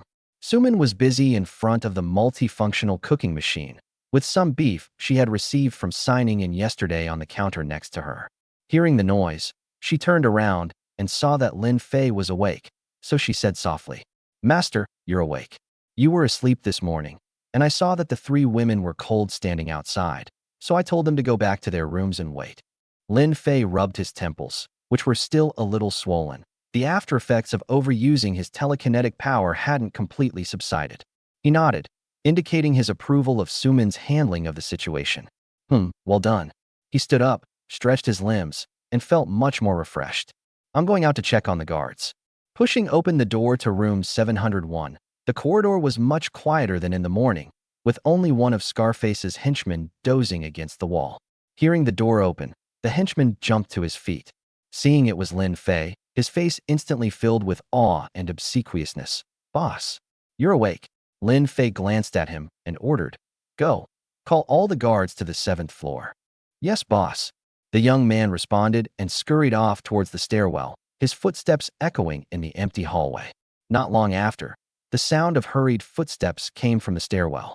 Scarface took the lead, followed by 11 other selected men, and quickly made their way to the 7th floor corridor. Although these people still looked pale and sickly, they were noticeably more energetic than the other residents, and their eyes held a spark of light ignited by food and hope. The 12 people stood in front of Lin Fei, somewhat reserved yet expectant. They looked at Lin Fei, the man who held the power of life and death over them and controlled their food supply. Lin Fei's gaze swept over the 12 faces. Most of them were young, and their eyes held fear, ingratiation, and a hint of ruthlessness. He cleared his throat. His voice wasn't loud, but it carried an undeniable power. Follow me. And in this apocalypse, I can't guarantee anything else, but I will definitely not let you starve and wait to die. As soon as he finished speaking, a thought crossed his mind, and he casually waved his right hand. Bang! Bang! Two massive, heavy cow leg bones, still bloody and connected by muscles, appeared out of thin air and crashed onto the concrete ground in front of everyone with a dull thud. Although there wasn't much meat on the bone, its fresh red color and the texture of top-quality protein instantly caught everyone's eye. Hiss! A collective gasp rippled through the crowd. Their eyes were wide open, staring intently at the two cow bones, their throats bobbing wildly, and the sound of them swallowing saliva rose and fell, making something out of thin air. That trick again. Every time they saw it, they were filled with immense shock and awe. This is completely beyond their comprehension. What drove them even crazier was the beef bones themselves. The meat. It was fresh beef. After eating compressed biscuits for days and feeling utterly bland, these two beef bones were simply the ultimate delicacy and temptation. Today, as the guard unit is being established, these two cow bones are a treat for you. Lin Fei's voice rang out again, like heavenly music. Scarface was the first to react, his face flushed with excitement. He bowed deeply and shouted at the top of his lungs. Thank you, boss. You're awesome, boss. My life, Scarface's, belongs to you. From now on, I'll absolutely follow your lead. Thanks, boss. Don't worry, boss. We'll definitely do our best. The other team members also realized what was happening and excitedly pledged their loyalty, their voices noisy yet filled with fervor. These two cow bones are more effective at winning people's hearts than any words. Lin Fei raised his hand to silence the commotion. Rules, once established, must be followed. His tone turned cold. The guard team consists of 12 people, divided into 2 teams, who take turns on duty. He looked at Scarface. Scarface, you lead a team. Yes, boss. Scarface puffed out his chest. The captaincy for the second team is currently vacant. Lin Fei's gaze swept over the other 11 people. Let's see how you perform. Whoever is capable can go up. These words instantly ignited the interest of the 6 members of the second team. They exchanged glances, and a competitive atmosphere filled the air. Duty arrangements. Lin Fei continued. At the entrance on the first floor, assign 2 mobile sentries for each shift. Keep your eyes peeled. Report any unusual activity, or if you see any strangers approaching immediately. He pointed downstairs. The remaining team members will conduct random patrols within their assigned floors to maintain order and prevent any disturbances or theft. Finally, he pointed to the ground beneath his feet. On the 7th floor, my floor, just leave 1 person on guard. If anything happens, report it immediately. Did you all understand? Understood, boss. The 12 replied in unison, their voices much more synchronized than before. Lin Fei nodded and waved his hand again. A dozen or so thick, dark green antifreeze suits that looked very warm appeared on the ground. These clothes will ensure that you don't freeze to death from hypothermia while you're out on patrol. Lin Fei said, each of you take 1 set. Consider it your first piece of equipment. The guards were overjoyed to see that they were also given special anti-freezing suits. With these clothes, their chances of survival while on guard duty and patrolling have greatly increased. The boss really does what he says. Following him really pays off. Now, Lin Fei pointed to the 2 tempting cow bones. Take your stuff and get out of here. Scarface, you decide how to divide it. Don't fight over your own people who can't even speak properly. It'll embarrass me. No. Don't worry, boss. I'll definitely divide it fairly. Scarface quickly assured him, then called to his 2 men, and with a gleeful expression, lifted the 2 heavy cow bones. Leading the other team members, they walked excitedly towards the stairwell as if carrying sacred objects. They couldn't wait to enjoy this top-notch delicacy in the apocalypse. The corridor fell silent again. Lin Fei watched their disappearing figures, a slight smile playing on his lips, using both kindness and severity, promising something in return for something in return. With this series of combined measures, This small guard team can be considered to be under preliminary control for the time being. He turned around, preparing to go back to his room. The next goal is to completely clean up and take control of Building 2, and then that large penthouse on the top floor and those resources on the list.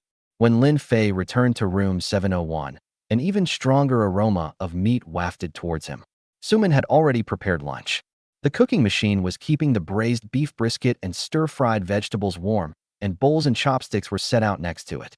Upon seeing Lin Fei enter, Suman immediately stepped forward, naturally pulling out a chair for him, and said softly, "Master, the meal is ready." Looking at her meek, obedient, and sensible appearance, and comparing it to the anxious neighbors outside the door, Lin Fei felt very pleased. He sat down naturally, but then reached out and pulled Su Man to sit in the chair next to him as well. "Let's eat together," he said casually, but with an air that left no room for refusal. Su Man was slightly taken aback, a warm feeling rising in her heart, and she nodded obediently. "Thank you, Master." Chapter 27, Top Floor Duplex Suite. Su Man served lunch as usual. She carefully served food to Lin Fei, placing tender and flavorful braised beef brisket into his bowl, and occasionally blowing on it to cool it down before feeding it directly to him. Lin Fei enjoyed the meticulous service, opened his mouth to take the beef she fed him, chewed it, but his eyes were thoughtful. "This afternoon," he said, swallowing his food, "come with me to the top floor." Su Man paused, looking at him. "Go see that female internet celebrity?" Lin Fei picked up his water glass and took a sip. "Let's also take a look at our new home." Su Man recalled what happened this morning and said, "She didn't come down for the morning assembly. I guess she still has some stock at home that can last for a while."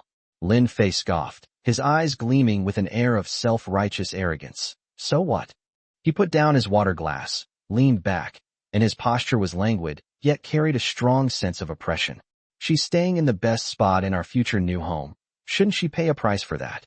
His tone was flat, as if he were stating a very simple fact. That penthouse apartment had already become his personal landmark. The original resident? He's just a caretaker temporarily looking after the house for him. Looking at his shameless yet domineering demeanor, Su Man, for some reason, not only didn't feel disgusted, but instead chuckled softly. She quickly covered her mouth, her eyes flashing with a hint of reproach and acknowledgement that she herself was unaware of. In this dog-eat-dog world of the apocalypse, perhaps only those as powerful, unreasonable, and wielding absolute power as her master can truly thrive. She thought to herself. Lin Fei's mood improved a bit from her smile, and he reached out to pinch her cheek. "What are you laughing at? Am I wrong? The master is right." Su Man suppressed her smile, obediently agreed, and fed him another piece of vegetables with her chopsticks. After dinner, Lin Fei and Su Man took a short nap on the sofa. He closed his eyes to rest, but in reality, he continued to familiarize himself with the use of mental power in his mind, feeling that his control had improved slightly compared to the morning. After resting enough, he opened his eyes, and with a thought, took out a new set of clothes from the system space. This is a modified winter-made outfit, still in black and white, but the material is noticeably thicker. The skirt was made of thick wool and reached the knees. It was paired with a warm white ruffled apron and a headdress with fluffy trim. The most eye-catching items were a pair of high-quality, thick, bare leg leggings placed next to her, and a pair of black knee-high leather boots with fleece lining. There were even thermal underwear, thick socks, and a pair of soft sheepskin gloves next to it. "Put this on." Lin Fei pushed the outfit in front of Su Man. "Don't get cold when we go out later." Su Man looked at the exquisite and warm clothes, a hint of surprise and joy flashing in her eyes. Her thin-made outfit and white stockings were fine indoors with a heater, but they wouldn't keep her warm at all when she went outside. "I didn't expect my master to have thought of this for me." "Thank you, master," she said softly, picking up her clothes and going to the bathroom to change. Lin Fei also took out a thick, long black down jacket from his spatial storage and put it on, along with warm pants and snow boots. When Su Man came out after changing her clothes, Lin Fei's eyes lit up. The thick-made dress accentuated her still slender waist, while the black, bare leg magic perfectly simulated the visual effect of stockings while ensuring warmth, and the tall leather boots added a touch of neatness. The thick clothes did not conceal her beauty. On the contrary, they made her look like an exquisite doll that had stepped out of a winter fairy tale, giving her a unique charm. "Not bad." Lin Fei nodded in satisfaction. He walked to the door and gestured to Su Man.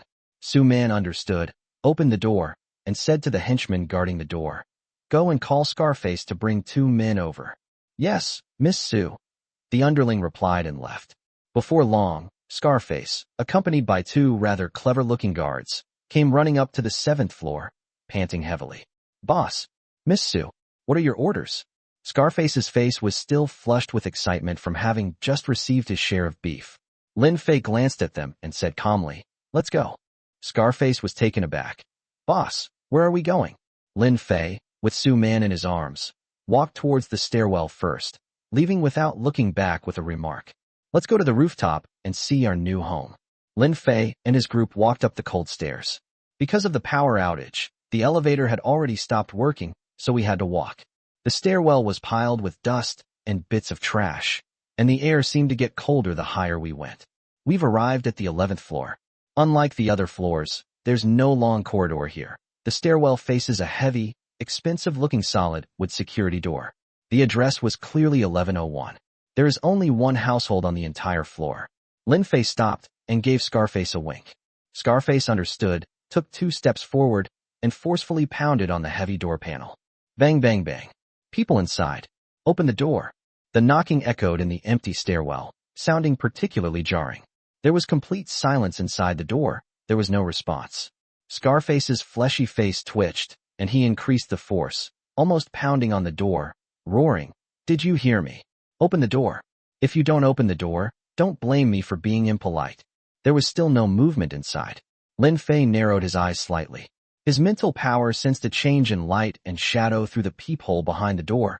Someone was spying inside. He stepped forward, gently pushed the scar aside, and stood before the door. His voice was calm, yet carried an undeniable pressure, clearly penetrating the door panel. "I know you're watching from inside.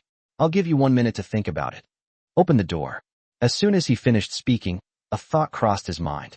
The solid steel rod held by a guard standing nearby was suddenly seized by an invisible force, flew out of his hand, and hovered in midair with a whoosh. The stick was aimed straight at the heavy solid wood door, trembling slightly and emitting a low hum. This sudden and illogical scene made Scarface and his 2 henchmen widen their eyes instantly, their scalps tingling. They subconsciously took a half step back, their eyes filled with even deeper awe and fear as they looked at Lin Fei. They had seen telekinesis before, but this telekinetic manipulation, making a heavy steel rod float and aim as if it were alive, was simply divine skill. From inside the door, a very faint, suppressed gasp seemed to come. Clearly, the people inside also witnessed this supernatural scene through the peephole. The cold steel rod hovered in midair, like the pointer of death, aimed at the door. The stairwell was deathly silent, save for the faint hum of the steel rods and the suppressed breathing of the crowd. The 1-minute countdown seemed to ring in everyone's hearts. Chapter 28, Chen Mingyao. The heavy solid wood security door made a soft click sound and slowly opened a crack inward. A stunningly beautiful face, filled with fear and wariness, appeared behind the door. The woman looked to be in her mid-20s, with fair skin and exquisitely sculpted features. A pair of gold-rimmed glasses perched on her nose added to her intellectual and elegant air. Even wrapped in a thick white down jacket, her tall and slender figure was still visible. Unlike the emaciated residents downstairs, she had a rosy complexion, and although her eyes were tense, they did not show the despair of being tormented by hunger. Through the crack in the door, she first glanced at the 3 menacing-looking scarred men at the bottom of the stairs, a hint of fear flashing in her eyes. His gaze then fell upon Su Man, who was dressed in a thick-made outfit and stood respectfully beside Lin Fei, a hint of surprise and doubt flashing in his eyes. Lin Fei didn't give her much time to think, and said in a calm tone, "Aren't you going to invite us in for a seat?" His voice wasn't loud, but it carried an undeniable power. The steel rod suspended in the air tilted slightly forward, and the invisible pressure suddenly increased. The woman with the gold-rimmed glasses bit her lower lip, hesitated for a few seconds, and finally stepped aside to make way. "Please come in." Lin Fei waved to Scarface. "You guys wait at the stairwell." "Yes, boss." Scarface replied hastily, taking 2 of his underlings a few steps back to guard the stairwell, his eyes darting curiously toward the door. Lin Fei put his arm around Su Man and stepped into room 1101. Upon entering, You are greeted by an extremely spacious living room with an astonishingly high ceiling. Outside the huge floor-to-ceiling windows is a vast white world of ice and snow, which fills the room with plenty of light. The interior design is modern and minimalist, yet it exudes luxury in every detail, with expensive leather sofas, a huge LCD TV, and a full range of stylish lighting and furniture. Compared to the cramped and dilapidated 701 downstairs, this place is like another world. What's even more eye-catching is that there are several open boxes in the corner of the living room, filled with instant noodles, biscuits, canned goods, as well as boxes of bottled water and beverages, a considerable amount. No wonder she didn't go down to the assembly point before. The supplies at home were enough to last her a long time. The three of them sat down on the soft sofa. The beautiful woman with gold-rimmed glasses sat on a single sofa, her body slightly tense. Lin Fei and Su Man sat on the sofa. "My name is Chun Mingyao." She took a deep breath, trying to calm herself down, and began by introducing herself. Her voice was pleasant and carried the clear and organized qualities of an intellectual. "I'm a graduate student at Manhua University. Before, I did live streaming during my university years and unexpectedly gained some fame. Because of the nature of my work, I'm a bit of a homebody, so I've developed a habit of stockpiling a lot of daily necessities."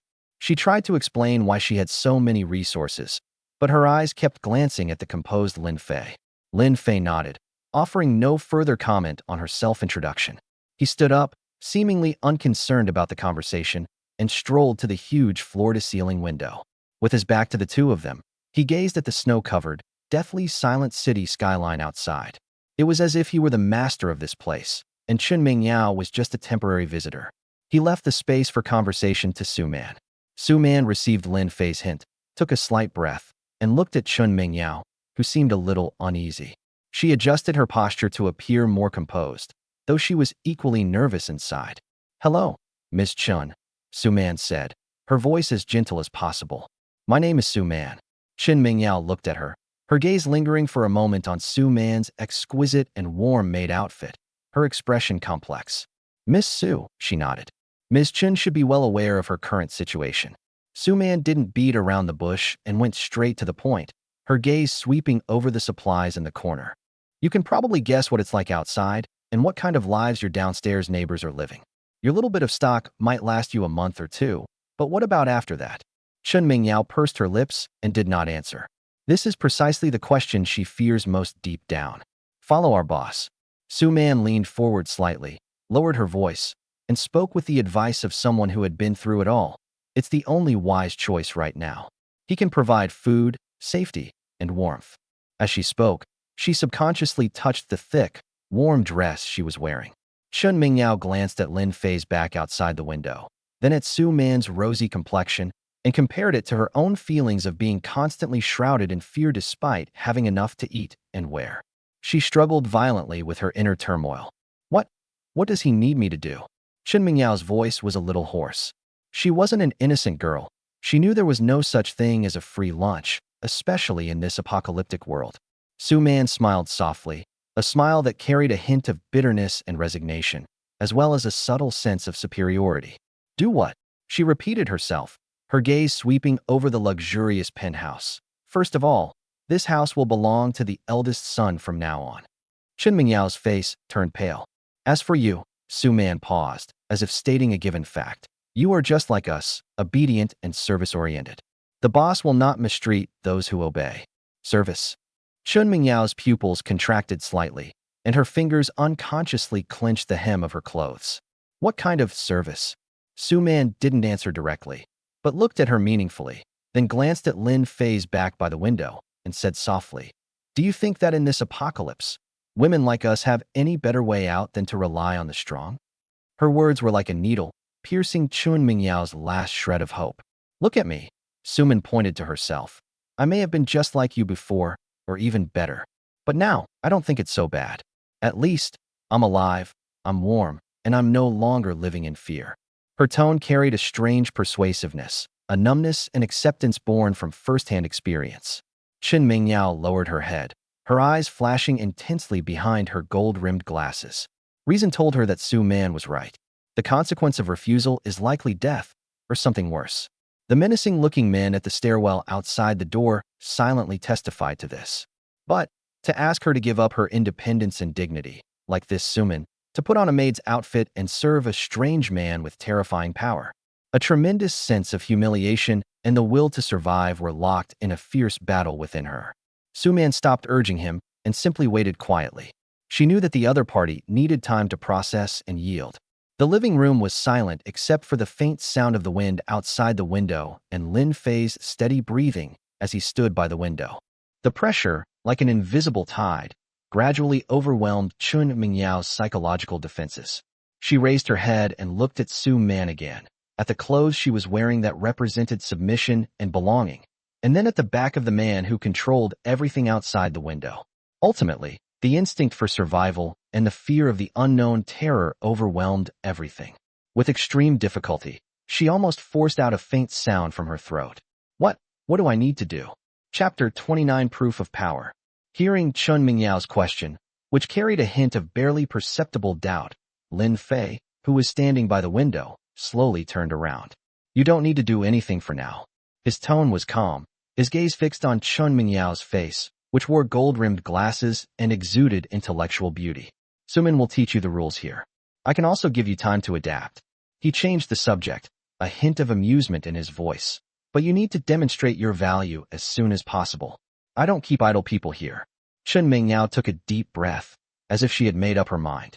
Her gaze behind her gold-rimmed glasses sharpened, flashing with rationality. I can agree, she said, her voice more stable than before. But before that, I have a few questions.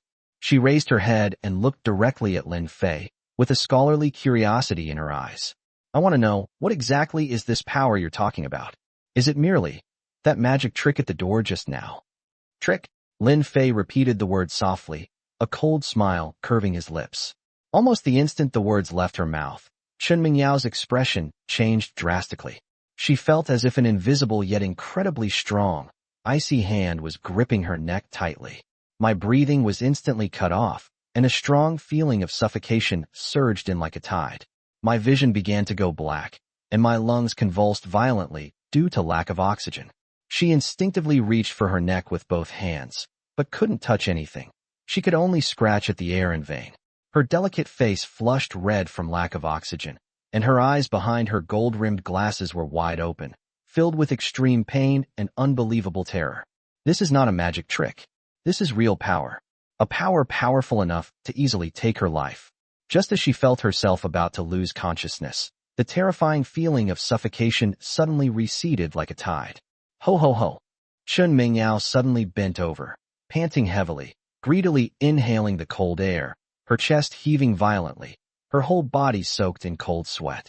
She raised her head, and the previous probing and a hint of hidden arrogance in her eyes when she looked at Lin Fei completely disappeared, leaving only the fear of surviving a disaster and deep awe. Lin Fei coldly observed her disheveled appearance, his voice as icy as ice. I'm usually quite lenient with my own people, especially beautiful women like you. But just now, that was your first and last time questioning me. I hope you remember this feeling. Chun Mingyao slumped on the sofa, her body still trembling uncontrollably. She nodded vigorously, her voice trembling with tears and an unprecedented submissiveness. I understand. I'm sorry, I'll never do it again. That near-death experience shattered all her hopes and psychological defenses more powerfully than any threat or lecture. Faced with such a force that defies common sense, her stockpiled supplies and her idea of living independently seemed so ridiculous and vulnerable.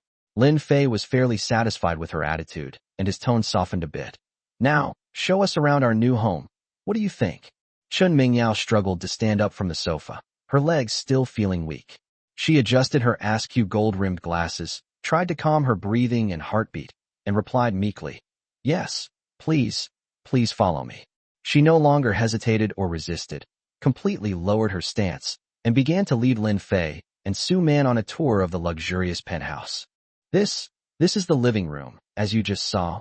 Over there is the open kitchen. It's quite fully equipped. As she walked, she carefully introduced the place, her voice still hoarse from the shock of surviving a disaster. Su Man followed Lin Fei, watching Chun Mingyao, who had been so elegant and trying to remain calm not long ago, now acting as cautiously as a frightened quail. Su Man was filled with mixed emotions. She seemed to see herself from not long ago. At the same time, a subtle sense of superiority belonging to the first comers was quietly growing in her heart. Lin Fei, with Su Man in his arms, followed behind Chen Mingyao, casually looking around at this future base. The spacious master bedroom features a walk-in closet and a luxurious bathroom, while the other 3 bedrooms are also bright and spacious, each with its own bathroom. There is also a study, which is filled with books and a computer that looks like it has high-end features. What's most satisfying is the huge terrace that connects to the living room. Although it's covered in snow right now, the view is excellent, overlooking most of the deserted neighborhood. Not bad. Lin Fei nodded in satisfaction. The environment, space, and location here are far superior to his 707. Hearing his assessment, Chen Mingyao breathed a slight sigh of relief. At least for the time being, it seemed that her value had saved the house and her life. After the tour, we returned to the living room. Lin Fei stood in front of the huge floor-to-ceiling window and looked out again. This time, his feelings were completely different from before. We were evaluating just now we're planning. This building, this neighborhood, and even this frozen city, perhaps, can all be gradually brought into our grasp. The 2 women behind him, each with their own distinct style, yet bearing his mark, and the people downstairs driven by fear and food, were the foundation upon which he started. He turned around, his gaze sweeping over Chen Mingyao, who stood respectfully, and Su Man, who was nestled beside him. The post-apocalyptic world seemed more interesting than he had imagined. Lin Fei instructed Su Man, "You stay here and teach her the rules here." His gaze lingered on Chen Mingyao for a moment, carrying an undeniable air. Su Man nodded obediently. "Yes, master." Lin Fei said no more, turned and walked towards the door, preparing to gather his men and begin moving 701 supplies to this new base. The door closed gently, leaving only Su Man and Chen Mingyao in the spacious and luxurious living room. The atmosphere became subtly tense for a moment. Looking at the woman in front of her, dressed in an exquisite and thick-made outfit with a rosy complexion, and comparing it to her own state of being well-fed but living in constant fear, Chen Mingyao felt complicated. Su Man broke the silence first. She walked to the sofa and sat down, her posture slightly more relaxed than when she was in front of Lin Fei. But she still carried an invisible sense of superiority. She pointed to the single sofa next to her. "Sit down." Chen Mingyao sat down as instructed, placing her hands on her knees, appearing somewhat reserved. "My name is Su Man, and I used to be in room 702 next door." Su Man spoke in a flat tone, as if she were talking about something that had nothing to do with her. "My husband is a senior executive in the company, and I used to be a pampered rich wife." A faint sneer appeared on her lips. Whether she was mocking her past self or something else was unclear. Chen Mingyao glanced at her with some surprise. 702? She remembered the couple. They did look glamorous, but she never expected this. "And you?" Su Man looked at her. "A graduate student from Manhua University and an internet celebrity. Your life must have been quite exciting before, right?" Chen Mingyao pushed up her gold-rimmed glasses and gave a wry smile. "Exciting? Maybe. I'm busy studying every day, doing live streams, interacting with fans, thinking about how to maintain popularity, how to make money. It looks lively, but it's actually quite tiring. However, at least it's free." Her words carried a hint of nostalgia for the past. "Free." Su Man repeated it softly, then shook her head. "That's all in the past. Now, being able to live, to have enough to eat, and to avoid freezing is the greatest freedom." She looked at Chen Mingyao, her eyes becoming serious. "Since you've chosen to stay, there are some rules you must understand and abide by." Chen Mingyao sat up straight. She knew that the real teaching had begun. "First and foremost," Su Man said, extending her index finger, "here, the master's words are absolute commands. No questioning or rebuttal allowed. Simply answer, yes, or do as instructed. Any hesitation or resistance could bring consequences you cannot bear." She thought of Chen Mingyao's near-death experience just now and believed that the other party had a deep understanding of this. Chen Mingyao's face paled, and she nodded vigorously. "Second, recognize your own identity and position." Su Man continued, her gaze sweeping over her maid outfit. "We are now the master's property. We are his maids. Serving our master and ensuring his satisfaction is our sole reason for existence. And it's also the guarantee that we can survive and live relatively comfortably. She paused, then added, including fulfilling any needs of the master. Her voice was lowered, carrying a certain implication. Chun Mingyao's cheeks flushed instantly, and her fingers twisted together, clearly understanding what Su Man was referring to. This was undoubtedly a huge shock and humiliation for a highly educated and independent woman like her. Su Man observed her reaction without surprise and continued. Third, pay attention to your appearance and demeanor. The host prefers a clean, tidy, and obedient appearance.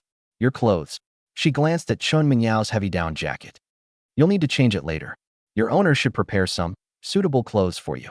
She glanced meaningfully at the dress she was wearing. Fourth, learn to observe and be proactive. The owner doesn't need a wooden figure. You need to be observant and proactive in providing services when needed. For example, serving tea and water, tidying up the room, or other tasks. Su Man spoke rather subtly, but Chun Mingyao could understand her. Finally, Su Man looked at her, her tone carrying a hint of warning. Don't have any improper thoughts. Here, the master has absolute power and authority. Obedience is your only and best option. Look at me, she said, slightly raising her chin. At least I don't have to go hungry or cold now, and I don't have to live in fear. Chapter 30, Choice. Chun Mingyao listened silently, each word like a hammer blow to her heart. Her past pride, independence, and knowledge seemed so pale and powerless in the face of this cold, apocalyptic rule. Su Man's experiences and current situation are like a mirror, reflecting what her future might look like. They lost their freedom and dignity, but gained survival in return. She took a deep breath, adjusted her glasses, and tried to keep her voice steady. I understand. Thank you, Sister Su, for telling me all this. Su Man was fairly satisfied with the change in her attitude and nodded. Good. If you don't understand anything in the future, you can ask me. Now that we're here, we're, in a sense, sisters. Her words carried a subtle hint of trying to win him over. After all, having another, one of our own, in this unknown environment was never a bad thing. Just as the two were talking, the faint sounds of Lin Fei instructing his subordinates and Scarface and others to respond respectfully could be heard from outside the door. After arranging the moving, Lin Fei pushed open the heavy door of room 1101 and walked back to the living room. As soon as they entered, they saw Su Man holding Chun Mingyao's hand as the two walked over together. Upon seeing him, Su Man immediately called out softly, Master. Standing beside her, Chun Mingyao lowered her head slightly. Her cheeks flushed, as if she had mustered a great deal of courage before calling out in a voice barely audible. Master, master. The moment the words left her mouth, her face turned so red it was almost bleeding, and even her fair neck turned pink. Her eyes darted to the side in a panic, not daring to meet Lin Fei's gaze. Hearing that master uttered with shame and timidity, especially coming from the mouth of such an intellectual and aloof beauty, Lin Fei felt a secret pleasure, as if a feather had gently brushed against his heart. He remained expressionless, simply giving a soft in response. He stepped forward and naturally took Chun Mingyao's slightly cold, trembling hand from Su Man's, pulling her closer to him. As they drew closer, a faint scent, different from the fragrance emanating from Su Man, wafted into Lin Fei's nostrils. It was a very refreshing scent, mixed with a hint of bookish fragrance and a light perfume, like the feeling often found in a university library, carrying the unique coolness of a highly educated woman. His gaze fell on the exquisite gold-rimmed glasses on her nose. The eyes behind the glasses flickered slightly with nervousness, and the long eyelashes trembled like butterfly wings. Lin Fei reached out his other hand and, with a less than gentle movement, gently removed the glasses. In an instant, Chun Mingyao's entire demeanor seemed to undergo a subtle change. Without the glasses covering her eyes, her beautiful eyes were fully revealed, losing some of her intellectual aloofness and gaining more of a gentle charm. Because of her nearsightedness, her eyes appeared somewhat hazy, which, combined with her blushing cheeks and slightly bitten lower lip, created a unique allure. Chun Mingyao blinked unconsciously, her vision becoming somewhat blurry. This made her even more uneasy. A strong sense of shyness and an indescribable resistance welled up in her heart, but she dared not resist. She could only let Lin Fei examine her, and the blush on her face spread all the way to her ears. Lin Fei was satisfied with her appearance. He casually placed his glasses on the coffee table next to him, then with a wave of his hand, Two neatly folded sets of clothes appeared out of thin air on the sofa. The outfit was a thick, warm black and white-made outfit similar to the one Su-man was wearing, complete with white stockings and hair accessories. The other outfit was a high-quality light gray women's suit skirt, with a white silk shirt underneath, paired with nude stockings and black high heels, a typical office secretary's outfit. Choose one. Lin Fei's tone was calm, yet carried a decisive force. I will still give some preferential treatment to highly educated women. He pointed to the secretary's uniform. If you choose this, you can help me with some clerical and management work in the future. For example, could you collect information on people in the building and manage and distribute supplies? Upon hearing the words management and statistics, Chun Mingyao's previously shy and downcast eyes suddenly lit up, as if she had grasped a lifeline. She quickly raised her head, and despite her blurred vision, she tried her best to look in Lin Fei's direction, her tone filled with urgency and a desire to prove herself. I can. My undergraduate degree is in business administration. I've studied statistics, reporting, and material scheduling, so I should be able to handle it. Compared to wearing that more symbolic maid outfit, she was clearly more accepting of the identity of a secretary in management work. At least it could preserve some of the decency and value she cherished. Lin Fei smiled as he watched her eagerness to seize the opportunity. Okay, from now on, you'll be in charge of this. Just then, Scarface's cautious voice came from the doorway. Boss, the stuff is all brought up. Where do you think we should put it? Lin Fei didn't even turn his head. Move it in, put it in the corner of the living room, and tidy it up first.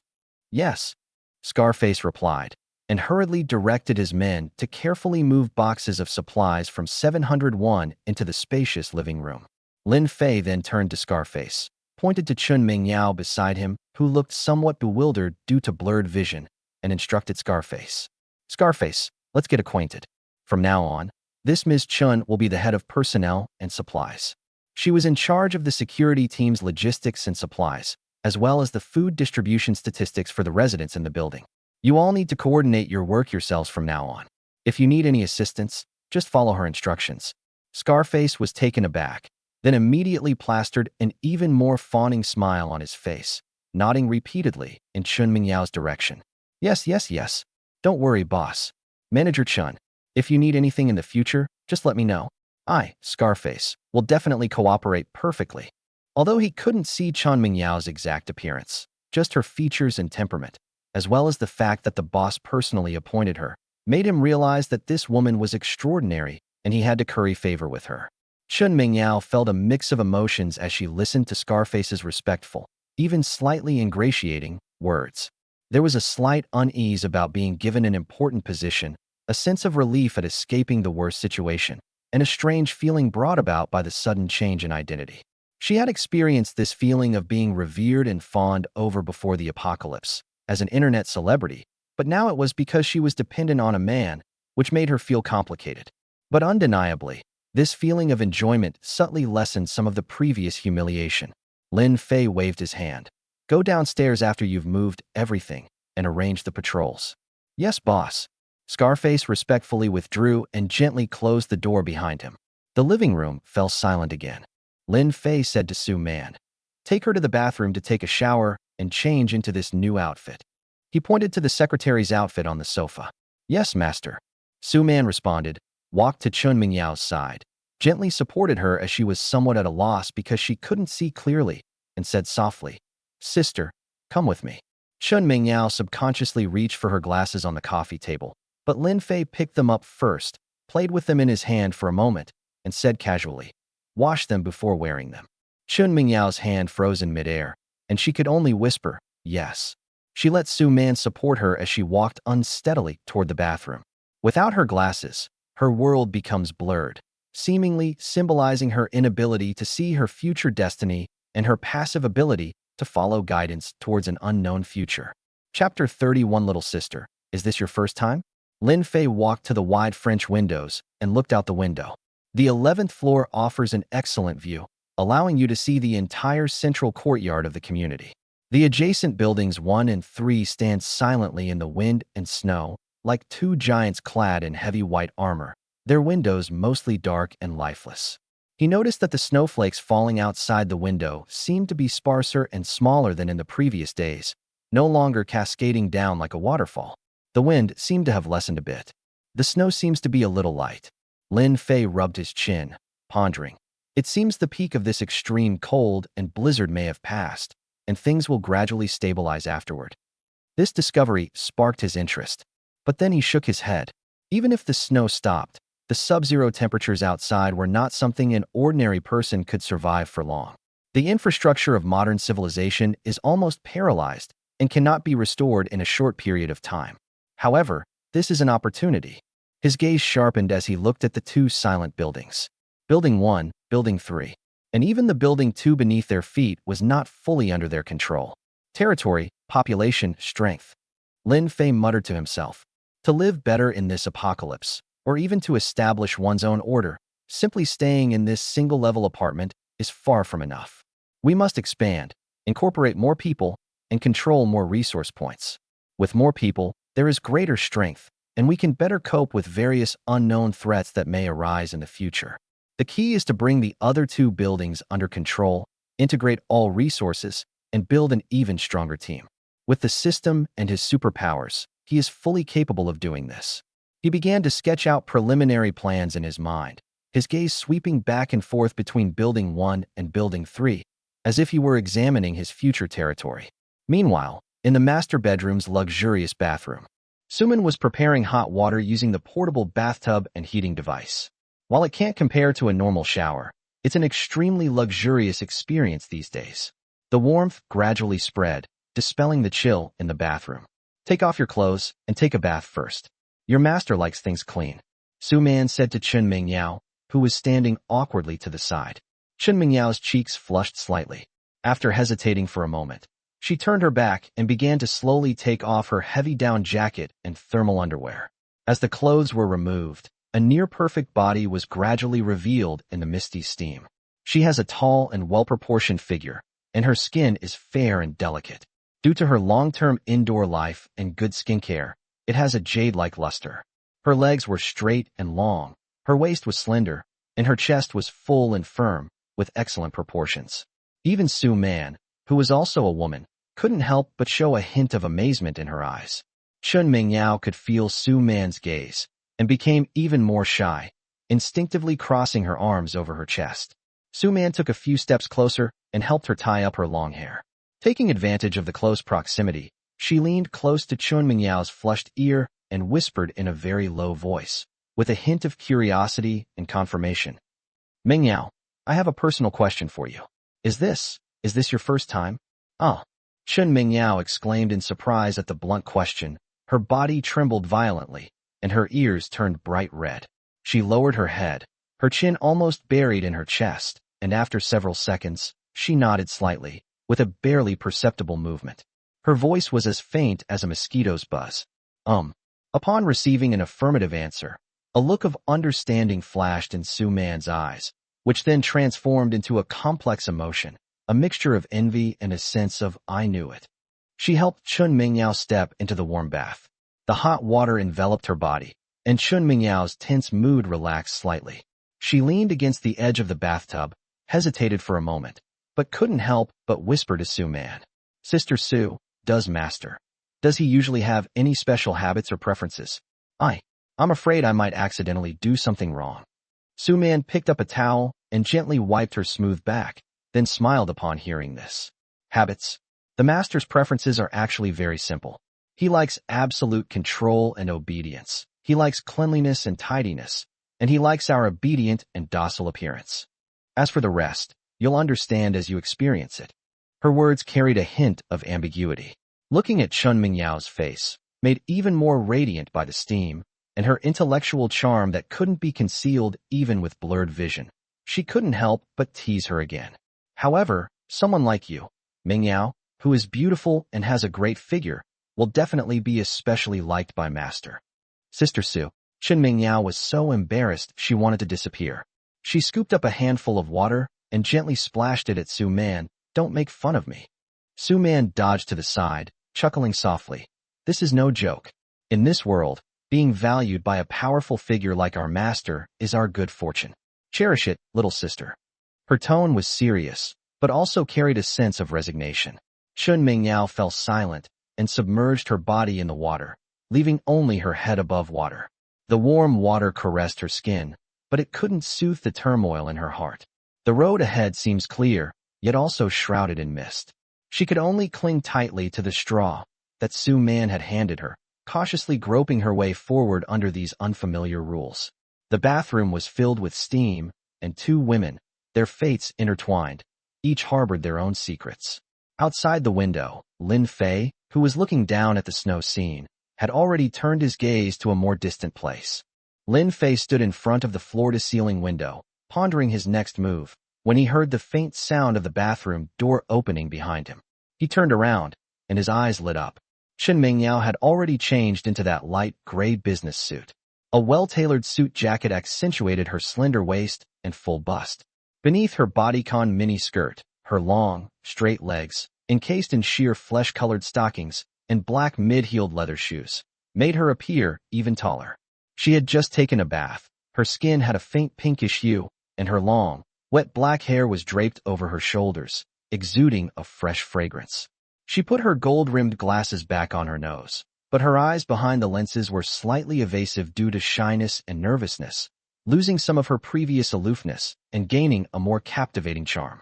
This outfit perfectly combined her intellectual and capable temperament with her feminine curves, especially her long legs that looked even more alluring against the backdrop of black stockings, which made Lin Fei's heart flutter.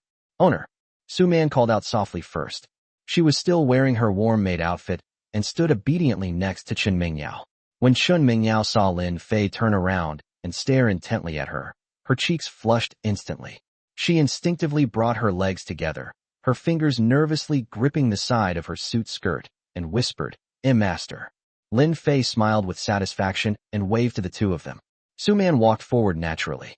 Chen Mingyao hesitated for a moment, but seeing Su-man's actions, she had no choice but to take some stiff steps and follow her. Lin Fei stretched out his arms, one in each hand, and embraced the two women, who were very different in style but equally charming, and sat them on the spacious and soft sofa. Su-man seemed to have gotten used to this closeness, and leaned obediently against his side. The moment Chen Mingyao was embraced by Lin Fei's strong arms, she couldn't help but let out a soft gasp. "Ah!"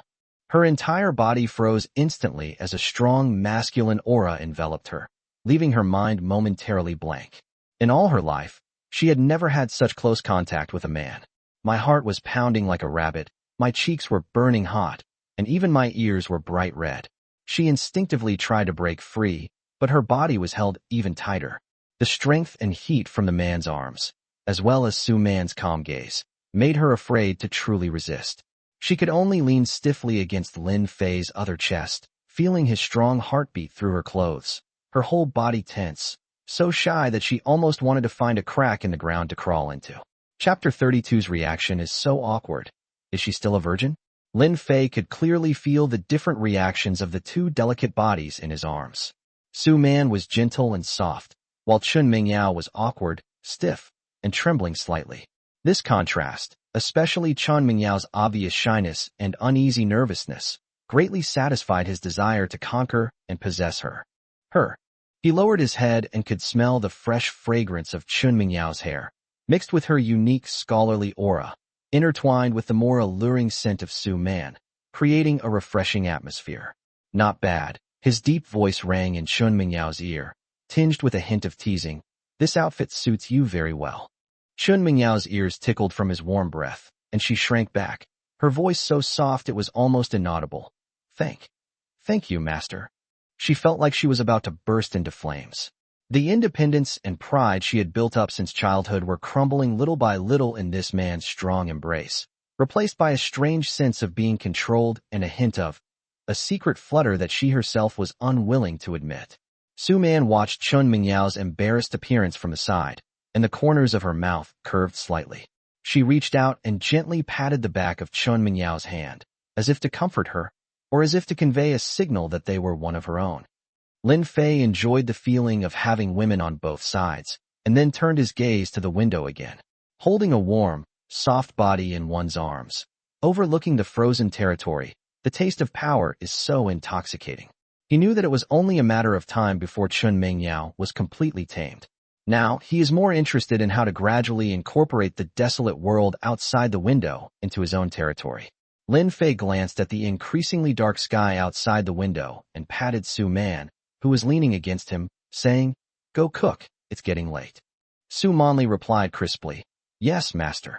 She then got up and walked to the kitchen area, where she skillfully began preparing dinner. After she left, Lin Fei tightened his grip on Chun Mingyao, who was leaning against him, and pulled her even closer. Caught off guard, Chun Mingyao let out a soft cry as he held her firmly in his arms, her back pressed against his warm chest. This sudden intimate gesture made Chun Mingyao's heart skip a beat. She was forced to lean against his shoulder and could clearly see his well-defined jawline and his eyes that held a playful smile. His gaze swept over the gold-rimmed glasses on her nose and finally settled on her slightly pursed lips. Chun Mingyao felt flustered and flustered under his gaze. Her eyelashes trembled slightly, and she unconsciously looked away. Lin Fei gazed at her youthful appearance, a slight smile playing on his lips, and slowly lowered his head. Sensing his approach, Chun Mingyao's breath hitched, and she instinctively raised her hand to press against his chest, but she couldn't muster any strength. As she watched his face draw closer, she unconsciously closed her eyes. After a moment, Lin Fei stepped back slightly. Chun Mingyao immediately took a deep breath, her cheeks flushed and her eyes still somewhat dazed. She adjusted her slightly tilted glasses, trying to hide her inner turmoil. Lin Fei looked at her like this, chuckled softly, and whispered something in her ear. These words sent a shiver down Chun Mingyao's spine, and her breathing, which had just calmed down, became erratic again. She buried her face in his shoulder in embarrassment, nodded almost imperceptibly, and her ears turned bright red. Upon receiving confirmation, Lin Fei happily hugged the person in his arms, his gaze once again turning towards building number 3 outside the window. "By the way, I heard that 2 female students from your Manhua University live in building 3 next door. I think they're twins." Chun Mingyao's thoughts were pulled back, and after a moment's thought, she answered, "You mean the Chu sisters? They are indeed very famous at Manhua University. They are sophomores in the School of Economics. The older sister is named Chu Yuqing, and the younger sister is named Chu Yufei. Because of their excellent grades and outstanding appearance, they were named the school beauties." She paused, then added what she knew. "Their family seems to be well off, and they're usually quite low-key. I remember they live on a high floor of building 3, but I can't quite recall which floor." Lin Fei nodded thoughtfully. Twins, prestigious school background, living in the adjacent building 3. These details combined made him realize the need to gain a deeper understanding of the potential resources and manpower in the surrounding area. He looked at Chun Mingyao and instructed her, "Keep an eye on the sisters and any other potentially valuable information in the future. Now, go and prepare dinner for Su Man." "Clear." Chun Mingyao stood up in response and walked briskly to the kitchen to take over the task of washing vegetables assigned by Su Man. After dismissing the 2 women, Lin Fei walked to the center of the spacious living room. With a thought, as if casting a spell, he took out most of the supplies he had accumulated in the system space over the past few days, except for weapons and a few special items. In an instant, the empty corner of the living room was filled with piles of cardboard boxes and items. Boxes of compressed biscuits, instant noodles, and bottled water were piled together, along with a considerable amount of vacuum-packed meat, rice, and flour, and even some fresh and crisp fruits and vegetables, as well as some daily necessities such as towels, toothpaste, and toilet paper.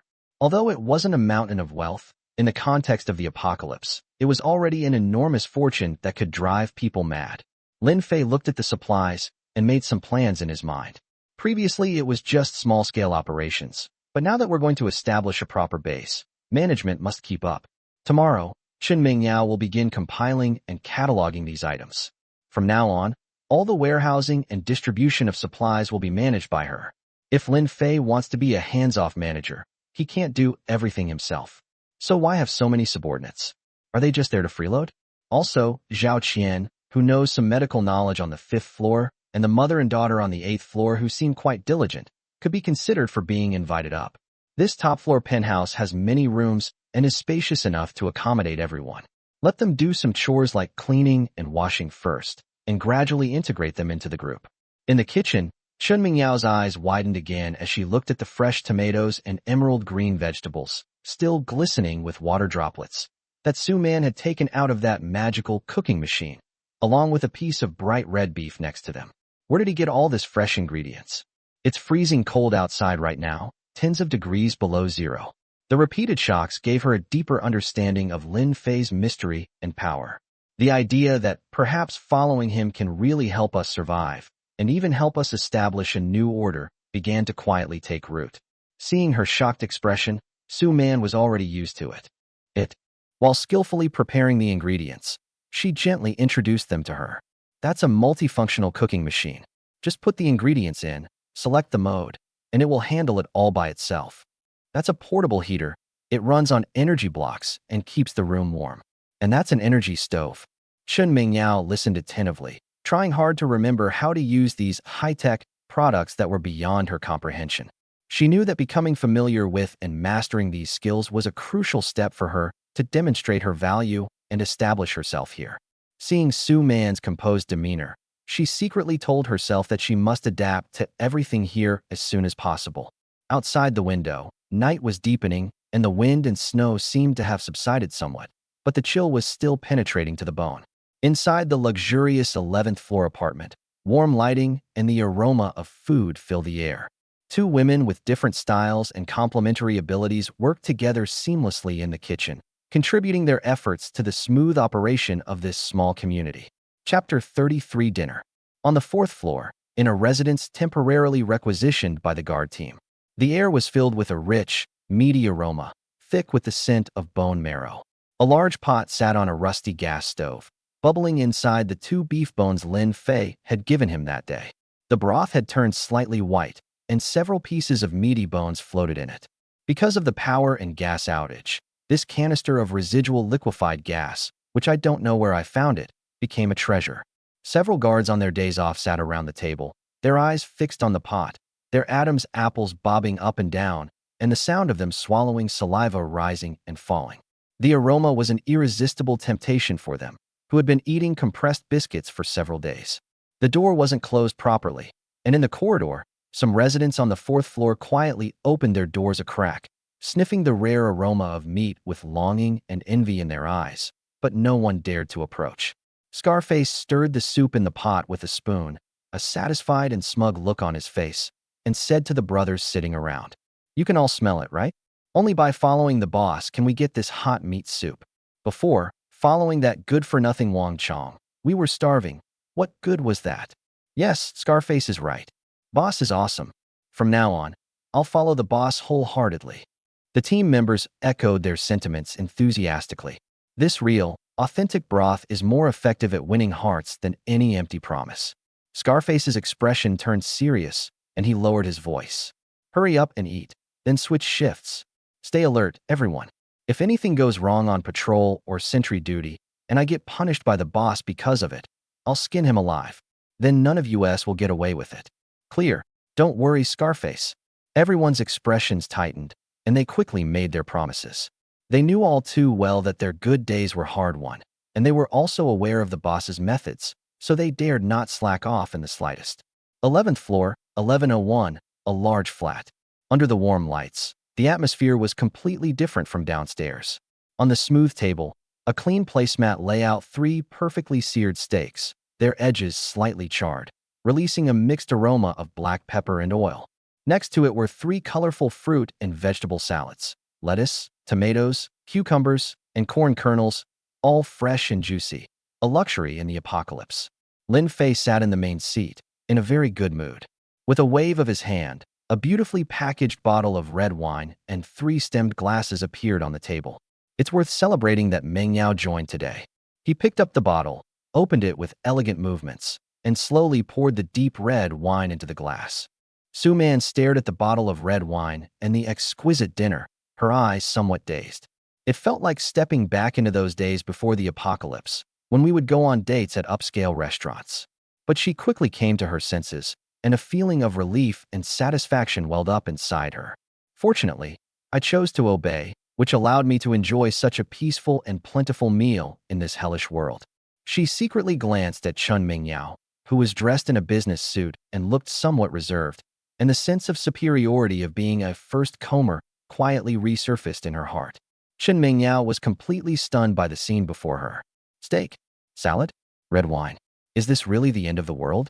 The gold-rimmed glasses on her nose couldn't hide the shock in her eyes. Looking at the wine glass brimming with fragrant liquid, and then thinking about the people downstairs who might not even have access to clean hot water, a feeling of utter unreality enveloped her. At the same time, a deeper understanding was also etched into my mind. This man possesses the power to change the rules. Following him, perhaps one can truly live in a different world. Her initial resistance softened somewhat in the face of this incredibly impactful dinner. Lin Fei placed 2 glasses of wine in front of Su Man and Chen Mingyao respectively, picked up a glass himself, and gently swirled it. He looked at Chen Mingyao. Under the lights, she was wearing a business suit. Her long legs and black stockings were placed sideways and together, and her face, which was wearing gold-rimmed glasses, was flushed with alcohol and shyness, creating a kind of ascetic yet alluring contrast. He felt a secret thrill. The process of gradually bringing a highly educated beauty down from her pedestal and making her adapt to and depend on him was inherently enjoyable. Don't just look, eat. Lin Fei cut off a piece of steak, which was juicy and tender. Thank you, master. Su Man thanked her softly and began to eat, her movements much more natural than Chen Mingyao's. Following their example, Chen Mingyao picked up a knife and fork and began cutting the steak.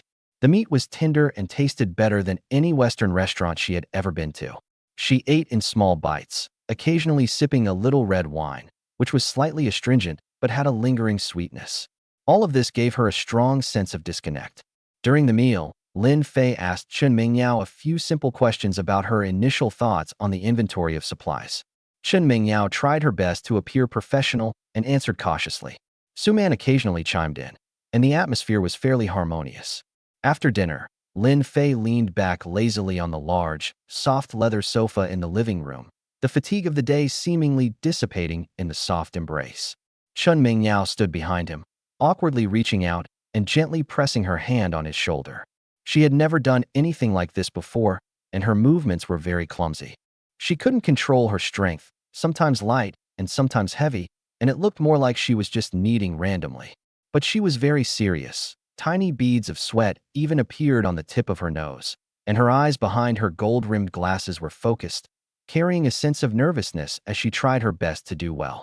Su Man obediently knelt on the thick, soft wool carpet in front of the sofa and stretched out her fair and slender hands to gently massage his calves. Her movements were noticeably more skilled, with a steady rhythm and just the right amount of force.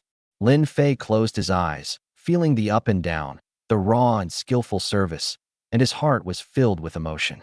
What kind of life did we live before? They work from dawn till dusk, have to be mindful of others' moods, and earn their meager wages through hard work. And now? He lives in a mansion, eats gourmet meals, and is served meticulously by 2 top beauties. This is the kind of life a human being should live.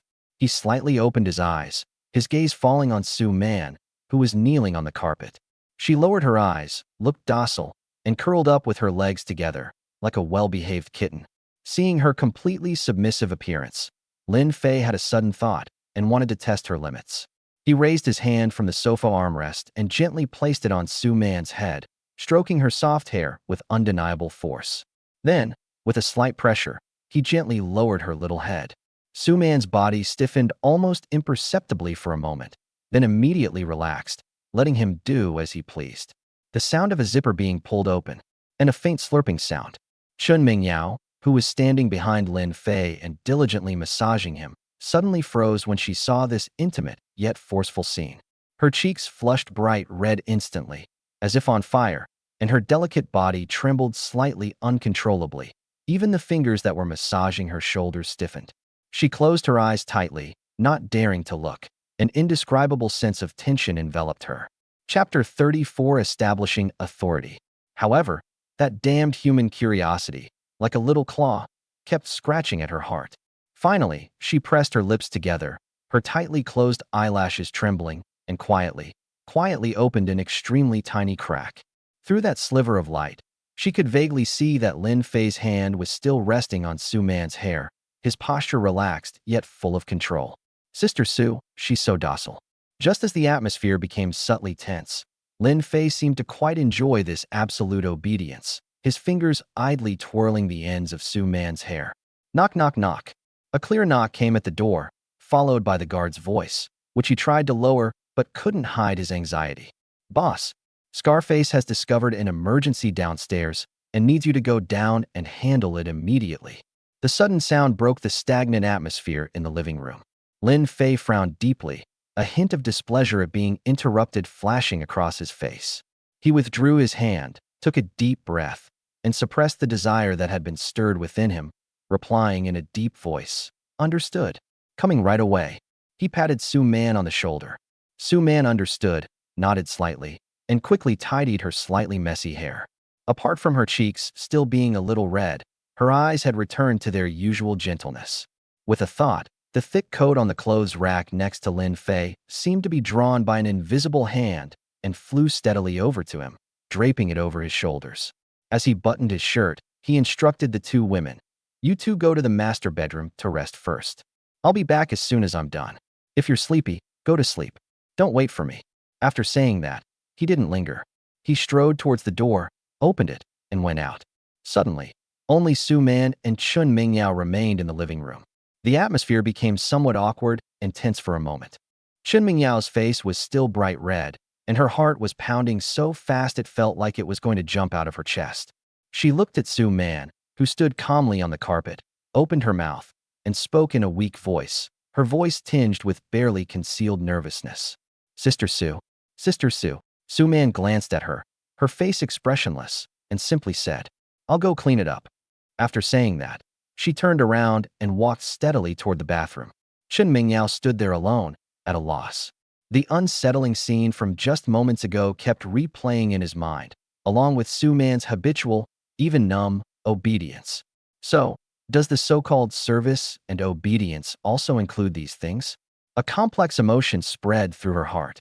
There was tension, fear, a hint of inexplicable restlessness, and a touch of uncertainty about the future and a vague sense of resignation. She took a few deep breaths, trying to calm her wildly beating heart, and followed Lin Fei's instructions, bowing her head and quickly walking into the spacious and luxurious master bedroom. Su Man went into the bathroom, turned on the tap, and gently splashed cold water on her still slightly hot cheeks.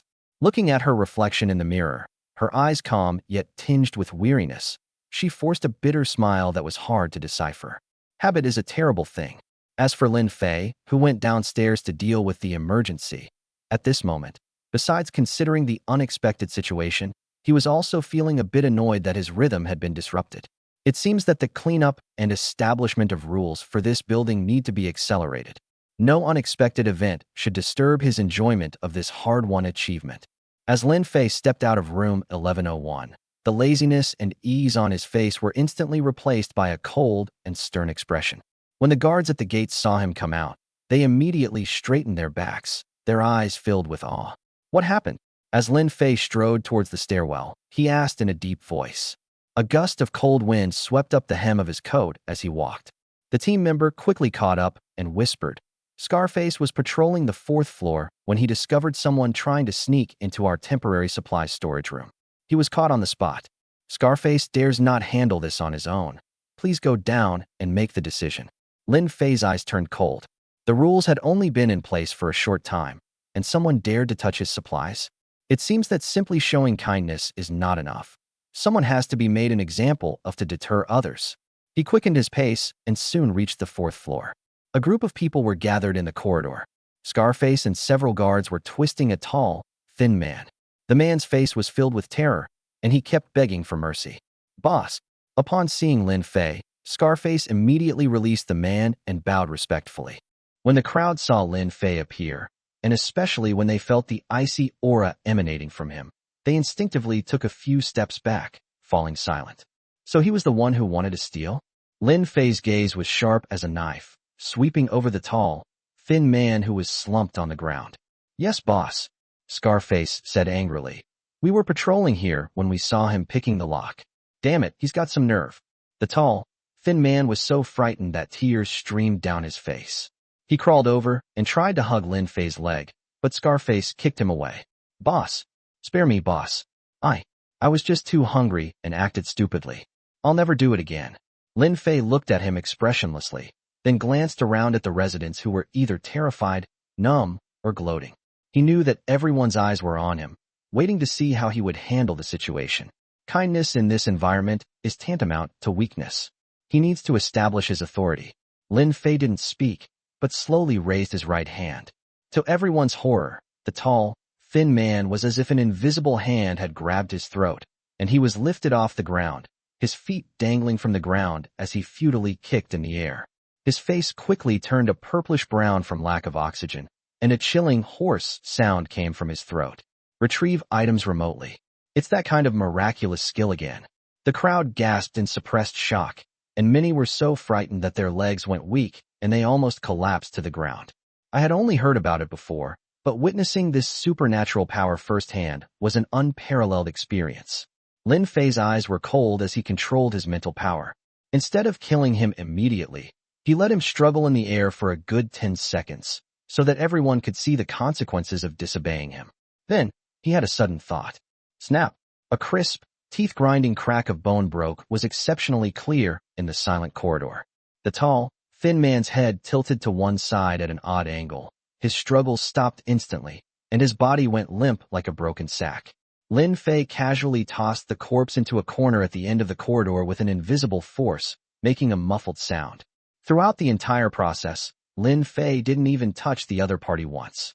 The corridor was deathly silent.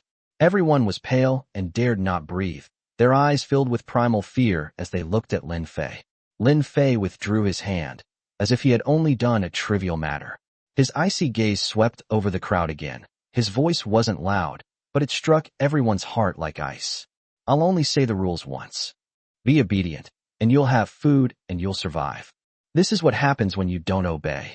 He paused, then added, from now on, any theft, fighting, or any violation of the rules I set will be dealt with in this way, without any leniency.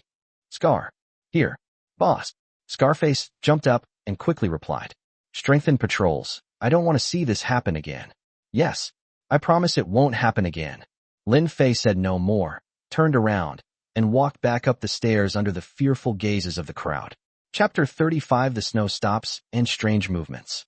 His silhouette in the dim light resembled a demon from hell. This time, establishing authority was far more effective than distributing food. The seeds of fear have been deeply planted in everyone's heart. Back on the 11th floor, I pushed open the door to room 1101. The warm air and tranquil atmosphere shut out the bloodshed and cold outside. The door to the master bedroom was ajar. Lin Fei pushed the door open and saw that Su Man and Chun Mingyao were still awake, sitting against the headboard. Su Man appeared to have washed up and changed into a comfortable nightgown. Chun Mingyao was still wearing her business suit, but she had taken off her coat and shoes. She was hugging her knees, her eyes somewhat unfocused, and it was unclear what she was thinking. Hearing the noise, both women looked up at him. Su Man's eyes were gentle, yet questioning. Chun Mingyao's gaze was much more complex, containing lingering shyness, awe, and seemingly mixed with a trace of fear triggered by the commotion downstairs. Lin Fei took off his coat and casually tossed it onto the sofa next to him. He walked to the bedside and looked at the two women, each with their own unique charm, under the lamplight. The murderous aura that had gathered earlier gradually dissipated, replaced by a sense of satisfaction and languor that came with complete control. Nothing serious, just dealt with a disobedient mouse. He said it casually, lifted the covers and lay down, naturally pulling the two soft bodies into his arms. Su Man nestled close to her obediently. Chun Mingyao stiffened for a moment, but thinking of the fate of the person downstairs and Lin Fei's incredible strength, she finally relaxed and let him hold her. Feeling the warmth and slight trembling of the two delicate bodies in his arms, Lin Fei closed his eyes. In the apocalypse, a combination of kindness and severity is needed for survival. Tonight, Wei has already made his decision. Next, it's time to let them, and everyone else in this building, experience the meaning of gratitude more deeply. The morning light streamed through the huge floor-to-ceiling windows, illuminating the bedroom brightly. Lin Fei was still asleep, his arm instinctively wrapped around the soft body beside him. Chun Mingyao, who was held in his arms, woke up first. Feeling the warmth and strength from the large hand around her waist, her cheeks flushed slightly. She moved slightly, but did not dare to break free. Su Man, who was sleeping on the other side, also woke up. She sat up, looked out the window, a hint of surprise on her face, and softly called out, "Master, Look, it seems the snow is about to stop. Lin Fei was awakened by her words and slowly opened his eyes. He followed Su Man's gaze to the window, and sure enough, the seemingly endless blizzard that had been so overwhelming had vanished, leaving only a few scattered snowflakes lazily drifting in the air. Although the sky was still overcast, visibility had greatly improved, and the thick snow covering the central courtyard of the community, as well as the equally snow-covered outlines of Building 1 and Building 3 next to it, were clearly visible. The snow has finally subsided. This is an important signal. The extreme weather seems to be easing. Although the low temperatures outside are still deadly, visibility has improved considerably. He withdrew his gaze, feeling the softness and tension of Chun Mingyao's body in his arms. He deliberately tightened his hand on her waist, eliciting a soft gasp from her, and her body stiffened even more. Lin Fei smiled, then let go of her hand and sat up. "Help me get dressed," he instructed casually. Su Man immediately stood up and skillfully picked up the clothes that had been prepared to her side. Chun Mingyao also quickly got out of bed. Although her movements were still a little awkward and shy, she followed Su Man's example and helped Lin Fei put on his undershirt and trousers. Two beautiful women with very different styles, one gentle and skilled, the other shy and clumsy, were helping him get dressed, a feeling that Lin Fei found quite pleasant. Dressed neatly, Lin Fei walked to the French windows again, gazing at the desolate, snow-covered world outside. With a broader perspective, he can look further ahead and plan his next move. Su Man and Chun Mingyao had already prepared breakfast and placed it on the dining table in the living room. Hot milk, fried eggs, toast, and sliced fruit. Although simple, it is a top-notch luxury in the apocalypse. Lin Fei sat down, with the two women standing on either side of him. Su Man naturally spread jam on him, while Chun Mingyao nervously held the milk glass. Just as Lin Fei had taken a few bites of toast, Scarface's somewhat hurried voice came from outside the door. "Boss, are you there? There's something going on downstairs. Something might need your help." Lin Fei wiped his mouth with a napkin and said in a deep voice, "Come in." Scarface pushed open the door and entered, a hint of surprise and uncertainty on his face. He first glanced quickly at Chun Mingyao, who was dressed in a business suit and exuded an intellectual air, and Su Man, who stood obediently to the side, at the dining table. His admiration for his boss deepened even further. He then quickly composed himself and respectfully reported, "Boss, it was the guys patrolling on the first floor who discovered it. Something seems off at the main gate of the complex." "Explain yourself clearly," Lin Fei frowned. Scarface swallowed hard, organizing his thoughts. "Well, in the first few days after the snowstorm hit, didn't several people try to risk going out to find rescue? But they froze to death near the entrance of the community after only a short distance. Their bodies have been buried in the snow ever since." Lin Fei nodded. He remembered this incident. A look of disbelief crossed Scarface's face, and his voice changed. "But this morning, the brothers on patrol said they saw those corpses that were originally frozen stiff, and it seems they can move." He was wandering aimlessly and slowly near the entrance of the residential compound. Upon hearing this, Su Man and Chun Mingyao's faces turned pale instantly, and they subconsciously moved closer to Lin Fei.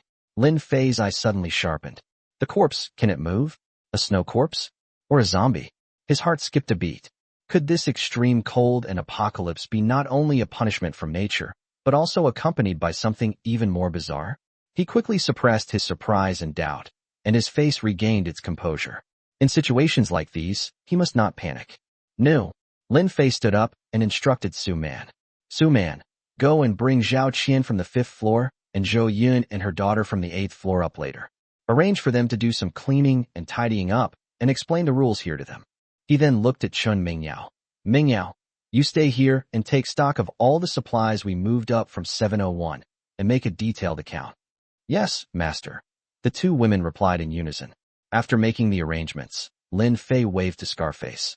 "Let's go down and take a look." He wanted to see for himself what those things that had come back to life in the ice and snow really were. This sudden change may mean that this apocalypse is far more complex and dangerous than he imagined. Lin Fei's figure disappeared at the top of the stairs, and the heavy door slowly closed, temporarily isolating him from the outside world. Chapter 36: Snow Corpse. Only Su Man and Chun Mingyao remained in the living room. The aroma of breakfast and Lin Fei's unique, imposing masculine aura still lingered in the air. Su Man breathed a soft sigh of relief, turned to Chen Mingyao, who was still somewhat dazed beside her, and gave her a gentle smile. Sister Mingyao, don't just stand there. Let's do what Master has instructed us to do. Chen Mingyao snapped out of her daze, pushed up her gold-rimmed glasses, and tried to appear calm. She glanced at Su Man's maid outfit, which she had already put on naturally, then looked down at her own business suit, and nodded with mixed feelings. Sister Su, I'll go and take stock of the supplies first. Okay, I'll go downstairs and bring those three up. Su Man straightened her skirt and hair to make sure she looked presentable before walking towards the door. As she passed Chen Mingyao, she paused, lowered her voice, and said, Master doesn't like waiting, so be efficient. Also, when those three come up, you'll have to explain the rules to them for me. Chen Mingyao understood what Su Man meant. This was giving her a chance to integrate and perform. She looked at Su Man gratefully and said, I understand, Sister Su. After a brief exchange, the two women went about their own business. Su Man went downstairs to pick up the person, while Chen Mingyao walked to the pile of supplies in the corner of the living room, took out paper and pen, and began to carefully count and register them. She knew this was the first step for her to demonstrate her value and establish herself. Lin Fei followed Scarface downstairs quickly, the cold air rushing towards them from the stairwell. What exactly is the situation? How many of those are there? Lin Fei asked as he walked, his voice echoing in the empty corridor. Scarface followed closely behind him, his voice filled with tension and uncertainty. Boss, the patrolling brothers said they saw about 4 or 5 bodies, all loitering near the gate of the residential area. They were moving very slowly, but they were definitely moving. They looked no different from frozen corpses, but they could walk. Lin Fei frowned. The movement of corpses goes beyond the scope of ordinary natural disasters. Upon reaching the second floor, 2 guards responsible for maintaining order immediately approached, their faces showing obvious fear. Boss, Scarface explained to Lin Fei. Boss, after discovering the situation, I immediately had people block the stairwell leading to the first floor with furniture and clutter, and also temporarily moved the families still living on the first floor to empty rooms on the second floor and above. After all, these things are too eerie. They look similar to the zombies in the movies, and I'm afraid they might rush at me. Lin Fei glanced at Scarface with some surprise. This guy usually seems all brawn and no brains, but I didn't expect him to have any brains at crucial moments, knowing to deploy defenses and evacuate personnel in advance. Scarface felt uneasy under Lin Fei's gaze, thinking he had angered his boss by acting on his own initiative, and quickly bowed to apologize. Boss, it was my oversight. I didn't wait for your order before. You did the right thing. Lin Fei interrupted him, his tone calm but firm. The reaction was quick, and the handling was good. Scarface was stunned for a moment. Then his face lit up with a flattered expression, and he said excitedly, Thank you for the compliment, boss. It's just what I should do. Take me to a place where I can see clearly what's below, Lin Fei ordered. Yes, this way, boss. Scarface quickly led the way, taking Lin Fei to a residence home on the second floor, directly opposite the main gate of the residential complex. The windows of this house offer a great view, allowing you to clearly see what's happening downstairs.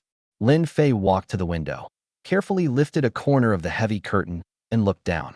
Sure enough, on the snow inside the gate of the residential area, there were 4 or 5 human-shaped figures moving slowly and aimlessly.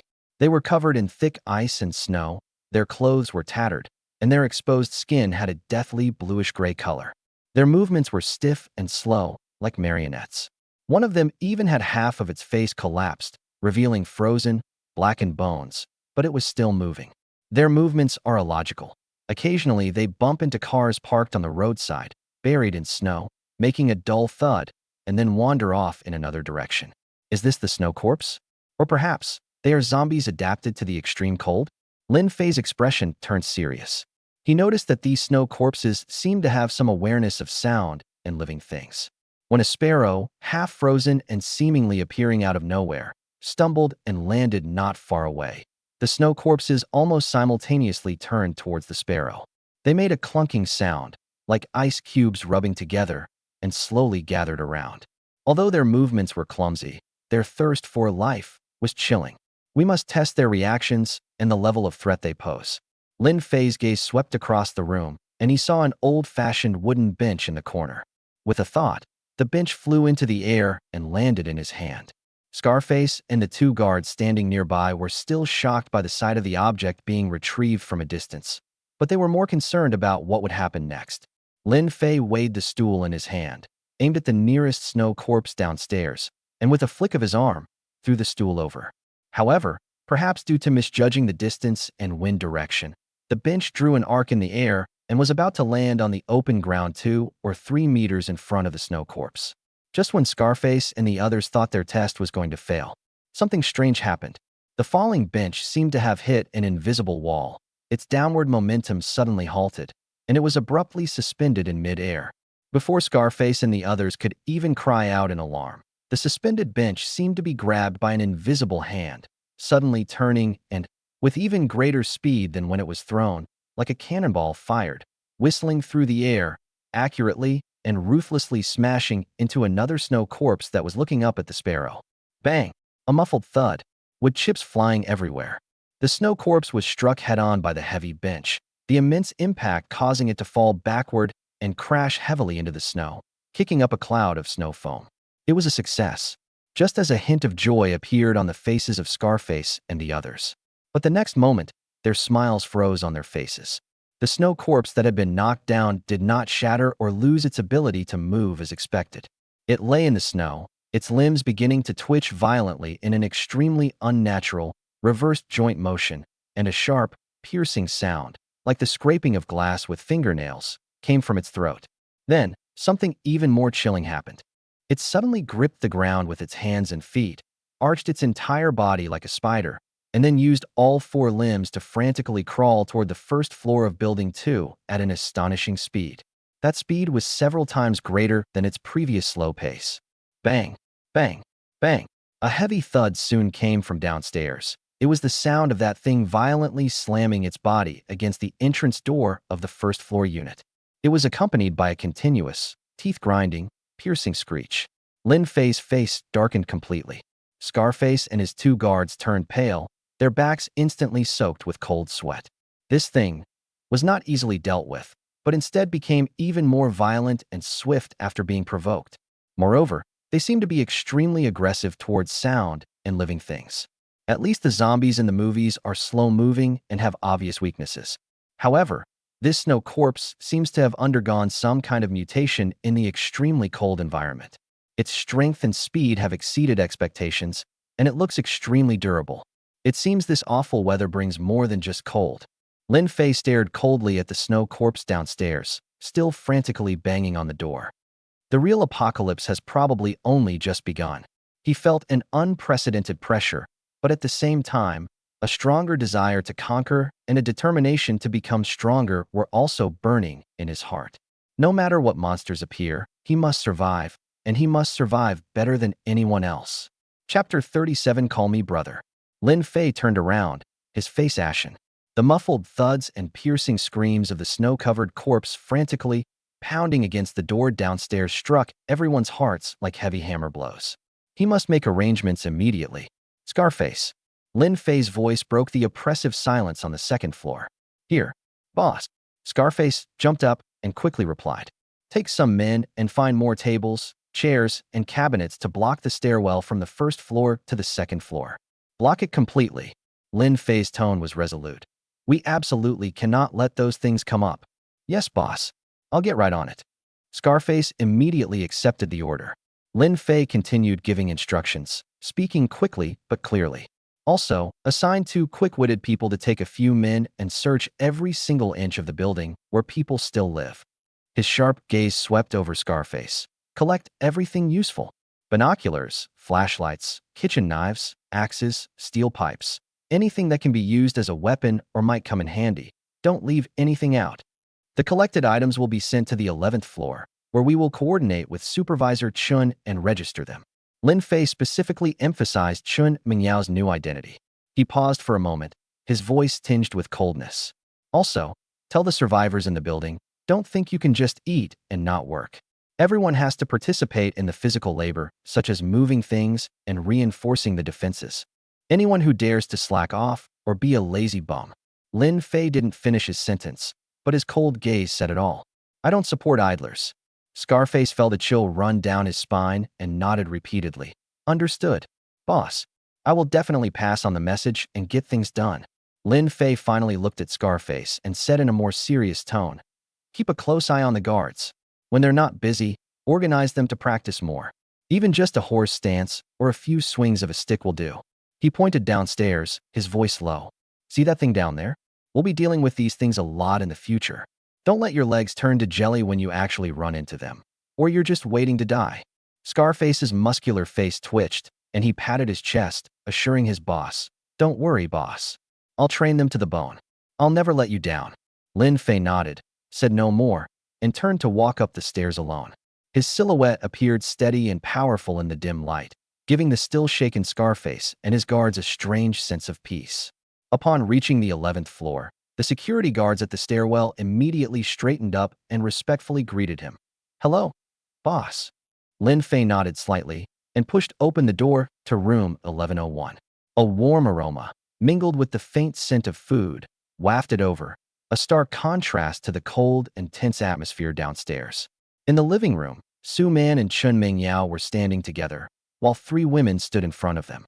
It was Zhao Qian, the pretty young woman on the 5th floor, and Zhou Yun and her daughter Xiaoyu on the 8th floor.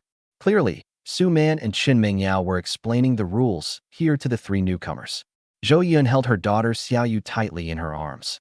Although her face showed exhaustion and a hint of barely perceptible humiliation, her eyes were very serious as she listened carefully to every word Su Man said. Her daughter, Xiaoyu, in her arms, stared wide-eyed at her warm and bright new home and the two strangely dressed but beautiful older sisters in front of her. Zhao Qian lowered her head, nervously clutching the hem of her clothes, her face pale.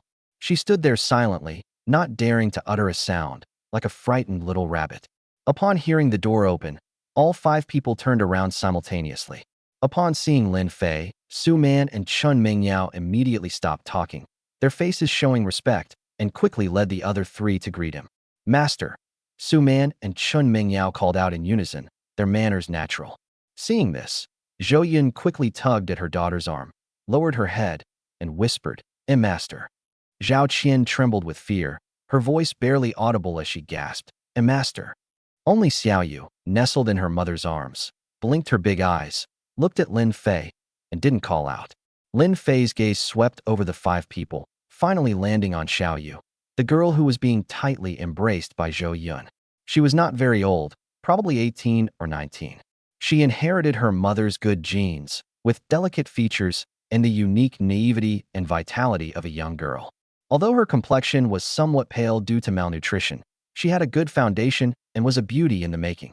He stepped forward and, under Zhou Yun's somewhat nervous gaze, gently pulled Xiaoyu out of her mother's arms. Xiaoyu seemed a little scared and instinctively tried to shrink back, but Lin Fei's hand was very steady.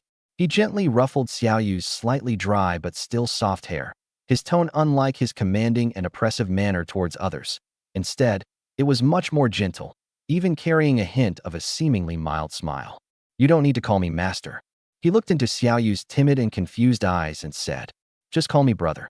His voice wasn't particularly gentle, but compared to his previous coldness, it was much more like a gentle breeze. Zhou Yun and Zhao Qian stared at the scene in astonishment, completely bewildered. Su Man and Chun Mingyao exchanged a glance, as if they understood something. A knowing glint flashed in Su Man's eyes, while Chun Mingyao adjusted her glasses, seemingly lost in thought.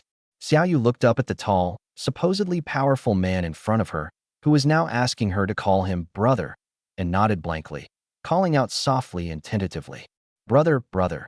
Lin Fei smiled, ruffled her hair again, then released her and instructed Su Man and Chun Mingyao. Show them around and get them settled into their rooms. You know what to do. Yes, master, the two women replied. Lin Fei ignored them and walked straight to the French windows in the living room, looking outside again. The appearance of the snow corpse disrupted his steady development plan, but it also made one thing clearer to him. Strength is the only passport. He looked at the scattered snowflakes falling outside the window and the few terrifying figures still wandering in the distance downstairs, his eyes gradually becoming deep. Behind him, Zhou Yun looked at her daughter, who had returned to her side and seemed unfazed, and felt a mix of emotions. Zhao Qian kept her head down, seemingly lost in thought. Su Man and Chun Mingyao began to guide the three on a tour and make arrangements. A new order was quietly taking shape in this warm sanctuary, absorbing new members. The girl named Xiaoyu was like a fledgling bird temporarily kept in captivity, unaware of what awaited her in the future. Looking at Xiaoyu's petite and delicate figure, Lin Fei thought to himself that he could let her rest for a while and decide later. Perhaps there would be an even more wonderful combination. Chapter 38 Sign In. Lin Fei stood in front of the floor-to-ceiling window, his back straight and tall. The world outside the window remained deathly still, with only a few snowflakes falling. But at this moment, everyone's state of mind is different. The wandering snow corpses hung like swords overhead, reminding them that the price of survival was far more than enduring the bitter cold. Suman took the lead. With a gentle yet undeniable smile on her face, she spoke to Zhou Yun and her daughter, as well as Zhao Qian. Don't stand there, come with me. I'll show you around and show you where you'll be staying. Her gaze swept over Zhou Yun and Zhao Qian's faces, focusing particularly on Xiaoyu, who was instinctively being protected behind her mother. Here, as long as you follow the rules and obey, you won't go hungry or cold. The master is quite lenient towards those who are obedient. Chun Mingyao stepped forward, adjusted her gold-rimmed glasses, and tried to make her tone sound professional and calm, as if she were conducting onboarding training. The daily tasks mainly involve keeping the living area clean, assisting with meal preparation, and completing other tasks assigned by the owner. We will arrange the specific division of labor later. Zhou Yun held her daughter's hand tightly, nodded, and whispered, "We understand. We will do our best." She was a smart woman who knew the saying, when you're under someone's roof, you have to bow your head, especially in this kind of situation. She was far luckier than the people downstairs who were living hand to mouth, having survived with her daughter and entered this relatively safe shelter. Zhao Qian appeared even more frightened. She secretly glanced at Lin Fei's back as he stood by the window, then quickly lowered her head, her voice weak. I will also try my best to do things." Su Man nodded in satisfaction and led the three of them into the inner room. This is the second bedroom. Although it's not as nice as the master bedroom, it's still very clean and comfortable. You can stay here for now. She pushed open a door, revealing two single beds side by side and a separate bathroom, a far cry from the cold, impersonal room they had previously lived in. Xiaoyu looked around the new environment with curiosity, and a glimmer of light finally appeared in her eyes. "Mom, it's so warm here," she whispered to Zhou Yun. Zhou Yun felt a pang of sadness, touched her daughter's hair, and remained silent. After settling them in, Su Man and Chun Mingyao gave them a general tour of the kitchen, guest bathroom, and various functional areas, and briefly explained the precautions, such as what things should not be touched and keeping quiet. Throughout the entire process, Lin Fei never looked back, as if he didn't care at all about the arrangements behind him. But his presence, like an invisible pressure, weighed on everyone's hearts, making the three newcomers dare not relax in the slightest. Downstairs, Scarface was very efficient. He personally led several strong guards, shouting and cursing, to drive some terrified male residents to pile up all the tables, chairs, cabinets, and even old bed boards they could find at the bottom of the stairs leading from the first floor to the second floor. The heavy debris quickly blocked the passage completely, leaving only an observation opening that allowed only one person to bend over and pass through. "Listen up, all of you." Scarface wiped away his sweat and roared at the residents who were working and the security guards around them. "If this thing isn't stopped, and those bastards down there rush up, we're all doomed. So you all better keep a close eye on things. Report any movement down there immediately." He then assigned two more clever-looking guards, along with a few others, to begin visiting the rooms that were still occupied, floor by floor. Search carefully. Binoculars, flashlights, batteries, knives, scissors, rope. Take everything you find useful. Scarface stood in the corridor, hands on his hips, issuing orders. Anyone who dares to hide anything will never get a bite to eat again. Driven by both fear and the desire for food, the collection operation proceeded relatively smoothly.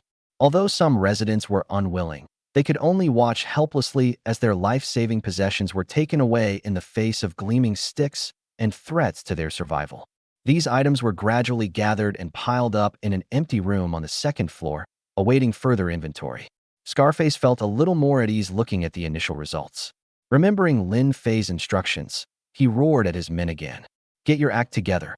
Starting today, you're all training every day. Horse stance, stick swings. Anyone who slacks off is skipping dinner. Think about those guys downstairs. If you don't want to die, train like crazy. The guards shuddered at the sight of Scarface's menacing expression and, recalling the terrifying figure of the snow corpse downstairs, dared not be negligent. On the 11th floor, Lin Fei finally turned around at the window. Su Man and Chun Mingyao had already made some arrangements for the three newcomers and were standing aside waiting for instructions. Zhou Yun, Zhao Qian, and Xiao Yu also stood quietly a little distance away, their postures reserved. Lin Fei's gaze fell on Xiao Yu again. The girl lowered her head, her hands nervously twisting together, her slender body appearing particularly thin in her oversized old clothes. Su Man, Lin Fei said. Yes, master. Find her some nice, clean, and warm clothes to change into. Lin Fei pointed to Xiao Yu. These clothes are too worn out.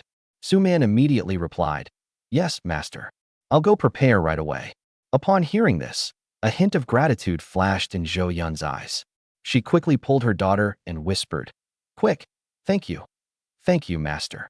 Xiao Yu raised her head, glanced timidly at Lin Fei, and whispered, Thank you, brother. Lin Fei's face remained expressionless. He simply nodded slightly. He then looked at Zhao Qian and Zhou Yun. You two should also tidy yourselves up. I don't need slovenly people here. Yes, master/brother, the two replied quickly. Go ahead and get busy. The living room quieted down for a while. Su Man took Xiao Yu to find some clothes that fit, while Chun Mingyao led Zhou Yun and Zhao Qian to begin guiding them through some basic cleaning and tidying work, helping them get used to the rhythm of the place as soon as possible. Lin Fei walked to the sofa and sat down, finally having some free time to deal with his own affairs. He closed his eyes, his consciousness sinking into his mind. You can check in today. Would you like to check in now? The familiar blue screen appeared right on time. 1. Basic Psychic Enhancement Potion. Slightly increases psychic power and control precision. 2. Individual Thermal Dagger. High-frequency vibration, with extremely strong thermal cutting effect, energy-driven. 3. Emergency Medical Kit, containing basic medications and equipment for stopping bleeding, reducing inflammation, and detoxifying. For a case of endless bottles of soda, maybe it can boost morale. Lin Fei's gaze quickly swept over the options. The fourth one can be ruled out immediately. While Happy Water might have been somewhat useful in the early stages of the apocalypse, it now seems utterly useless in the face of the threat of snow zombies. The third medical kit is very practical, essential for dealing with both routine injuries and potential combat casualties, making it a sound choice. The second thermal dagger appears to be a close combat weapon that could effectively supplement his current lack of physical attack methods, especially against those eerie snow corpses, where it might have a surprising effect. But the first option is a basic psychic enhancement potion. Lin Fei's heartbeat quickened slightly. He had personally experienced the power and convenience of telekinesis. Whether it was using telekinesis to attack objects from a distance or the invisible chokehold he used to intimidate Chun Mingyao, telekinesis was currently his most advantageous and relied upon ability. The appearance of snow corpses means that this ability will likely need to be used more frequently and intensely in the future. The improvement in strength and the precision of control are of paramount importance. Without much hesitation, Lin Fei made his choice. Choose one. Selection successful. Congratulations, host, you have obtained a basic psychic enhancement potion. It has been distributed to your system space and can be retrieved and used at any time. With a flash of light, a crystal clear potion emitting a pale blue glow and resembling a test tube appeared in the system space. Chapter 39, Zhou Yun's Compromise. Lin Fei did not take it out and use it immediately. He suppressed his eagerness and continued to observe the light screen with his consciousness. After the check-in was completed, the screen did not disappear immediately. In the corner, an extremely subtle, almost imperceptible progress bar flickered slightly, advancing by a negligible amount. Apocalyptic Ecosystem Database, Ice and Snow Corpse Variant, Unlock Progress, 1%. A smaller line of text flashed by below the progress bar. Lin Fei's pupils contracted slightly. Apocalyptic Ecosystem Database, Ice and Snow Corpse Mutants, Unlock Progress. This is something that has never happened before. Was it triggered because he witnessed and indirectly came into contact with the snow corpse today? This discovery gave him a jolt. The system seems to be more than just a simple check-in tool. It's also recording and analyzing the mutations in this post-apocalyptic world. If this database can be fully unlocked, does that mean he can obtain detailed information, weaknesses, and habits about snow corpses, or even other possible monsters? This will be invaluable intelligence. It seems that simply hiding inside the building for defense is not enough. To unlock this database more quickly and obtain critical information, we must take a more proactive approach to understanding these threats. Of course, this is all on the premise of ensuring one's own safety. The light screen slowly dissipated. Lin Fei opened his eyes, a glint of light flashing in them. With a thought, the pale blue psychic-enhancing potion appeared in his hand, cool to the touch. Without hesitation, he uncorked the medicine and drank it all in one gulp. The liquid flowed down his throat, tasteless, yet it brought a cool sensation that quickly entered his mind and merged into his spiritual essence. In an instant, he felt as if his mind had been cleansed, becoming clearer and sharper. The slight mental fatigue that had arisen from practice and combat had completely vanished. He tried to mobilize his mental power and felt that the invisible force seemed more solid and easier to control than before. Although it was far from a qualitative change, this tangible sense of progress greatly boosted his confidence. Their strength has improved a little more. He put the empty test tube back into his storage space and walked back to the floor-to-ceiling window. The snow corpses downstairs are still wandering around, and the threat has not been eliminated. But at this moment, besides being wary, Lin Fei felt a greater desire to explore and a renewed sense of confidence after improving his strength. We need to gather intelligence on buildings 1 and 3, especially regarding the twin sisters. We need to plan more carefully. A preliminary plan gradually took shape in his mind. Lin Fei suppressed the turmoil in his heart caused by his increased strength and discovery of the database, got up and walked to the storage room next to the second bedroom, preparing to store the supplies he had signed in for today there. From now on, these would all be under the unified management of Chun Mingyao. As he passed the second bedroom, he noticed that the door was ajar and he could hear faint wiping sounds coming from inside. He glanced at it casually, then stopped in his tracks. A slender figure was seen with her back to the door, bending over and carefully wiping the bedside table. Because no one had lived there for a long time, the furniture was covered in dust. The figure was wearing a dark blue fitted jumpsuit that she had somehow found. The fabric wasn't thick, but it perfectly outlined her voluptuous and graceful waist and hip curves.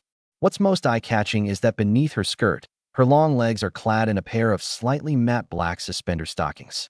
The delicate lace trim and suspenders at the top of the stockings are faintly visible, creating a strong visual impact against her mature charm.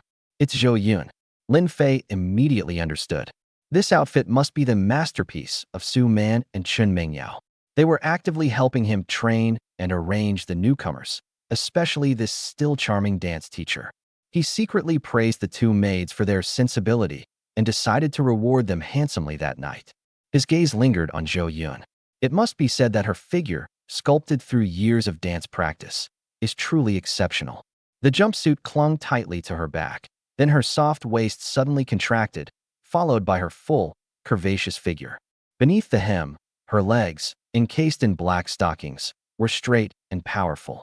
This is a mature and refined femininity that has been refined over the years, completely different from Su Man's gentle charm and Chun Mingyao's intellectual aloofness. Lin Fei felt a surge of warmth in his heart and quietly walked in. Zhou Yun was focused on wiping and didn't notice the movement behind her. It wasn't until a pair of strong arms suddenly wrapped around her soft abdomen from behind, pulling her backward and causing her back to slam into a firm, warm chest that she gasped in surprise, almost dropping the rag in her hand. Oh! She turned her head in alarm and met Lin Fei's playful yet aggressive gaze, which was very close to hers. Master, master!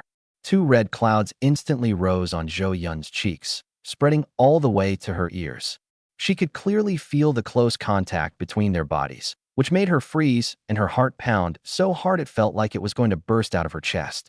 Lin Fei tightened his arms, holding her more firmly in his embrace, his chin gently resting on the crook of her neck, his hot breath spraying onto the back of her sensitive ear.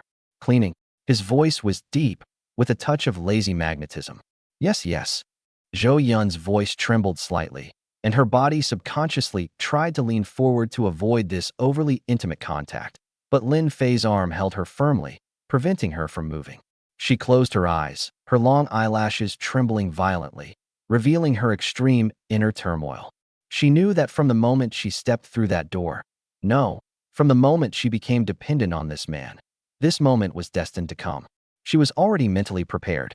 In this cannibalistic apocalypse, what other assets do these two women have besides sacrificing themselves to gain survival and protection?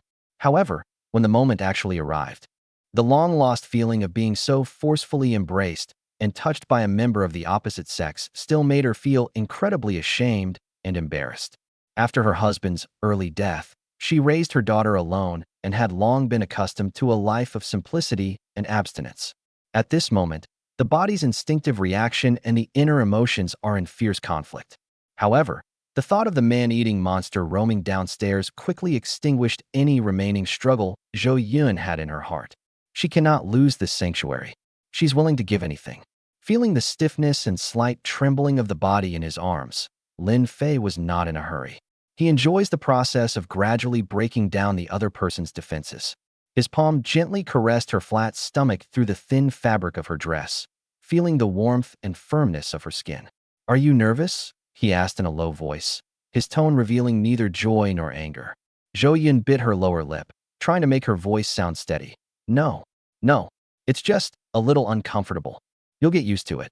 Lin Fei's words carried an unquestionable tone, and he tightened his arms, making their bodies almost completely pressed together.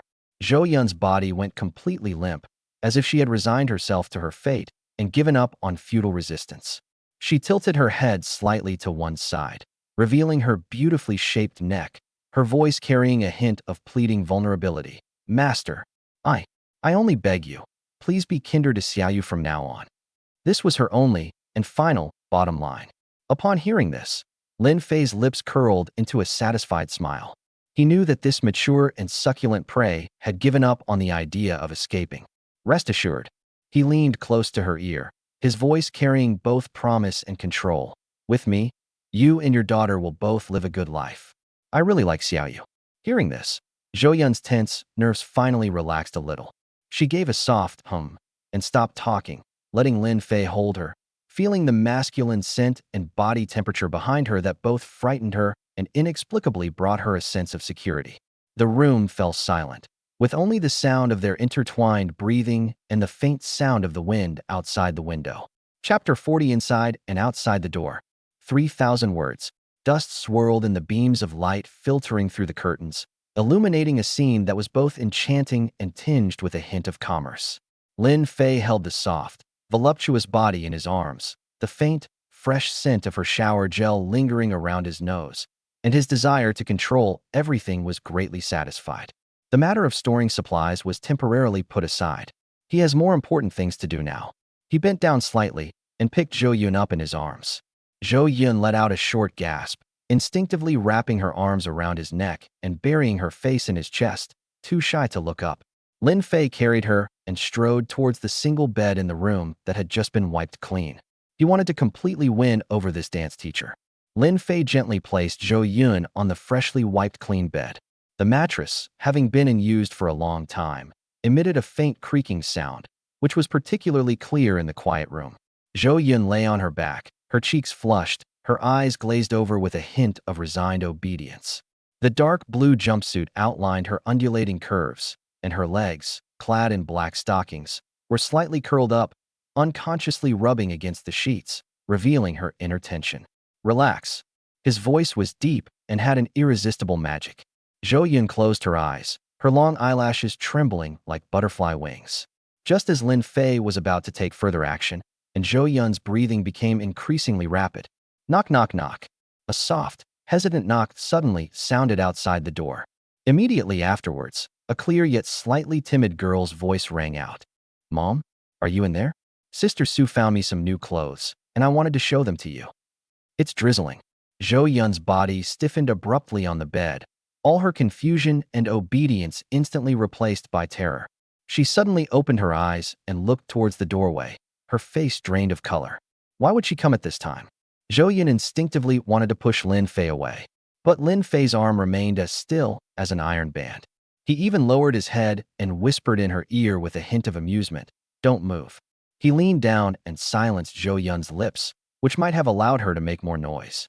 After a while, the noise outside the door stopped. Xiaoyu seemed to think her mother was resting or didn't want to be disturbed for the time being, and with confusion and a little disappointment, the footsteps gradually faded away. Only after confirming that Xiaoyu had left did Zhou Yun's tense body completely relax. Lin Fei reached out and gently tidied her slightly disheveled hair, whispering in her ear, "If you behave well from now on, you'll all be fine. Understand." Building number 3, penthouse duplex. The layout, similar to the 11th floor of Building 2, was luxurious, but the power outage made it feel even colder and more gloomy. The thick curtains were tightly closed, blocking out the cold outside and cutting off the light. Several candles, seemingly unearthed from somewhere, were lit in the living room, their flickering flames illuminating two slender figures. Two stunningly beautiful girls, almost identical in appearance, curled up on a large leather sofa. They are the famous twin beauties of Manhua University, the older sister Chu Yuqing and the younger sister Chu Yufei. The two were dressed in stark contrast.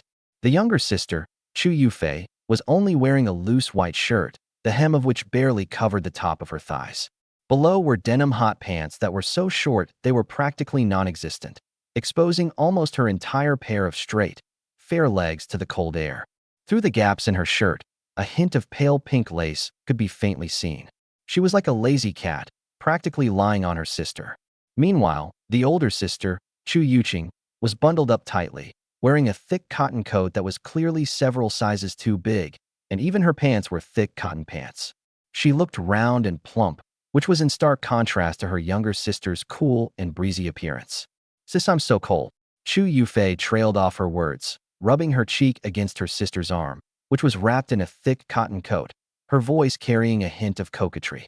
"Why don't you take off all your clothes? Your sister is freezing to death."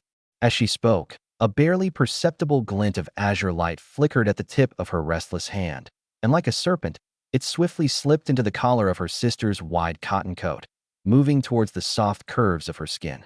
"Hey, are you trying to die?" Chu Yuqing felt as if she had been stung by an ice needle, and she jolted back instinctively. At the same time, a visible, scorching red aura instantly spread from her body, like a burning film, repelling her sister's cold fingers, and even the surrounding air distorted slightly due to the sudden heat. Chu Yuqing was both embarrassed and annoyed, her cheeks flushed, glaring at her sister who was grinning after her prank. "You little hussy, if you're in heat, go out and find men. What are you groping around for?" "Tsh," Chu Yufei pouted, withdrawing her fingers, which still carried a trace of coldness. Instead of stopping, she moved even closer to her sister, sniffing lightly with her delicate nose, and said with a mischievous smile, "I think you're the one who's in heat. You're reacting so strongly. Are you feeling something? Your body is so hot, like a little furnace." She stuck out her tongue and quickly licked her rosy lips, her eyes sparkling. "Besides, I only like sweet and soft girls. I don't want those smelly men." She paused, then her face lit up with excitement. She lowered her voice, as if sharing a remarkable secret. "Sis, do you think this heavy snow is a gift from God? It awakens such an cool ability in us. Once we fully master this power."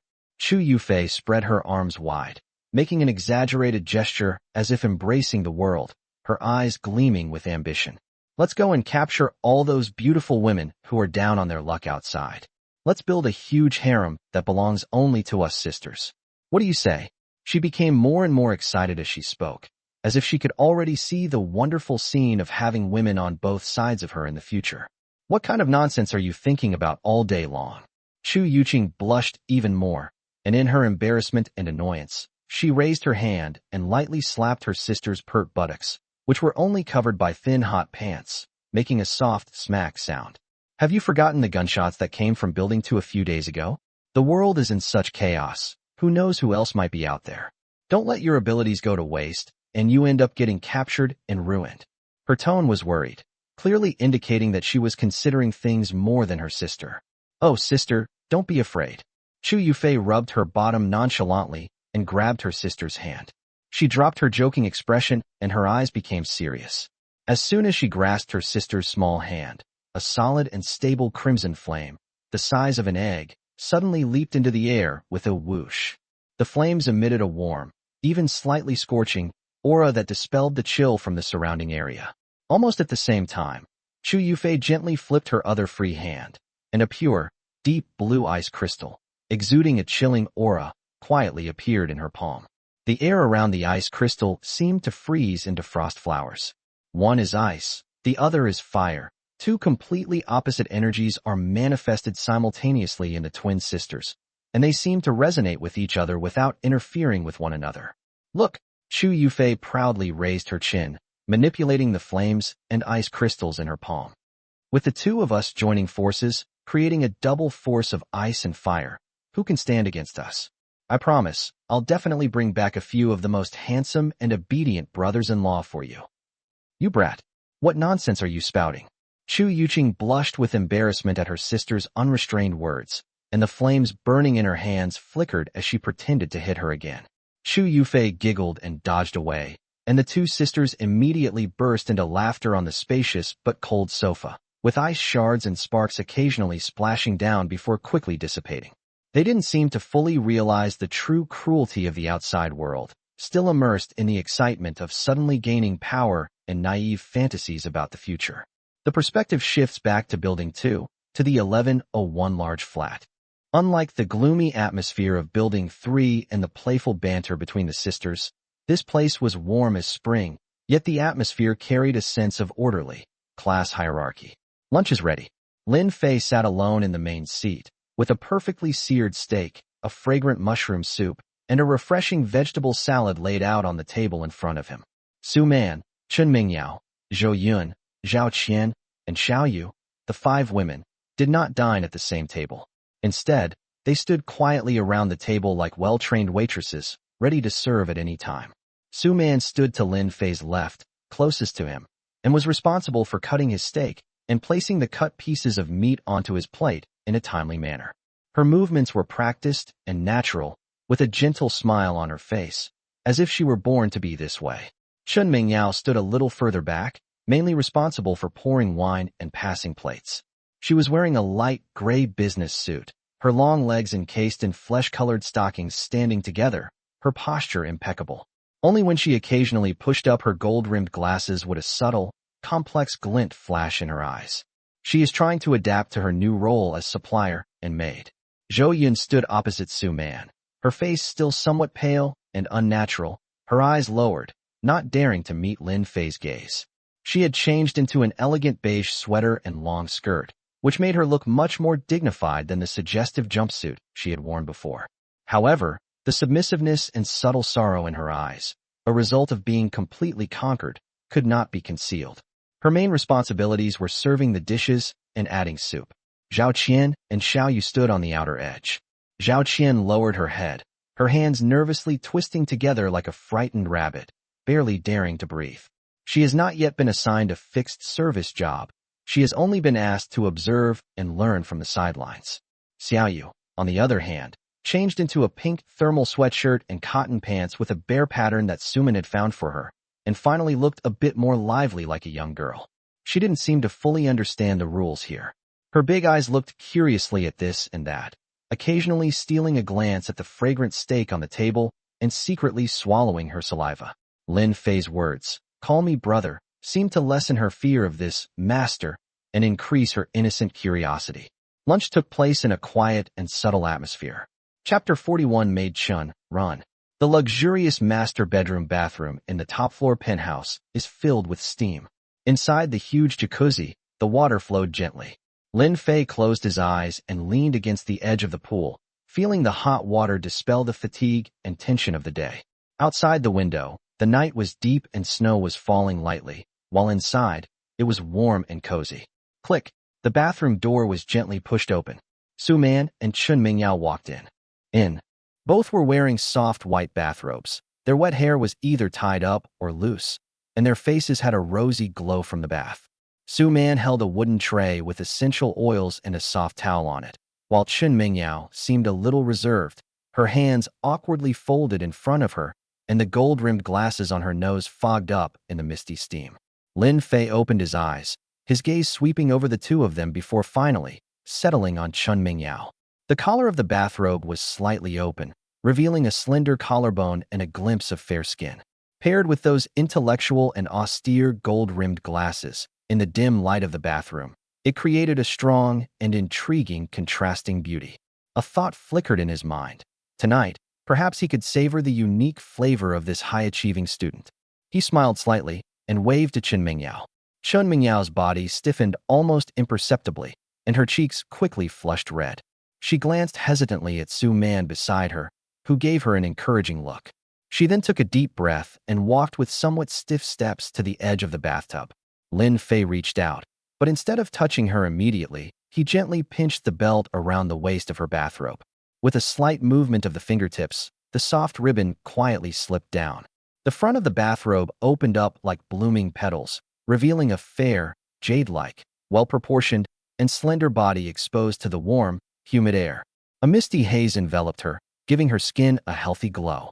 Behind her gold-rimmed glasses, her eyes glistened with shyness, creating a striking contrast between restraint and nakedness. A look of satisfaction flashed across Lin Fei's eyes. He stretched out his arm, put his arm around her slender waist, and with a little force, pulled her into the warm bath, where water splashed lightly. Chen Mingyao gasped and fell into his arms. The warm pool water instantly enveloped her, and the interplay of cold and heat sent shivers down her spine. Lin Fei held her in his arms, feeling the smooth skin on her back and her noticeably faster heartbeat. He glanced at Su Man standing by the pool and gestured with his eyes. Su Man understood, immediately put down the tray, knelt by the pool, and stretched out her soft hands to massage his shoulders with just the right amount of pressure. Lin Fei lowered his head, found Chen Mingyao's slightly parted lips, which were naturally rosy, and gently kissed them. From initially passively accepting the situation to later awkwardly trying to comply, Chen Mingyao's mind went blank, and she could only let herself be immersed in this unfamiliar and heart-pounding wave of sensations. After a long while, Lin Fei reluctantly let her go. Chen Mingyao leaned against him, breathing heavily, her eyes glazed over, her lips swollen and red, and her gold-rimmed glasses were askew. Her submissive demeanor was a stark contrast to her usual calm and intellectual image. The fire in Lin Fei's heart was completely ignited. He suddenly stood up from the bath, splashing water everywhere.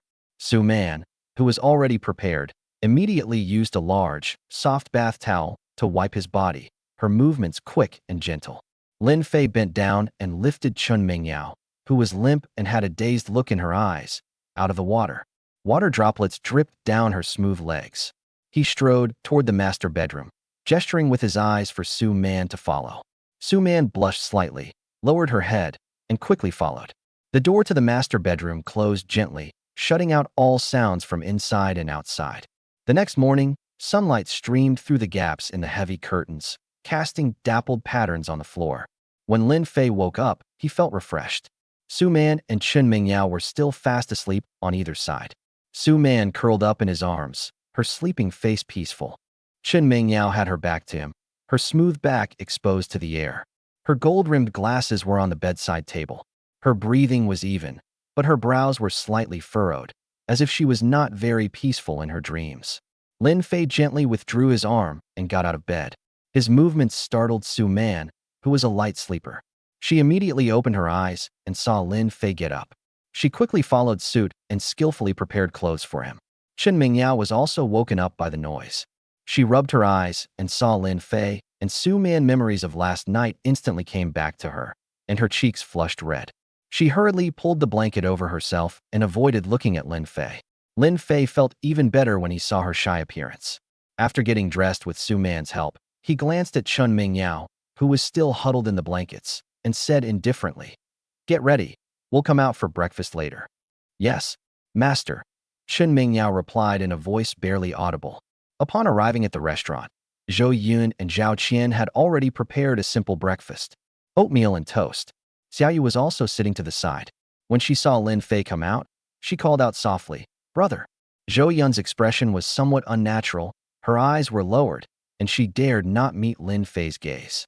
Clearly, she had not yet fully recovered from yesterday's shock. Zhao Qian kept her head down the whole time, like she was invisible. After a while, Chen Mingyao changed back into her business suit and put her gold-rimmed glasses back on, but her walking posture still seemed a little subtly unnatural. She tried to maintain a calm expression and sat down at the dining table. The atmosphere at breakfast was somewhat silent and strange.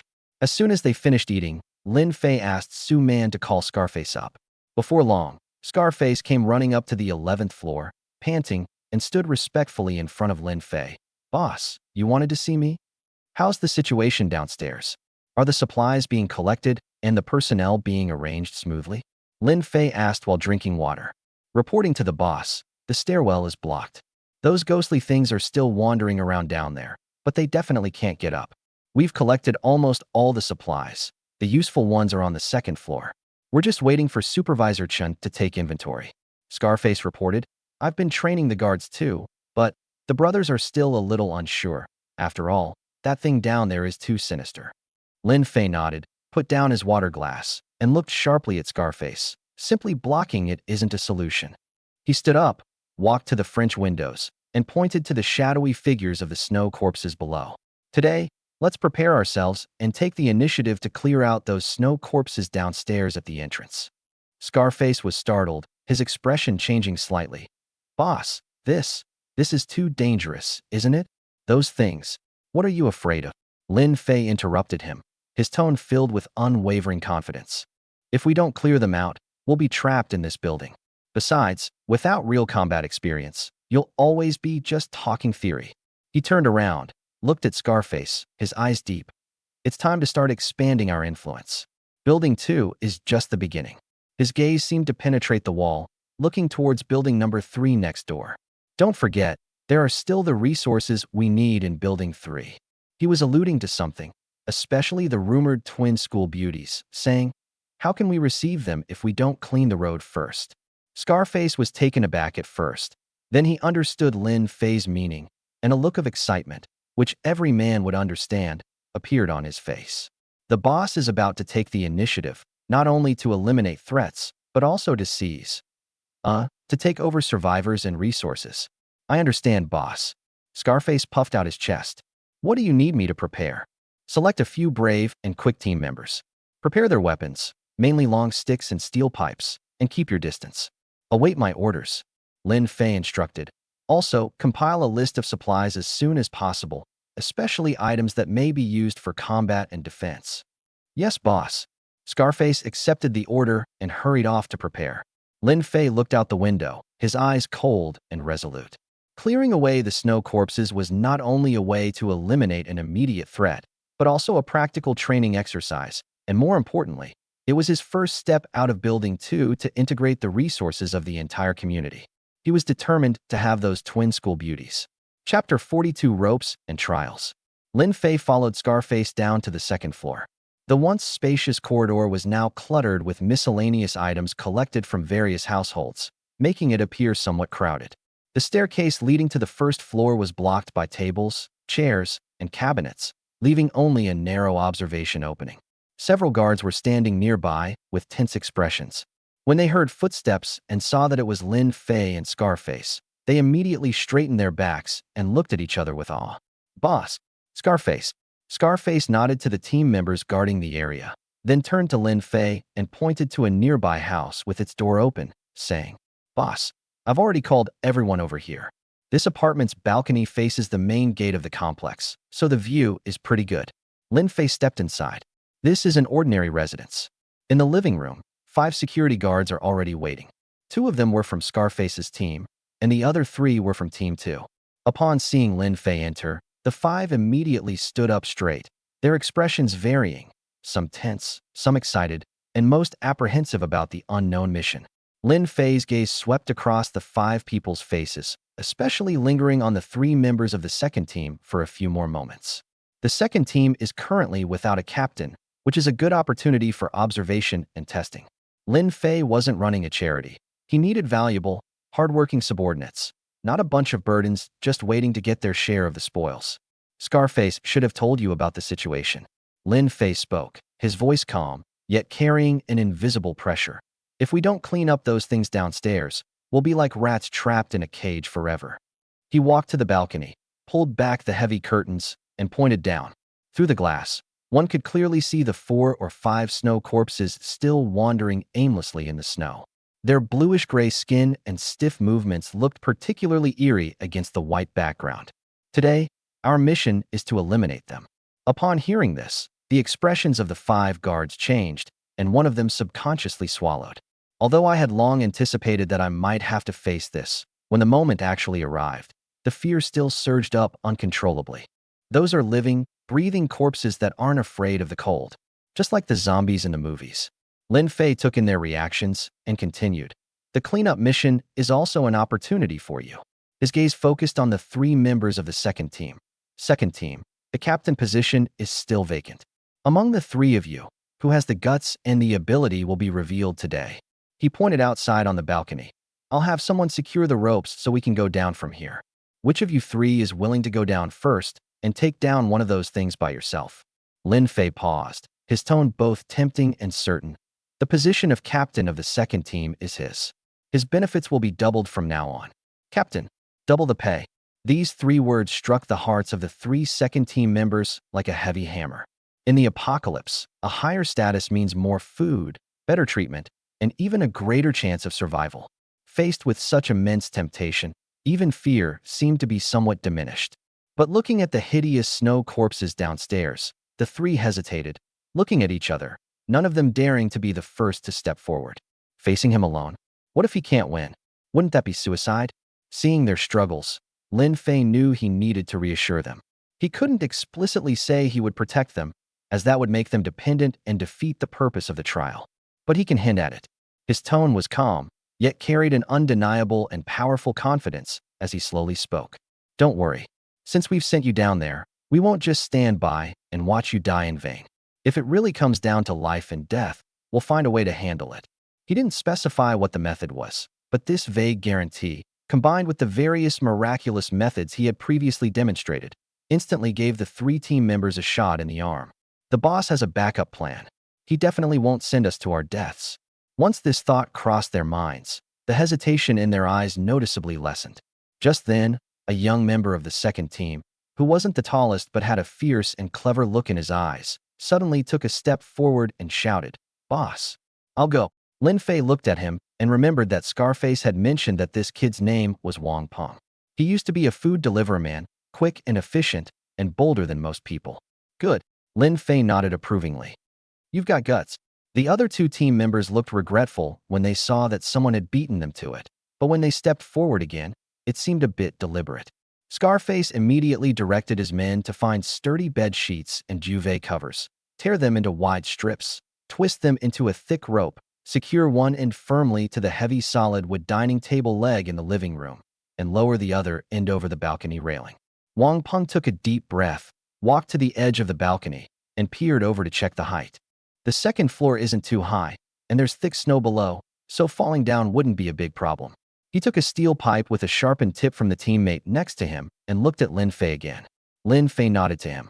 Without further hesitation, Wang Peng grabbed the rope with both hands, nimbly climbed over the balcony railing, braced his feet against the wall, and began to slide down little by little. Upstairs, everyone held their breath, watching nervously below. Scarface and the other 4 team members gripped their weapons tightly, ready to deal with any unexpected situation. Lin Fei stood on the balcony, his eyes calm, but his mental energy was already quietly concentrating, his psychic power ready to be unleashed. Since he said he wouldn't watch Wang Peng die, he would naturally take action when Wang Peng was truly in mortal danger.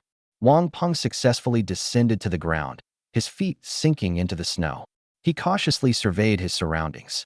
The nearest snow corpse was about 10 meters to his left, its back to him, emitting meaningless, clucking sounds towards a snow-covered trash can. The cold air filled his lungs, carrying the distinctive stench of decay.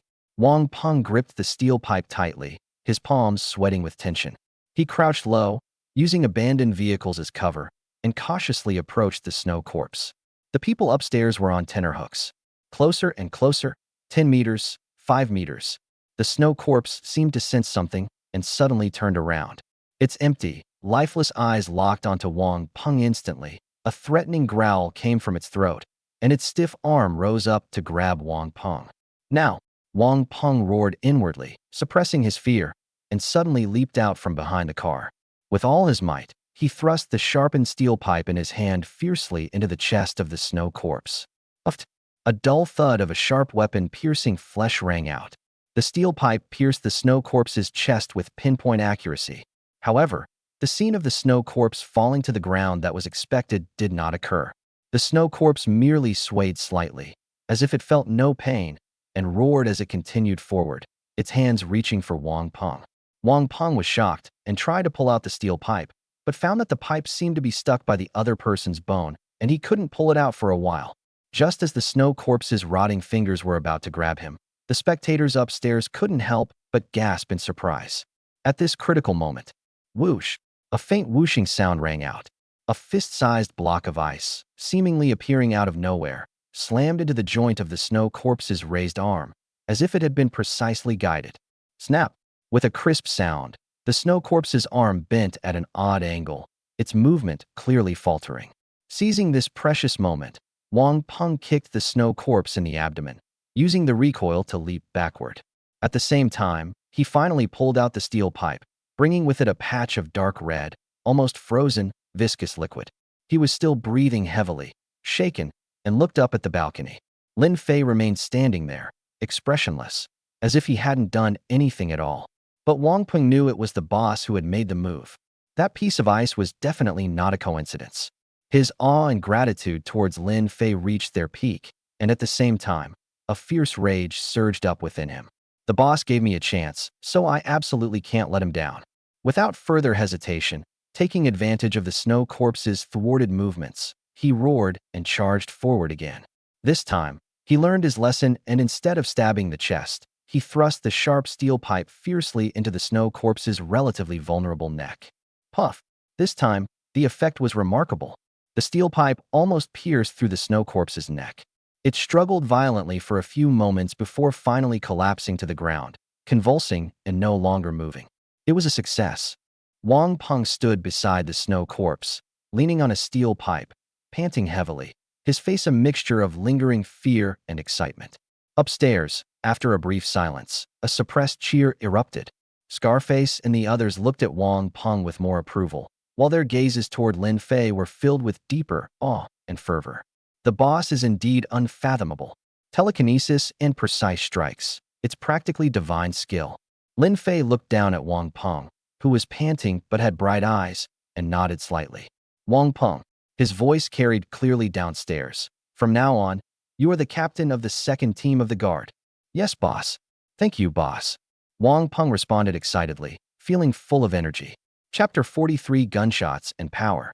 Lin Fei, along with Scarface and 5 other team members, descended to the first floor in the snow using ropes.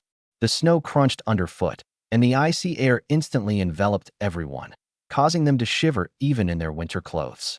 The commotion of their landing immediately attracted the attention of 3 other snow corpses wandering nearby. These monsters seemed to have caught the scent of living people. Their originally slow movements suddenly accelerated, and they made eerie, clucking sounds from their throats. Using all 4 limbs, they charged madly towards Lin Fei and his companions like wild beasts that had spotted their prey. The speed is even faster than when Wang Peng faced it alone before. Prepare for battle. Scarface's expression changed, and he immediately roared, gripping the fire axe in his hand tightly. Wang Peng also quickly raised the bloodstained steel pipe, his eyes fierce, and shouted sharply to the other members of the second team. Don't panic. Keep your distance. Aim for their heads and necks. The 6 guards immediately formed a loose formation and nervously faced the charging snow corpses. Scarface and Wang Peng, as the team leaders, remained relatively calm and took the initiative to meet the 2 who were charging at the front. With brute force, Scarface swung the fire axe hard at the shoulder of a snow corpse, but it produced a dull sound, as if he had struck frozen wood. He failed to knock it down, and instead the impact made his arm go numb. Wang Peng used his agility to dodge the attack of another snow corpse, and once again accurately stabbed the other's neck with the steel pipe. Although it caused some damage, it was not fatal. The other 4 ordinary team members looked much more disheveled. The weapons they carried were a variety of items, including sharpened steel bars, heavy wooden sticks, and even kitchen knives. Faced with the snow zombies' indifference to pain and their frenzied attacks, they appeared flustered and overwhelmed. One person couldn't dodge in time and had their winter clothes torn by the snow corpse's claws. Terrified, they turned pale and retreated repeatedly. The other person used too much force, and when the wooden stick hit the snow corpse, he almost fell over himself, creating a dangerous situation. Lin Fei stood about 5 or 6 meters behind them, his hands in his coat pockets, watching the chaotic battle with a blank expression. He did not act immediately. These people are his subordinates. They eat his food and live in his house, so they must be able to stand on their own. He can't be a nanny every time. He would only consider intervening in a true life or death situation. This is also a form of selection. Only those who survive deserve more. The commotion and sounds of fighting here inevitably reached the silent Building 1 and Building 3 next door. Some survivors cautiously peeked out from under the curtains or hid in the shadows of the balcony, peering down with a mixture of fear and curiosity. Look, the people from Building 2 are coming down. They're fighting those monsters. My God, those things move so fast. Can they win? That guy. Is he the boss from Building 2? Why isn't he making a move? Quiet whispers and gasps echoed silently between the cold buildings. When they saw the perilous scene of the guards fighting the snow corpses, many people showed fear and despair on their faces. If even an organized guard team is having such a hard time, wouldn't ordinary people like them be doomed if they encountered them? Just then, bang, bang, bang. 3 deafening, piercing gunshots rang out like thunderclaps within the residential area, shattering the previous fighting and oppressive atmosphere. The source of the sound was Lin Fei, who was standing behind with his hands in his pockets. Before anyone knew it, he had his powerful, silver-white Desert Eagle in his hand, with wisps of smoke still rising from the muzzle. As the gunshots rang out, the heads of the 3 snow corpses that were fighting with the guards, and even had the upper hand, suddenly exploded like ripe watermelons. Black and red frozen matter and bone fragments were scattered everywhere, strewn across the pristine white snow, a shocking sight. The headless corpse swayed, then fell straight down and remained motionless. Instantly, the entire entrance to the residential complex fell into dead silence. Scarface, Wang Peng, and the others in the midst of the fight were stunned. They stared at the snow corpse that had suddenly been blown off its head, then turned back in astonishment to look at Lin Fei, who was standing with a gun. Their faces were filled with shock and lingering fear. Meanwhile, the survivors in Buildings 1 and 3 who were spying were terrified by the sudden gunshot and the precise headshot. A gun. It's a gun. He has a gun. My God. One shot blew the monster's head off. Who is this person? Fear spread like a plague among the survivors in the other 2 buildings. Previously, they might have had some doubts or wishful thinking about the strength of Building 2, but seeing this scene of real guns and such terrifying power, all their wishful thinking vanished. Those who possess such weapons and such precise marksmanship are absolutely not someone they can resist. In Building 3, on the 11th floor, in an apartment with an excellent view. Sister, come quick. Gunshots. That gunman is back. A girl wearing a cartoon print t-shirt and a mini skirt, with her fair legs peeking out from under the skirt, excitedly leaned against the floor-to-ceiling window and pointed downstairs, looking cool and beautiful even in the dead of winter. She is the younger sister, Chu Yufei. Chu Yuqing, the older sister, dressed in relatively casual clothes but still unable to hide her beautiful appearance, came out of the bedroom upon hearing the sound, her brows slightly furrowed, and walked to the window. They were on a high floor, so they couldn't see the details of the fight downstairs very clearly, but they could hear the clear gunshots. Sister, look. It's that person standing there without making a move. He's holding a gun. Wow, that's so cool. He killed all those monsters. Chu Yufei pointed at Lin Fei's figure downstairs, her big eyes sparkling with curiosity and excitement. He seems to be their leader. Chu Yuqing looked in the direction her sister pointed, but it was too far away. She could only see a blurry silhouette of a tall man in a black coat, and the conspicuous silver-white object in his hand. She seemed to be deep in thought.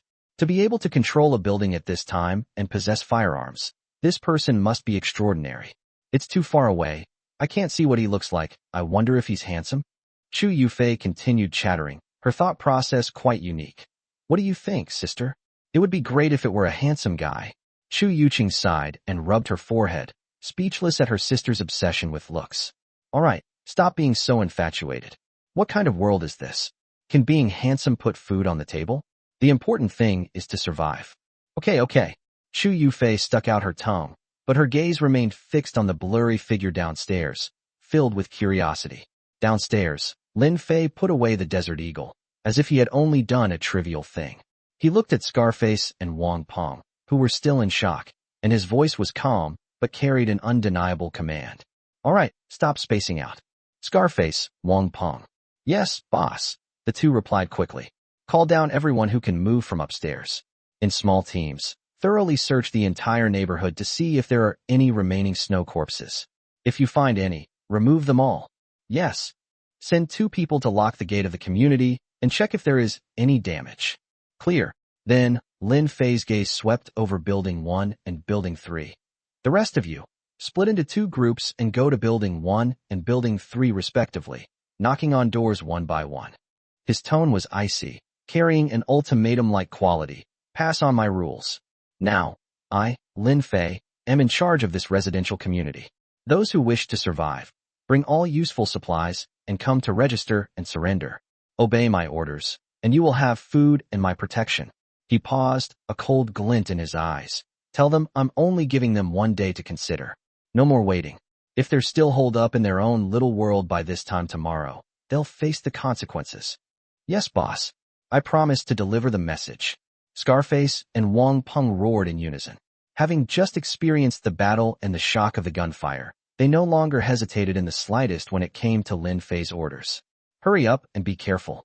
Lin Fei gave one last instruction. Scarface and Wang Peng immediately sprang into action. Scarface yelled at the team. Did you all hear what the boss said? Hurry up. You, and you, go close the main gate. The rest of you, come upstairs with me to call for backup, then search the neighborhood. Wang Peng also gave orders to his second team members. We're the same. 2 of you go with 1 team to close the main gate. The rest of you come upstairs with me to call for reinforcements, then go to Building 3 to relay the boss's orders.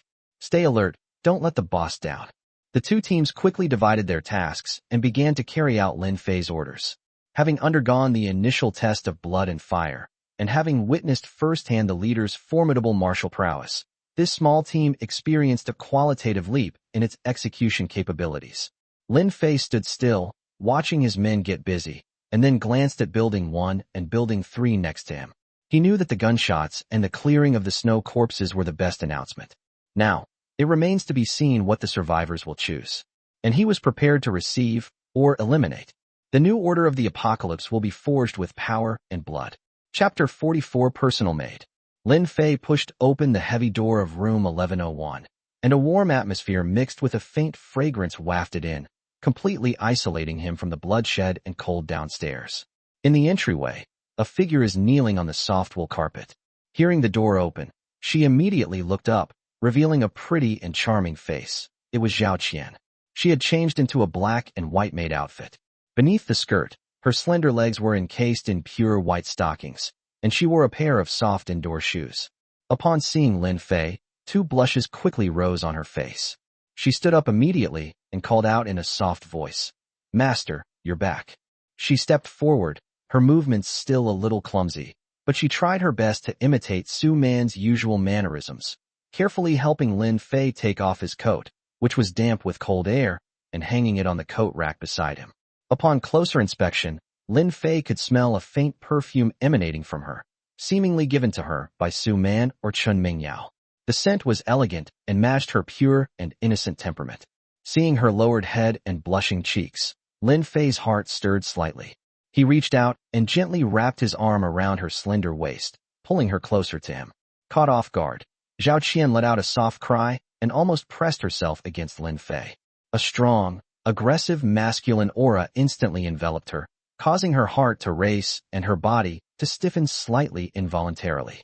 This was the first time she had ever been in such close contact with a man, especially after she realized her identity as a maid, which made her feel incredibly shy and a little flustered.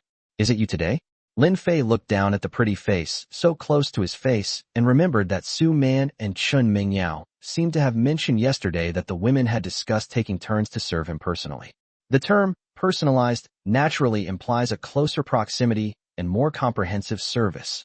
Zhao Qian felt the intimate closeness between their bodies, her ears turning bright red, and she answered in a voice barely audible. Yes, master.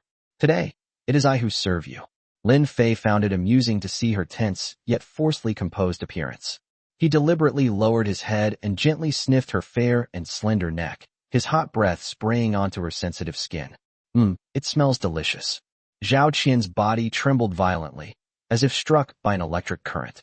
Her legs went weak, and she was only supported by Lin Fei's arm around her waist. She closed her eyes tightly, her long eyelashes trembling like startled butterfly wings, not daring to look at him.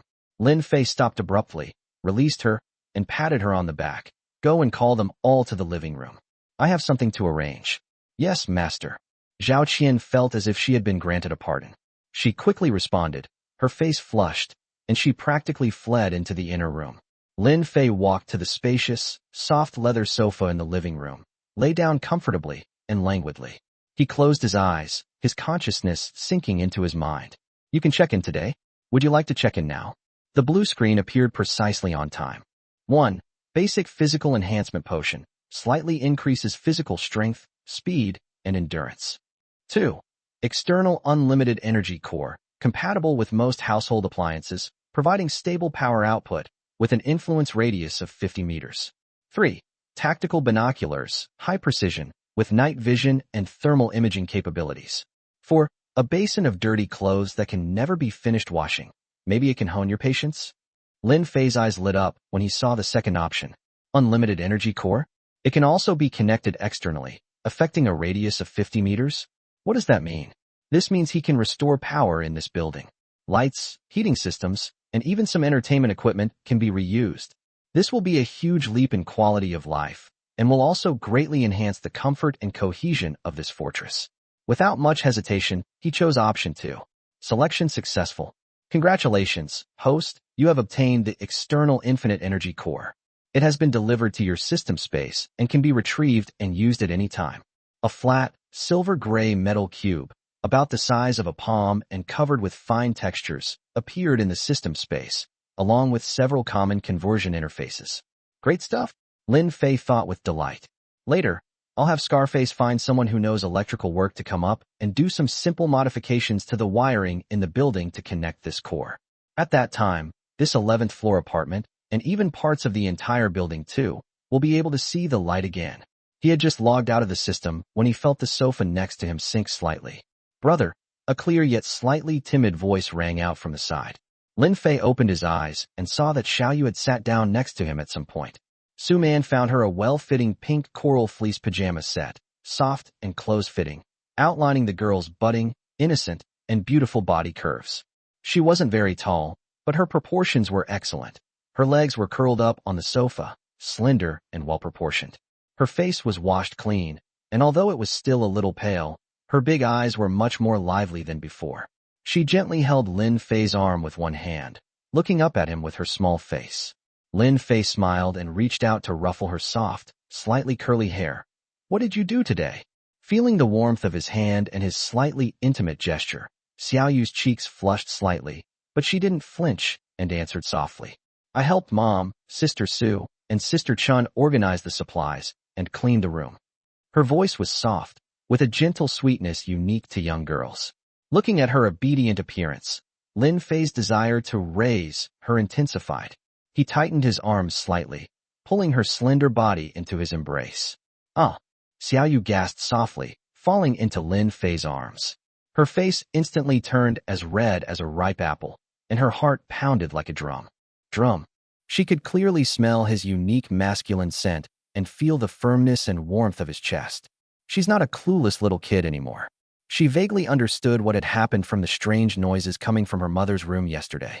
She knew that she and her mother were able to stay in this safe and warm place because of the permission given by the brother in front of her. She secretly thought to herself, if only she could be of help. The idea was somewhat vague and somewhat embarrassing, but it had quietly taken root in her heart. So, at this moment, being held in Lin Fei's arms, she was incredibly shy, but she didn't struggle. She simply buried her face in his chest, feeling his strong heartbeat, her mind a jumble of emotions.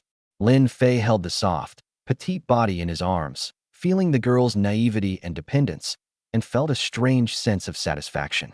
He made no further move, but simply held her quietly, as if caressing a precious piece of porcelain. At this moment, Su Man, Chun Mingyao, Zhou Yun, and Zhao Qian, who had just gone to call for help, all came out of their rooms and into the living room. Seeing Lin Fei sitting on the sofa with Xiaoyu in his arms, the group of people had different expressions. Su Man and Chun Mingyao seemed to be used to it, their expressions calm. Zhou Yun's eyes were incredibly complex, containing worry, a hint of barely perceptible pain, but mostly a numb acceptance of fate. Zhao Qian's face was still red, and she didn't dare to look at her for long. Seeing that everyone had arrived, Lin Fei gently released Xiaoyu. Like a frightened little rabbit, Xiaoyu immediately blushed and ran to her mother Zhou Yun's side, sitting down close to her. I have something to announce. Lin Fei sat up straight and glanced at the women. I've got my hands on a device that can generate electricity. With a flick of his wrist, the silver-gray, infinite energy core appeared in his hand, attracting everyone's attention. We'll get someone to connect the line later, and then we'll have electricity here. Upon hearing this, the women's eyes lit up with surprise. Electricity.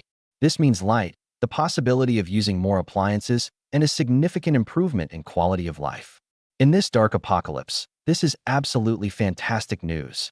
Su Man, Chun Mingyao, familiarize yourselves with which appliances in the house still work. Once the power is on, start using them. Yes, master. The two women replied in unison. Zhou Yun, Zhao Qian, you two assist them. Lin Fei continued to make arrangements. In addition, the statistics and management of supplies cannot be relaxed. Chun Mingyao, you will be in charge, and they will assist you. Understood, master, brother. Seeing the slight excitement on the women's faces as the power was about to be turned on, Lin Fei nodded in satisfaction. Chapter 45 Twin Sisters. Two of Scarface's bodyguards, one named Li Chong and the other Zhang Hao, carefully climbed the cold stairs to the 11th floor of Building 3. They have notified all residents below the 10th floor, and the process went relatively smoothly. Most people showed fear and compliance after hearing the keywords gun and food distribution. At least on the surface, that's the case. Phew, is this the last apartment left on the 11th floor? Li Chong, panting, lowered his voice and spoke to Zhang Hao, his eyes still lingering with the shock of what had just happened.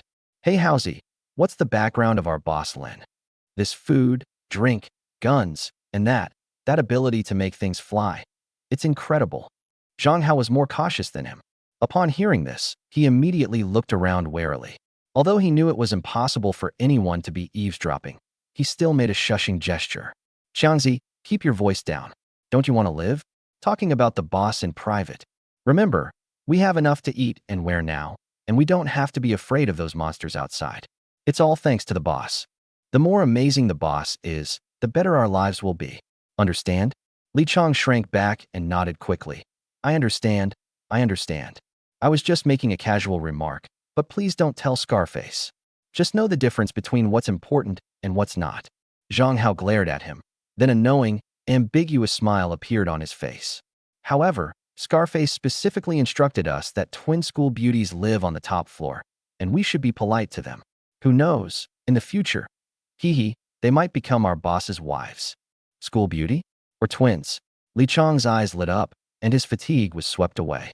As they talked, they had already climbed to the 11th floor. Unlike the other floors of Building 3, there is no long corridor here. The stairwell is directly opposite a heavy-duty security door that looks very high-end. Li Chong straightened his somewhat dirty winter coat, took a deep breath, stepped forward, and just as he raised his hand to knock on the door, he began to formulate his words. Click! The door was opened from the inside. A young woman wearing a light pink cotton-padded house coat, with no makeup but still undeniably stunning beauty, appeared behind the door. Her hair was casually tied up, revealing her smooth forehead and slender neck. Her features were as exquisite as a fairy in a painting, but there was a hint of coldness and aloofness in her eyes. She quietly looked at the two people outside the door and asked in a flat voice, "What is it?" Li Chong was completely stunned, his mouth agape. He had forgotten all the words he had prepared, and only the words "fuck beautiful" were echoing in his mind. Seeing this, Zhang Hao cursed under his breath for being spineless, then subtly kicked Li Chong in the shin from behind. He then squeezed forward, forcing a friendly smile on his face, and said respectfully, "Hello, miss. We are from Building 2 next door, and we work for Boss Lin Fei. For the time being, this Sunshine Garden residential community is being managed and maintained by our boss Lin. Those wandering, dangerous snow corpses in the neighborhood were all cleared out this morning by our boss Lin personally leading a team." He paused, observing the other person's reaction, and continued to relay the order. Boss Lin has instructed that all survivors assemble in the underground parking garage at 10 a.m. tomorrow. Boss Lin will personally give a speech, and food will be distributed on the spot. He emphasized the word food. Just then, a clear, melodious, and slightly playful female voice came from inside the door. Boss Lin? Is he the one who shot the monster's head off this morning downstairs with a gun? Bang bang a few times? Wow, that's so cool. Can I meet him? Before he finished speaking, another girl peeked out from behind the door. She wore a short-sleeved t-shirt with a cute cartoon print and a denim miniskirt, revealing a pair of straight, fair legs. She looked completely out of place in the snowy environment outside, exuding youthful energy. Her face bore an 8 or 9 tenths resemblance to the woman who opened the door.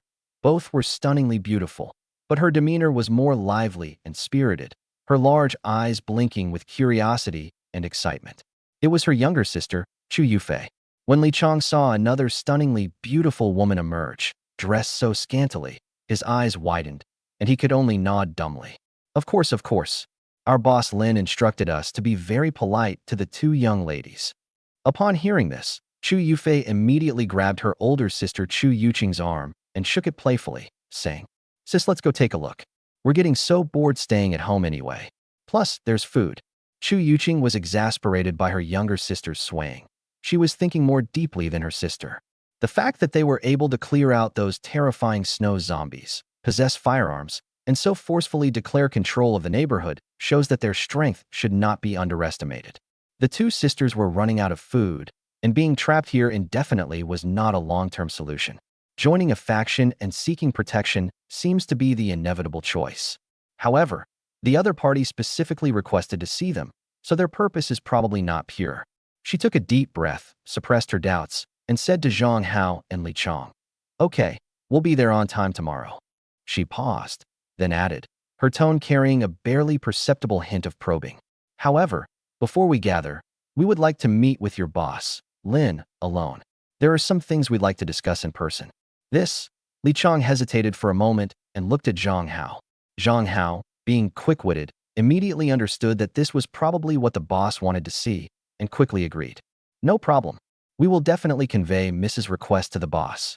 We will inform you both of the specific arrangements after the boss makes a decision." He tugged at Li Chong, who was still in a daze, and smiled apologetically at Chu Yuqing and her sister. "Well, ladies, we'll take our leave now. We still need to inform the others." After saying that, he practically dragged Li Chong away from the 11th floor. As soon as the door closed, Chu Yufei jumped up excitedly and grabbed her sister's hand. "Sis, did you hear that? We're meeting alone." "You mean, that boss Lin, tomorrow he might just ask us, you know?" As she spoke, she made an ambiguous gesture, a sly smile on her face. "Should we refuse to submit? Or give in halfway?" Chu Yuqing rolled her eyes at her, annoyed, but before she could say anything, Chu Yufei continued on her own, her eyes sparkling. "However, if that boss Lin is ugly, we'll resolutely resist. We'd rather die than submit. But if he's handsome..." She leaned close to her sister's ear, lowered her voice, and said with a mischievous grin, "He'll be my brother-in-law. What do you say, sister? I thought his back view today was pretty cool." Chu Yuqing blushed slightly at her shameless words and reached out to grab her. Chu Yufei screamed and tried to run away while laughing, but Chu Yuqing grabbed her and pressed her down on the soft sofa. Chu Yuqing sat down next to her and lightly patted her firm, bouncy buttocks, which were encased in a miniskirt. "Oh, sis, I was wrong. Please forgive me." Chu Yufei twisted her body, begging for mercy. Chu Yuqing slapped her a few times before letting go, straightening her clothes, her expression regaining some seriousness. "Tomorrow, follow my lead." She walked to the window, looking at the world outside still covered in ice and snow, her voice lowering. "Our food supply really won't last much longer. Joining a faction and relying on their strength to survive is the most realistic option right now." Her gaze gradually sharpened, as if flames were dancing deep within her pupils. "However, if anyone thinks they can use this to manipulate us at will, or even harbors any wicked or inappropriate thoughts..." She slowly raised one hand, palm facing up. "Call." A fist-sized, blazing, and bright orange-red flame appeared out of thin air in her palm. The flames burned quietly, radiating scorching heat that distorted the surrounding frigid air. "Then let him know that we sisters are not to be trifled with." Chu Yufei looked at the flame in her sister's palm, stuck out her tongue, and didn't seem too surprised, only muttering to herself. Okay, okay, my flame heroine sister. But what if he's handsome, strong, and has a great attitude? Chu Yuqing extinguished the flames in her palm, turned around, and did not answer her sister's question, but the determination in her eyes showed that she was prepared to face anything. Tomorrow's meeting will determine the fate of these sisters in this new post-apocalyptic order. Whether they become vassals or gain a degree of autonomy depends on what kind of person the mysterious boss Lin really is. Chapter 46: The Surprise in Building 1. Inside the spacious 11th floor apartment, it was warm and cozy, a stark contrast to the frozen world outside the window. On the long table in the restaurant, a simple 4-dish meal with soup was laid out. Stewed beef with potatoes, beef brisket with tomatoes, 2 plates of vibrant green vegetable salad, and a pot of steaming white rice. The dishes weren't luxurious, but they were rare delicacies in the apocalypse. Lin Fei sat in the main seat, eating slowly and deliberately. Su Man, Chun Mingyao, Zhou Yun, Zhao Qian, and Xiao Yu sat around them. As Lin Fei's personal maid, today, Zhao Qian sat beside him, carefully serving him food and rice. Although her movements were still a little awkward, her attitude was extremely respectful. The others also ate quietly, their manners gentle. Looking at these women, each with their own distinct style, yet all dependent on him for survival, Lin Fei felt an immense sense of control. Their existence is a symbol of his power and enjoyment in this apocalyptic world. As long as they behave well, there's no need to be too harsh on them. After all, a comfortable environment makes pets more docile. He picked up a piece of stewed beef that was tender and fell on Chun Mingyao, who was sitting upright across from him, looking exceptionally capable in her business suit. Mingyao, Lin Fei said, breaking the soft clatter of bowls and chopsticks on the table. Master. Chun Mingyao immediately put down her chopsticks, looked up at him, her eyes focused behind her gold-rimmed glasses. After everyone in the community comes to register and settle in tomorrow, Lin Fei gestured with his chopsticks. You can keep an eye out for suitable candidates. He paused for a moment, then stated his plan. I'm going to form a small female security team, only 5 or 6 people. Their main responsibilities will be to relay messages within the building and protect your safety. Lin Fei had his own plans. Once you have complete control of the neighborhood, the number of people under your command will increase, and the affairs will become more complicated. We can't expect Scarface and Wang Peng, those rough old men, to come all the way up to the 11th floor to report everything. He had a guard composed entirely of women who were directly under his command and those of his maids. This guard could serve as both a buffer and a means of isolation, and also better protect his private property. These carefully selected beauties shouldn't be allowed to be casually looked at by those below. Moreover, women sometimes have an advantage in performing certain tasks. A knowing glint flashed in Chun Mingyao's eyes, and she immediately understood Lin Fei's meaning. She nodded and replied earnestly, I understand, Master. I will pay close attention and select women with a clean background, a calm personality, and a certain amount of strength. Lin Fei was satisfied with her reaction and continued. In addition, please help me draft a detailed management plan. After tomorrow, the entire Sunshine Garden community will belong to us, and we must change our previous carefree way of life. How to manage personnel at different levels, how to maintain daily order, how to establish a reward and punishment system. All of these require clear rules. His gaze swept over Su Man, Zhou Yun, and Zhao Qian. You guys can also help Mingyao think of some ideas and brainstorm together. There's also the issue of resource allocation. How to ensure fairness and efficiency needs to be outlined in a set of regulations. Yes, Master, brother. Several women responded in unison. Su Man's eyes were docile. Zhou Yun nodded silently, while Zhao Qian was somewhat flattered, never expecting to be involved in such a matter. Xiao Yu blinked her big eyes. Chun Mingyao pushed up her glasses, her brain already racing. With a background in business administration, she has a natural advantage in formulating rules and procedures, which has allowed her to find a position where she can better demonstrate her value beyond being a maid. She secretly resolved to do this perfectly. Just as the atmosphere in the restaurant became slightly serious, and everyone was pondering the task Lin Fei had assigned. Knock, knock, knock. A clear knock came from the direction of the living room. Zhao Qian, Lin Fei's personal maid, immediately stood up and gave him a slight bow. Master, I'll go take a look. Lin Fei nodded.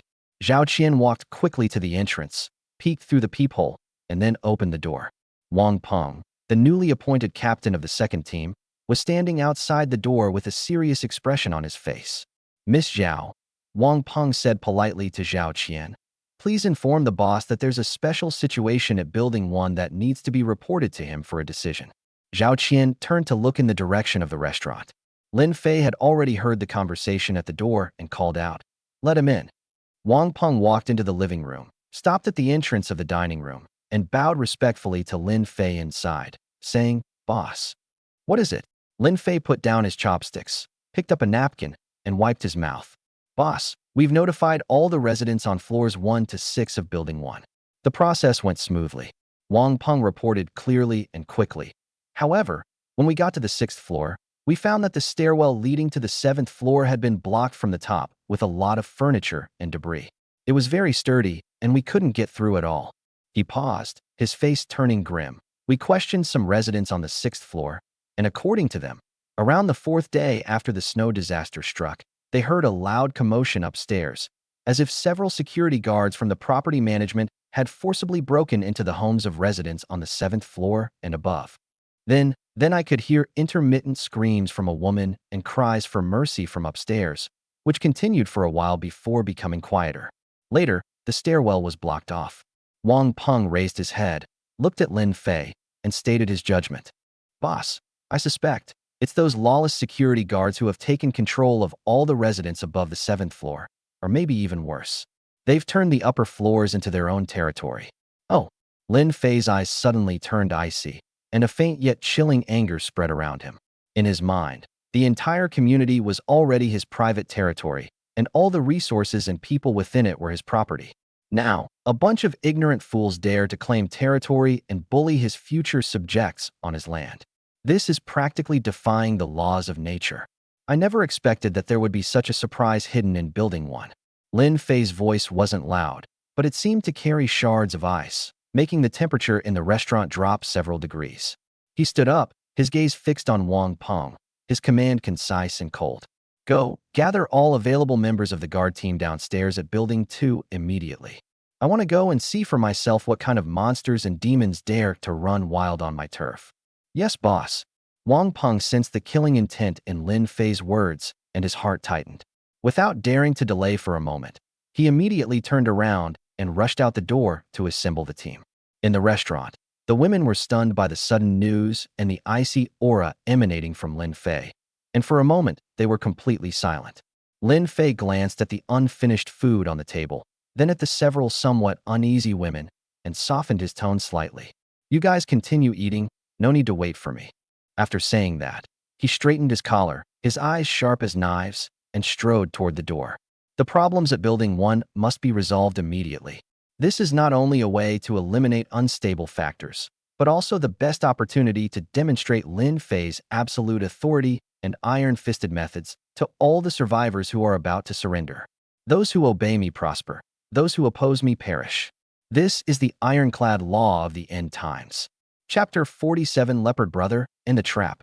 Lin Fei went down to the lobby on the 1st floor, where Scarface and Wang Peng were already waiting with 2 teams of 12 guards. Everyone had changed into matching cold-weather gear, gripping steel pipes, fire axes, and other weapons tightly in their hands, their faces showing a mixture of tension and eager excitement. Seeing Lin Fei come down, Scarface immediately straightened his back and shouted, "Boss! Boss!" The other team members joined in the shouts, their voices echoing in the empty hall, carrying a chilling atmosphere. Lin Fei's gaze swept over the dozen or so faces. Although the number was small, after clearing the snow corpses and initial integration, they had already taken the initial shape of an armed force. What he needed was that kind of commanding presence that made orders impossible to break. Everyone is here. Lin Fei spoke, his voice clearly reaching everyone's ears. Now, theoretically, the entire Sunshine Garden community is under our management and protection. His tone abruptly changed, turning cold and filled with undisguised murderous intent. But, right under our noses, in Building 1, there's a bunch of idiots who don't know what's good for them, occupying several floors, bullying our survivors, and acting like tyrants. He looked around at the crowd, raising his voice. They're slapping me in the face. They're slapping all of us in the face. Tell me, what are we supposed to do? Destroy them? Kill them? Listen to the boss. The guards were filled with fervor, waving their weapons and shouting. A unified enemy and a clear objective instantly boosted team cohesion. All right, Lin Fei nodded in satisfaction, waved his hand, and said, let's go. He was the first to walk out of the unit door of Building 2, and Scarface and Wang Peng immediately followed closely behind with 2 teams of people, trudging through the snow and heading quickly toward Building 1. The commotion had already attracted the attention of some residents on the ground floor of Building 1. They hid fearfully behind doors or windows, secretly observing the menacing group. They both hoped that this powerful boss Lin could take care of the gang of devils upstairs, and were also afraid that the conflict would affect them. With mixed feelings, they watched Lin Fei and the others enter Building 1. Lin Fei and his group quickly ascended the stairs and soon arrived at the 6th floor. Sure enough, the stairwell leading to the 7th floor was completely blocked by tables, chairs, cabinets, and even old sofas, leaving almost no gaps. Above the pile of debris, at the corner of the 7th floor staircase, 2 figures could be vaguely seen moving about, anxiously peering down. Lin Fei gave him a wink. Scarface understood, stepped forward, put his hands on his hips, and roared upwards. Listen up, everyone upstairs. We're from Boss Lin's men in Building 2. The entire neighborhood is now under Boss Lin's protection. If you know what's good for you, move this piece of junk aside right now. Get down here, kowtow, and apologize. Otherwise, when we take over, you'll be in for a world of hurt. The 2 people above were wearing bulky, tattered cotton-padded clothes and looked like survivors, but their faces were fierce. Hearing Scarface's roar, one of them hesitated for a moment, then whispered, Xiangzi, there are quite a few men down here, and I heard that Boss Lin has a gun. Why don't we go and tell Brother Leopard? The other man, called Xiangzi, showed a hint of fear on his face, clearly wary of Brother Leopard. But looking at the dark mass of people downstairs, he felt uneasy. He gritted his teeth. Damn it. You stay here and keep watch. I'm going up to report. Xiangzi turned around and ran quickly up to the 8th floor, arriving at the door of a house with its security door tightly closed. From inside the door, one could faintly hear a woman's suppressed sobs and the vulgar laughter and curses of several men. He knocked on the door forcefully. The laughter inside stopped abruptly. Immediately afterwards, a furious male voice roared. Who the hell is he? Are you looking for death? Brother Leopard. Brother Leopard. It's me, Xiangzi. Xiangzi shouted urgently. It's terrible. That guy from Building 2. That Lin Fei with the gun. He's brought more than a dozen men downstairs. They're blocking the 6th floor and telling us to get down. Bang! The door was suddenly pulled open from the inside. A middle-aged man, shirtless, muscular, and with a ferocious leopard head tattooed on his chest, appeared at the door. His face was fierce, his eyes were bloodshot, and he exuded a menacing aura. Inside the room, 2 men wearing only underwear were getting up from the sofa. Several women, disheveled, with numb faces and lifeless eyes, were curled up on the floor and sofa, like soulless puppets. This is Brother Leopard, originally one of the security captains of the community. After the snow disaster, he took control of the 7th floor and above of Building 1 with his ruthlessness and inexplicably awakened power. A gun. Leopard frowned, walked to the top of the stairs on the 8th floor, and looked down, just in time to meet Lin Fei's calm but cold gaze. He felt a slight chill run down his spine, but relying on his awakened power, he forced himself to remain calm and shouted down. That guy downstairs, you must be Boss Lin? It's an honor to meet you. Brother Leopard raised his voice, trying to appear neither humble nor arrogant. Let's keep to ourselves. You occupy your Building 2, and we'll stay in our Building 1, these upper floors. Let's all be well and not ruin our harmony. Keep your distance, like the water in the well. Lin Fei chuckled, his voice not loud, but with a strong penetrating force. There is no second well on my turf. Too lazy to waste any more words, he directly ordered Scarface and Wang Peng. Clean up this garbage. Yes. Scarface and Wang Peng immediately called their men forward and began to move the debris blocking the road.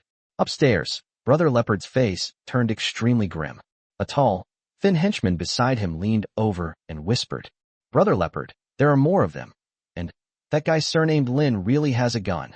Another henchman with a scarred face flashed a sinister glint in his eyes and suggested, Brother Leopard, how about we back down?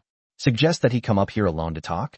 We can say that we are willing to submit, but we want to discuss some conditions with him in person. Once he gets up there, the gun will be less effective in close combat. We'll lie in ambush behind the door and wait for the opportunity." He made a throat-slitting gesture. Leopard's eyes lit up. Yes, the enemy's biggest asset is their guns. If we can lure their leader up and deal with him in close combat, the group downstairs will be leaderless and at his mercy. He was very confident in the increased power he had gained after awakening. Thinking of this, Brother Leopard immediately put on a sincere expression and shouted downstairs. "Boss Lin, hold on. We can talk this over." He paused, then continued. "We brothers had no choice but to take this place to survive. We are willing to submit to you, Boss Lin. However, the brothers have some concerns and would like to discuss the terms with you in person. Could you please come up here alone so we can talk face to face? If the conditions are right, we'll open the door immediately and be completely at your beck and call from now on."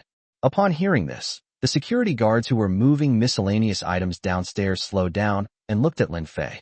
Scarface sidled up to Lin Fei and whispered, "Boss, be careful. This might be a trap. These bastards are definitely up to no good." Wang Peng also looked wary. Lin Fei looked up at Brother Leopard's face upstairs, which was feigning sincerity but couldn't hide the fierce glint in his eyes, and a cold smile curled at the corner of his mouth. A trap? A trap? Just what he wanted.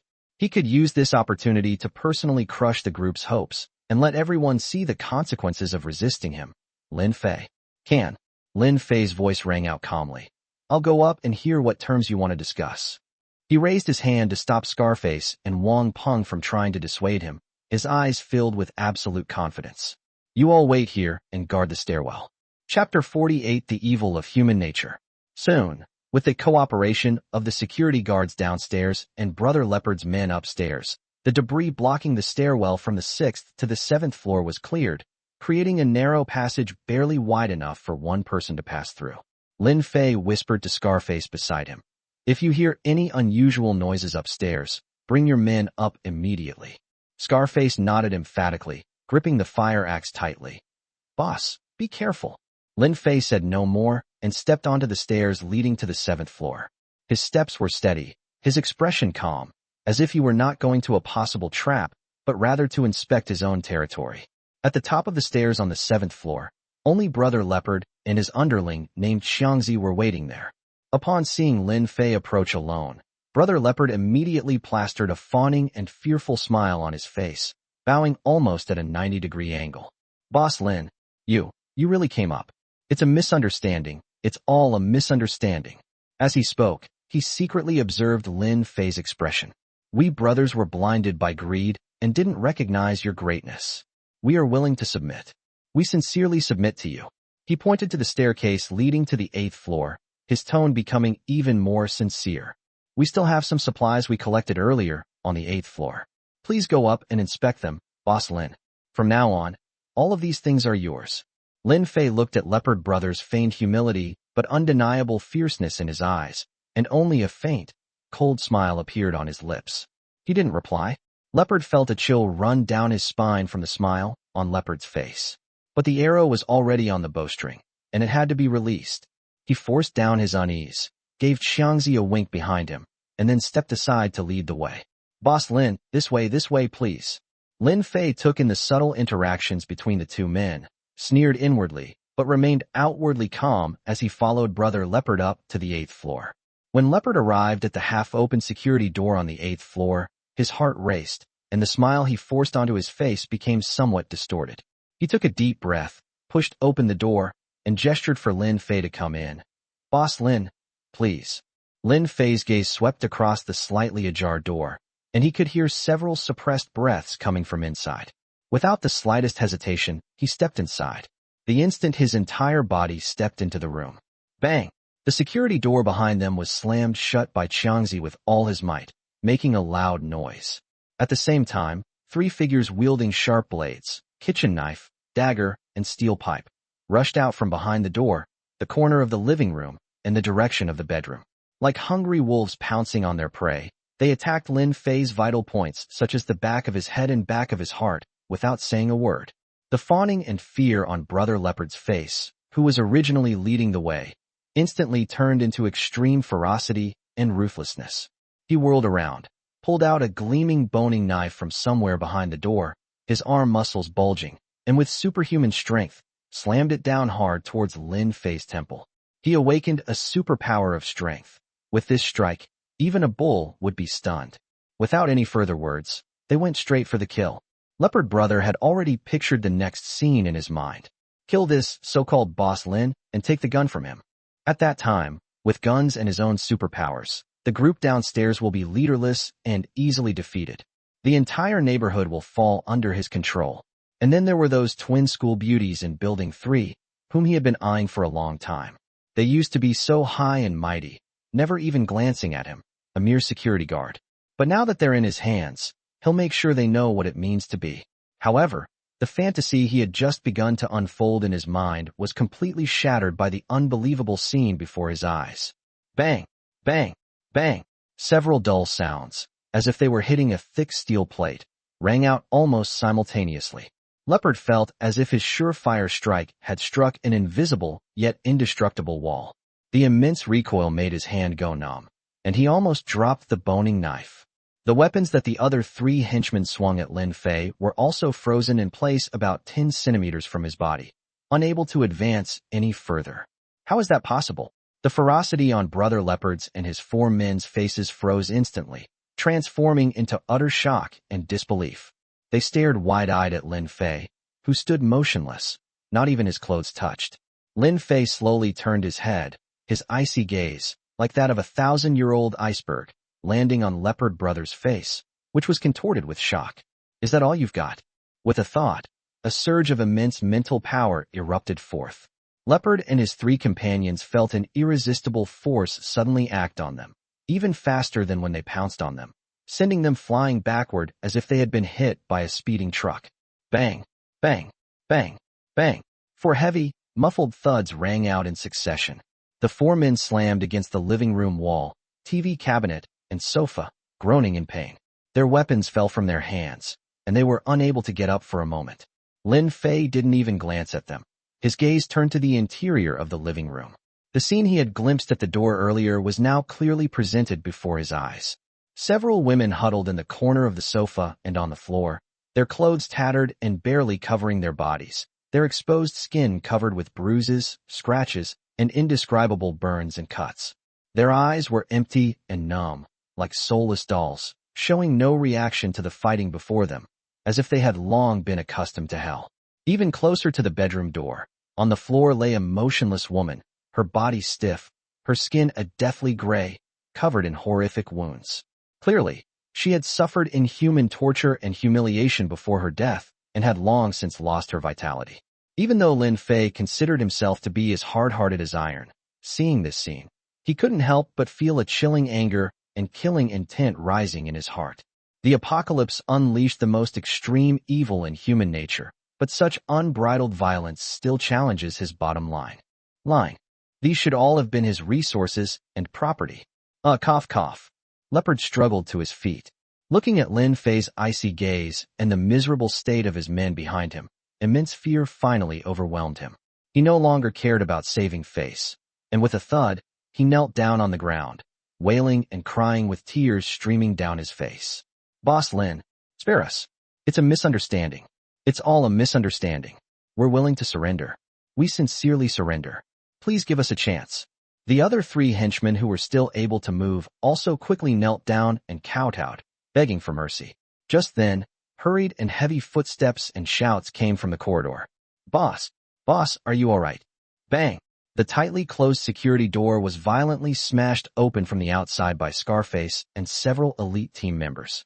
Several men, armed with weapons, stormed in, exuding murderous intent. Upon entering, Scarface and the others were stunned by the sight before them. They saw Leopard and his 3 companions kneeling on the ground, begging for mercy, while Lin Fei stood there unharmed, radiating a chilling aura. What made their pupils shrink even more was the horrific state of the women in the living room, and the already stiffened corpse. A surge of anger instantly ignited in Scarface and the others. Lin Fei ignored Leopard Brother and the others' pleas for mercy and made another move. Ugh! The 4 men, including Brother Leopard, who were kneeling on the ground, suddenly felt as if their necks were being tightly gripped by invisible iron clamps. The intense feeling of suffocation made their eyes roll back, and they scratched their necks in vain with their hands. His body was lifted off the ground by an invisible force, his feet leaving the ground, and he kicked helplessly in the air. This supernatural scene made Scarface and the others who had just rushed and feel their scalps tingle, and their awe of Lin Fei reached its peak. Boss! Boss! Scarface's voice was a little hoarse. Lin Fei glanced coldly at Leopard Brother and his men struggling in the air, as if they were a few filthy bugs. He relaxed. Splash! Splash! The four men fell to the ground from mid-air like broken sacks, clutching their necks and coughing and gagging violently, their faces filled with the fear of surviving a disaster. Tie them up. Lin Fei's voice was devoid of emotion as he ordered Scarface. Tomorrow morning, in front of all the survivors in the community, their crimes will be publicly tried. He paused, then spoke with a resolute tone, carrying an unquestionable authority. Then, in public, he was beheaded and his head displayed. Yes, boss. Scarface responded loudly, his eyes filled with disgust and murderous intent as he looked at Leopard and his men. Lin Fei didn't linger. He turned and walked out of the room, filled with sin and despair. He needs fresh air. Scarface and the others immediately stepped forward and used ropes they had prepared to tie up the four men, who were slumped on the ground and ashen-faced.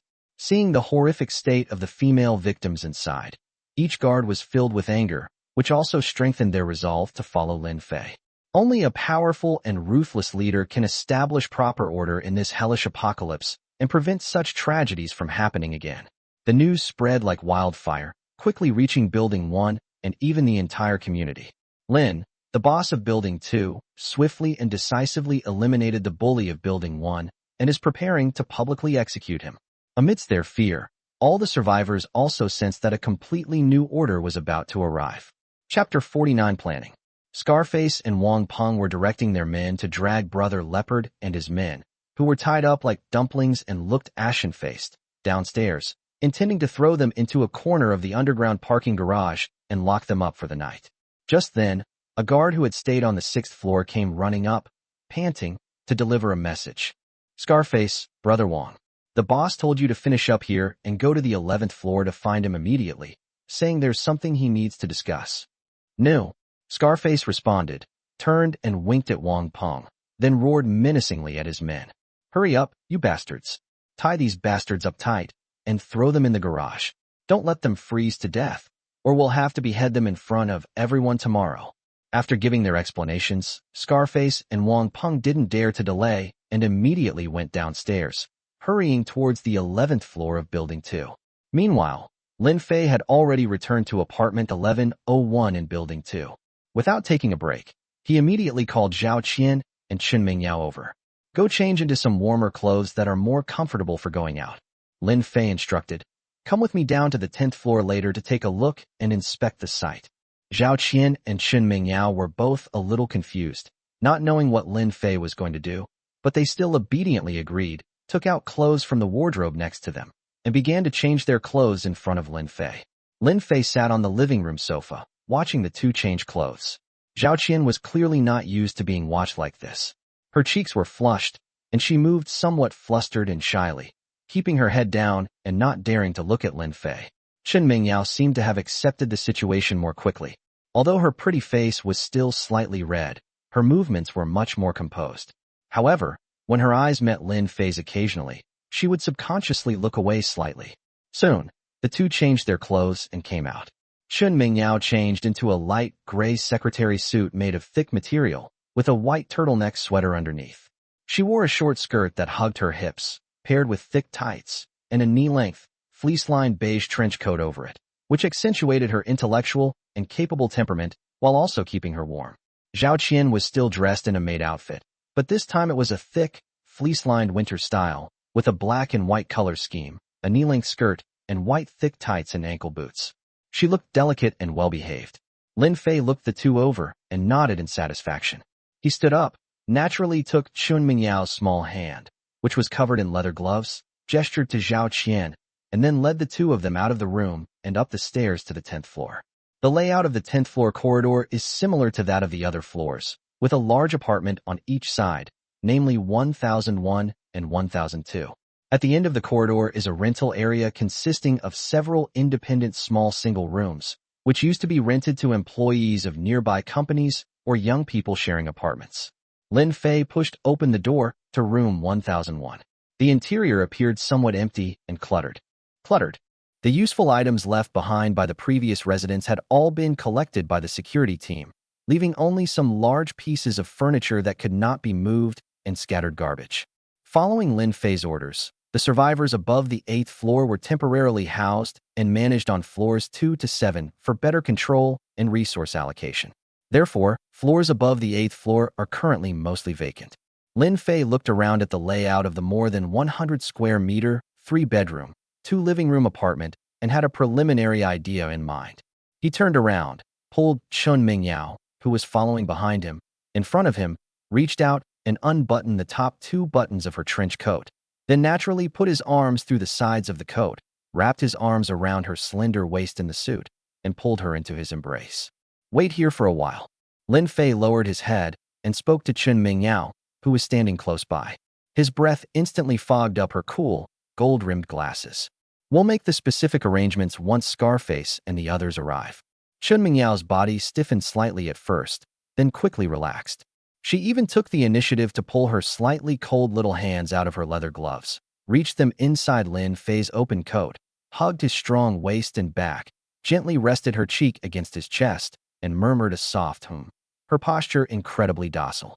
Looking at her obedient and docile appearance, Lin Fei felt pleased.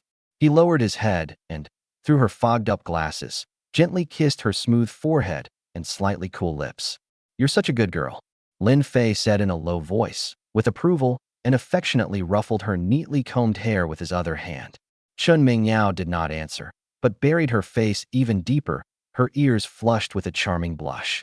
Seeing this, Zhao Qian blushed even more and quickly lowered her head, secretly remembering Lin Fei's words. "So good. It turns out the owner prefers obedient and well-behaved children. She seems to have found a direction to strive for."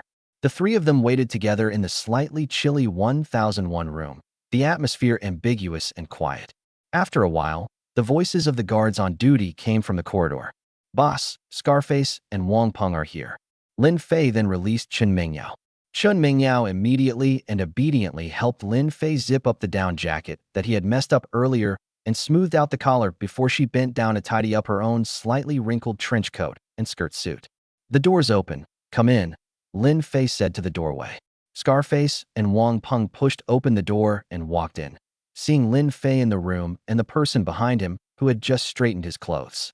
Chun Mingyao and Zhao Qian, their cheeks still flushed, both lowered their heads tacitly, not daring to look at each other any longer. "Boss, we're here." Lin Fei pointed to room 1001 and said, "Here, take some people downstairs to the property management office and bring up the long table and chairs from their conference room. Clean up this clutter. From now on, this will be our organization's meeting room and daily office." "Yes, boss," Scarface and Wang Peng replied in unison. Lin Fei then led the group to the opposite side and pushed open the door to room 1002. The apartment layout here is similar to 1001, also with 3 bedrooms and 2 living rooms. "Here," Lin Fei said to Chun Mingyao, "tomorrow you will begin forming a female guard team from among the registered survivors. After the initial screening, bring them to me for review. Those who pass will live here from now on." He looked at Scarface and Wang Peng. "You 2 are responsible for leading people to organize and arrange the beds, bedding, and basic living supplies collected downstairs and set up this dormitory." In addition, Lin Fei walked into the corridor and pointed towards the stairwell. A fixed sentry post should be set up on the 10th floor. From now on, if anyone needs to report something, they should first go to the guard post. The guard post will then notify me or Supervisor Chen. No one is allowed to go up to the 11th floor without permission. Understand? Clear. Scarface and Wang Peng nodded immediately. They knew that this was the boss further establishing his authority and creating a hierarchy, with the 11th floor being the core restricted area. Lin Fei finally turned his gaze to Scarface and Wang Peng, his tone calm, yet carrying a deeper meaning. "After tomorrow, almost all the survivors in the community will be registered. You 2 can each keep an eye out and recruit some people with good physical fitness, clean backgrounds, and reliable appearances to supplement your guard teams. You need to come up with a plan yourself regarding how many people to recruit. Remember, you are responsible for vetting the right people." Hearing this, Scarface and Wang Peng were both overjoyed. Expanding their ranks meant their power and status would rise accordingly. The two quickly and loudly assured him, "Understood, boss. We will definitely be strict in our selection process and only hire reliable people. I promise I won't embarrass you, boss." Seeing the barely suppressed excitement on their faces, Lin Fei knew he needed to give them a warning, and his tone was slightly cold. "Be mindful of boundaries. I need capable and disciplined subordinates, not cliques and powerful factions that are difficult to control." Scarface and Wang Peng felt a chill run down their spines. Their initial smugness vanished instantly. They quickly composed themselves and respectfully expressed their agreement. "Don't worry, boss. Everything we have is given to us by you, and we would never dare to have any disloyal thoughts. The people we recruit must first and foremost be loyal to you, boss." Lin Fei nodded and said no more. A combination of kindness and severity is the way to manage subordinates. He waved his hand. "Go and get ready. Get this place tidied up as soon as possible." "Yes, boss." Scarface and Wang Peng bowed and withdrew, then began to get busy. Lin Fei then led Chun Mingyao and Zhao Qian around the 10th floor, checking out the small single rooms and planning their future layout. Chapter 50, A Visit. Lin Fei, Chun Mingyao, and Zhao Qian were planning the layout of the future dormitory for the female guards in room 1002. Scarface, who had returned, poked his head in, his face showing a mixture of annoyance and respect. "Boss, look at my memory. I almost forgot something important." "Speak," Lin Fei said, turning around. "They are the twin sisters on the top floor of Building 3. Scarface quickly said. "When we went to inform them, they asked to meet with you alone. I had my men tell them we would report back to you." "See me alone?" Lin Fei raised an eyebrow. After what happened with Brother Leopard in Building 1, he had almost forgotten about the campus beauties he had been eyeing for so long. "They suggested meeting alone? That's interesting." "Yes, boss," Scar added. And, according to the two brothers who went to knock on the door, the sisters seemed to be in a rather unusual state, unlike the other survivors who appeared panicked or humiliated.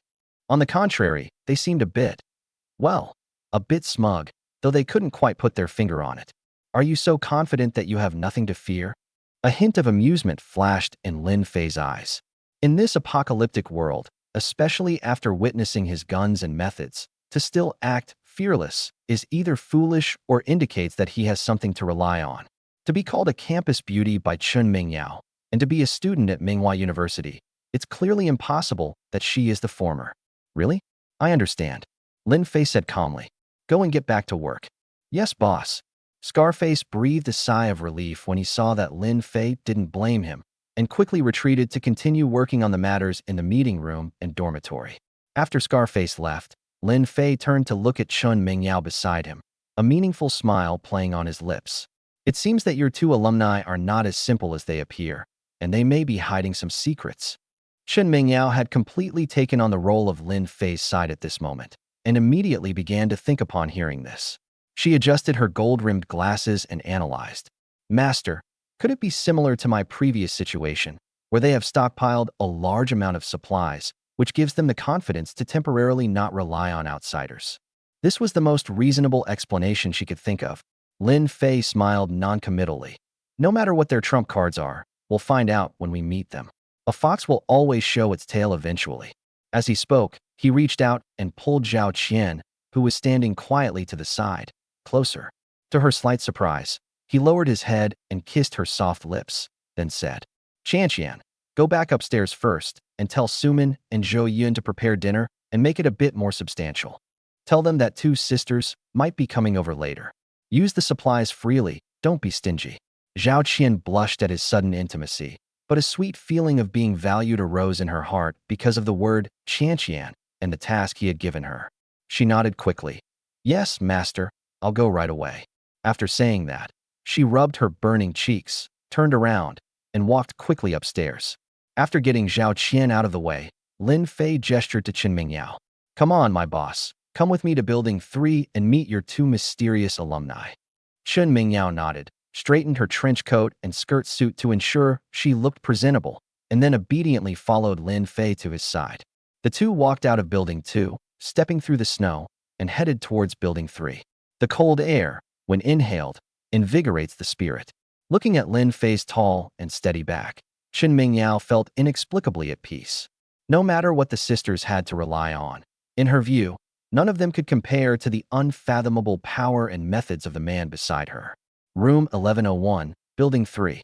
The older sister, Chu Yuqing, sat on the sofa in the living room, unconsciously stroking a tablet computer that had stopped working, her brows furrowed as if she were thinking about something.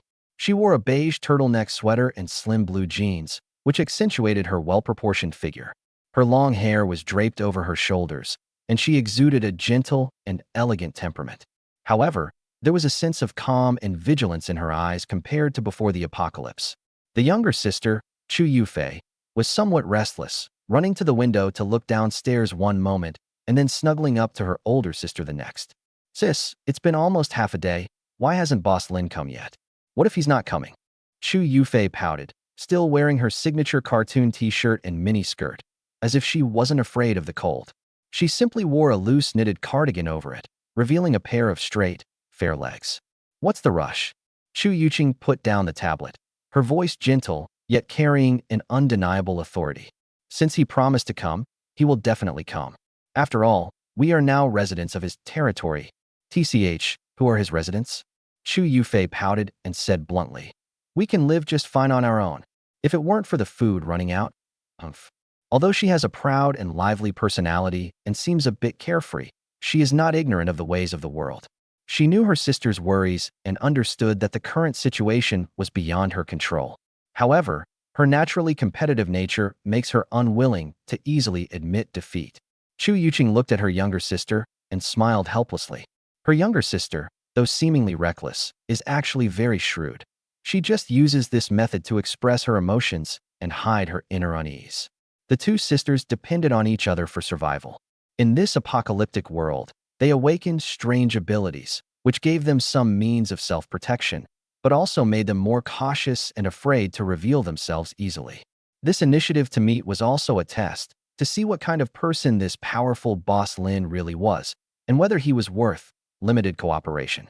"When he arrives, watch my signals and speak as little as possible, especially about our abilities." Chu Yuqing gave another reminder. Okay. Chu Yufei waved her hand, then curiously leaned closer. "Sister, what do you think he looks like?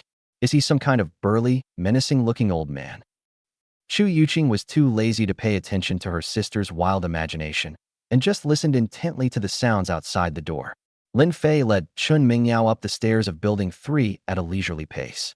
The hallway was cleaner than in the other buildings, as if someone had cleaned it. Upon arriving at the 11th floor, the layout was the same as the top floor of his Building 2, with a heavy security door directly opposite the stairwell. Lin Fei stopped and gestured to Chun Mingyao beside him. Chun Mingyao understood, took a deep breath, stepped forward, and gently knocked on the door with her gloved hand. Knock, knock, knock. A crisp knock echoed in the quiet hallway. Inside the door, a faint commotion and hushed conversation could be heard. A moment later, the door clicked open from the inside. Behind the crack in the door, two almost identical, stunningly beautiful faces appeared. They were just very different in temperament. One was gentle and calm, but her eyes held scrutiny and vigilance. A lively and alert child, with big eyes full of undisguised curiosity and scrutiny, scanned back and forth between Lin Fei and Chen Mingyao. Lin Fei's gaze met that of his sister, Chu Yuqing, who opened the door. A faint smile, seemingly friendly but carrying an invisible sense of oppression, appeared on his lips.